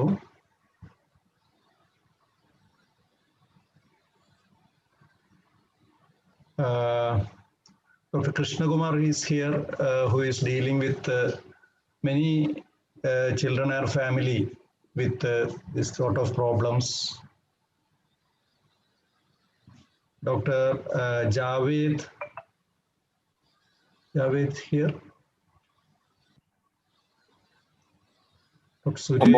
Mohandas, can I say something? Yes, sure. Because Rasina, after Rasina had said, actually, it's an eye opener. No, they also think that they are prone for more infections when they come to medical college or any hospital. So for such patients, I think we should have a place where they are free of infection, so that they can take that whatever medication that they can take and then go back without getting an infection from the hospital. So if somebody's if there is a sponsor, or we can apply to the government also to make one of our rooms what you call HEPA filtered room, so that or where we can one or two beds can be kept for such patients. And I think I'm looking out for sponsors too. If somebody can sponsor that, we are free. We'll be what you call grateful to them. We can have that one 5-bedded. We have a 1 5-bedded area in our near the casualty area, where we can convert that into a HEPA filtered or a positive pressure room, so that these children who are really immunocompromised can be safely treated without fear of cross infection. So I think this rare disease support group can take up that, and with the Dr. Mohandas being the link between us and any sponsors, so that we can have that.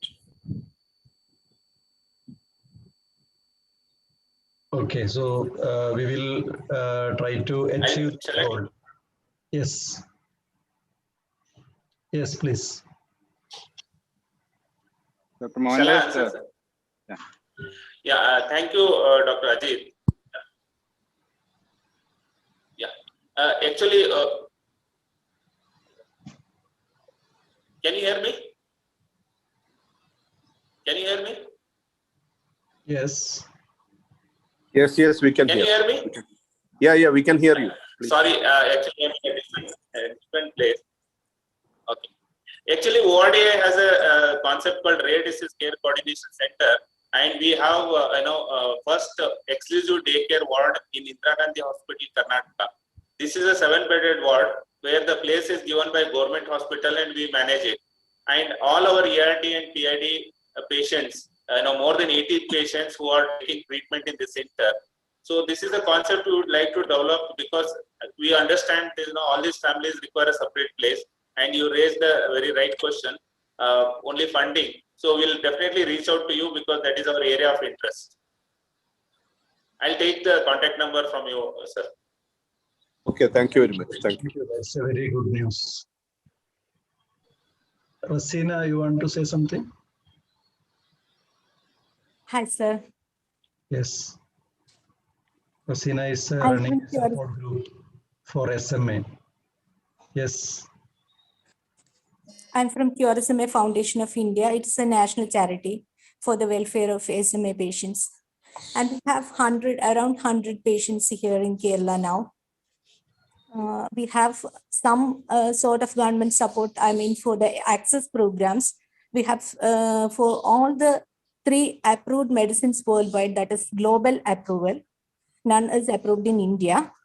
We have access programs through some managed access programs, compassionate use.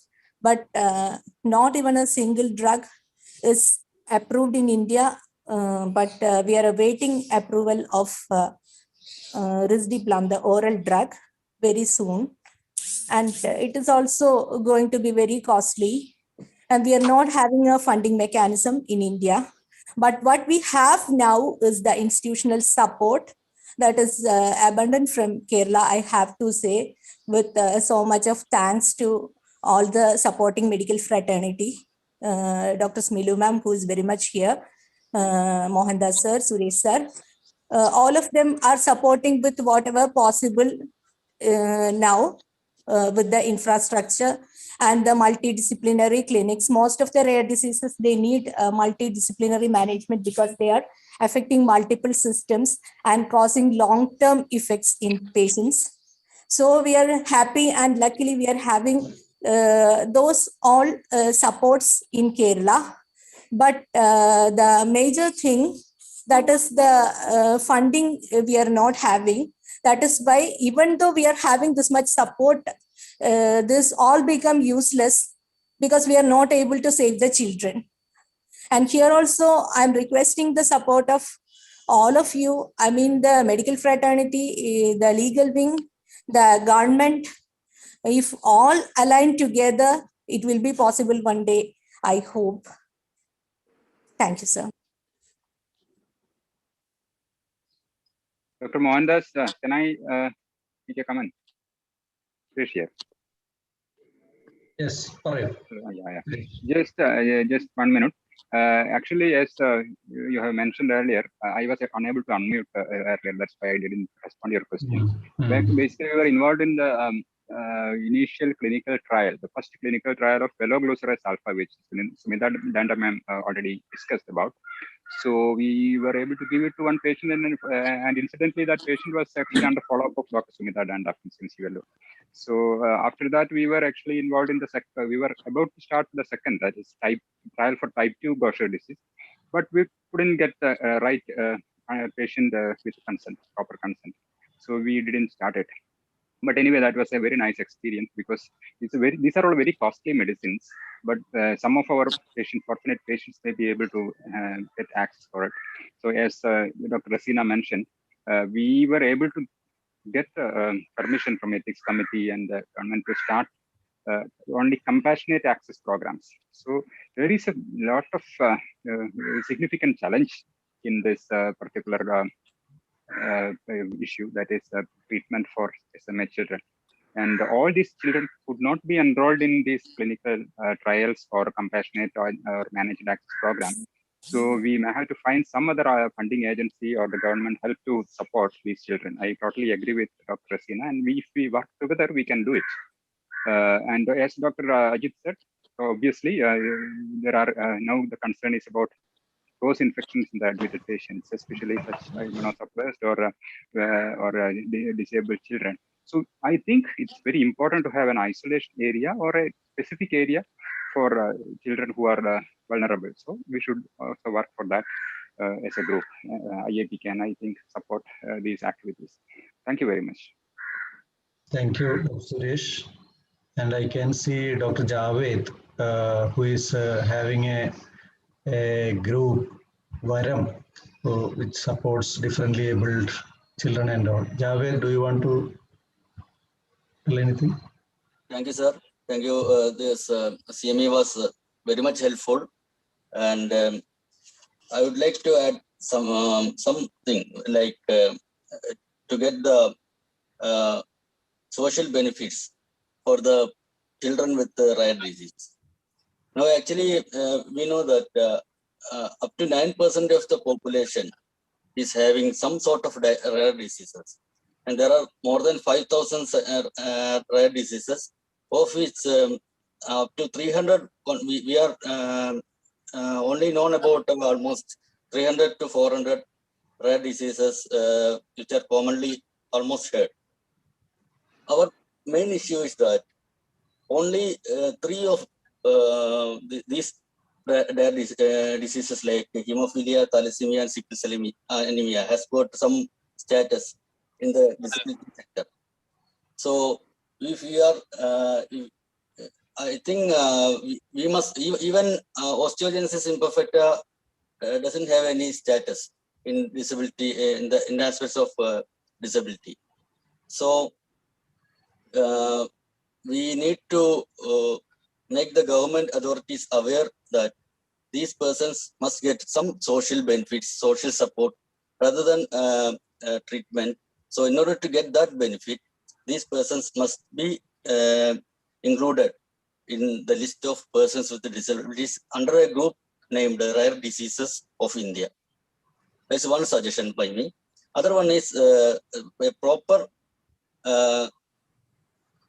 diagnosis and referral services under the aegis of government and private must be there. Otherwise, there is a great delay in diagnosis of these conditions, and persons will get delayed treatment, which will result in chronic disability and even in death. So these 2 comments I have to put forth before this august audience. Thank you, sir. Thank you, Javed.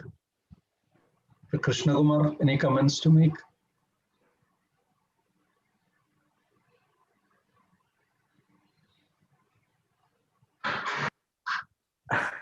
I was not there. On this audible? Yes, yes.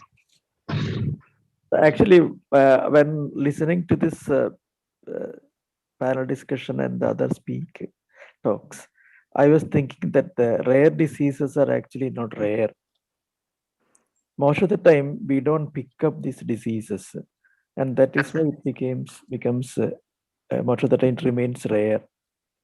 Many diseases, when we were doing our postgraduate period, were rare for us, but now these things are not rare now. That is what Vijay Kumar was talking about, picking up case of hypothyroidism. So my feeling is that these things are going to become very important in future. When other infections are coming down, maybe we'll be concentrating more on so-called rare diseases. We'll be picking up, the example is primary immune deficiency disorders, which now we see a lot of cases in IMCs, which when our PG days were considered to be rare. Even now it is considered as rare things. So I think we all should be aware of these disorders especially the genetic diagnosis and the management aspect. That is something which I would like to add.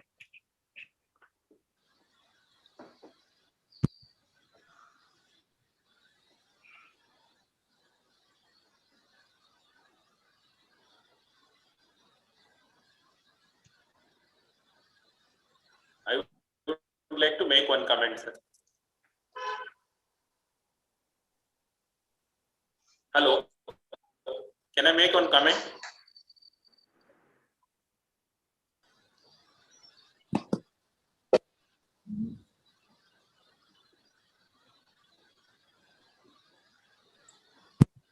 Can you hear me? Yes, please. Yes. Yeah, I agree with sir. He rightly said, rare diseases are not rare. If you go by WHO, when the infant mortality rate is less than 30 per thousand, that is the time when a state government, government should look at genetic diseases. I think we have reached that stage in India. So if you have to reduce the infant mortality rate, I think we need to look into newborn screening and methods to early diagnosis. And individually they are not rare, but collectively, collectively they are not rare, but individually they may be rare. And it's only that, as we are not able to diagnose in time and not able to save, is what I can say. Okay. So I think that aspects we had already discussed in the morning sessions. Your point is well taken. Dr. Vijay Kumar? Hello. Yes. Yes. I was listening to the whole program very carefully, and even as Dr. Krishnamar was telling, more than this hypothyroidism is no more a rare disease now. And another important endocrine problem is growth hormone deficiency. That also, when we were students, I don't think I have seen a proven case of growth hormone deficiency during my MD period, because height was not given much importance at that time. More importance was given to weight. Now, I think after starting our endocrine clinic in Calicut way back in 2007, I think there are more than 100 cases of proven growth hormone deficiency in Calicut itself. And the incidence is 1 in 2000 or 1 in 2500 as far as the literature is concerned. So that is also collectively, even though individually you can call it as a rare disease, collectively that is also a main group of patients. And the problem is the cost of treatment, around 15,000 or 16,000 rupees per month. Nobody can afford, and child has to take for years. That is what we are persuading government. And I think we have almost succeeded in that attempt. I think they have made a positive note for starting growth hormone in proven cases of growth hormone deficiency as of now. I think a lot of such cases will emerge as we start investigating these children, and the treatment is coming. For when we were students, there were no treatment for all these illnesses. So that is my comment.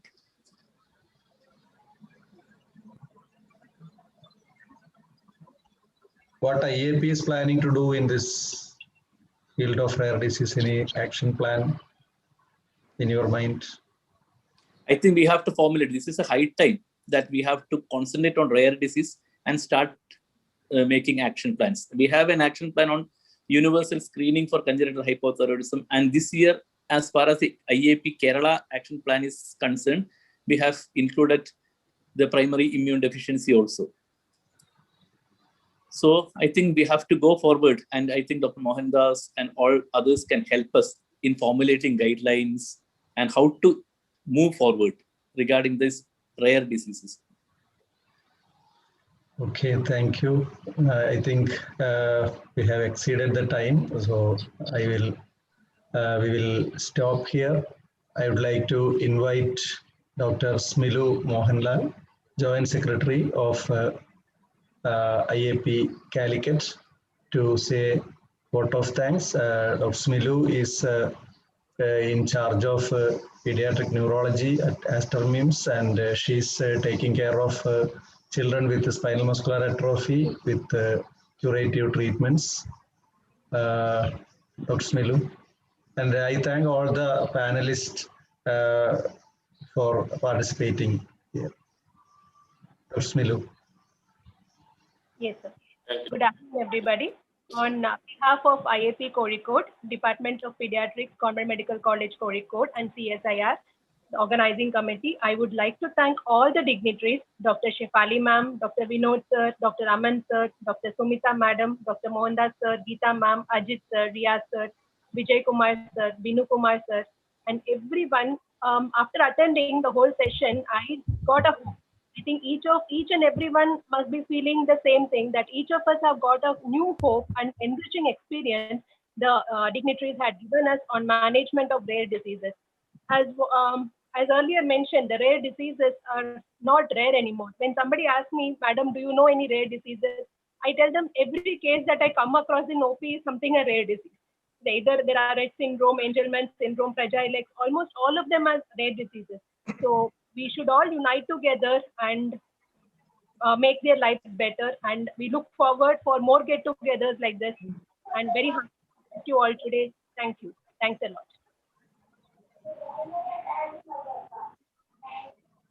Oh, can we close? Whatever. Yeah. Hello. Yes. Can I make a small Thank you, request? sir. Yes. Yeah. Actually, on part of the Guardian program, we have two clinical. We are actually expanding the clinical cohort. As I mentioned previously, one is we are actively looking for the participation for the pediatric movement disorder, and the other one is the liver rare disorder. If all the pediatricians are here, if you find any of these groups category, so they can refer to the case to us. We can help for the free genetic diagnosis. Do you have any pro forma to be filled? Yeah, so that's the standard performer. So if anyone is interested, they can write to me or a Vinod, so I can send you the performer. Okay. With this, I think we are closing today's program. Yes. Thank you all. Sir, can you please provide the mail so that we can Sure. come across with, we can help them out? So that we will arrange. Okay. Okay, sir. Shall we? Yes. Okay. Thank you, everyone. Thank you. Thank you, sir.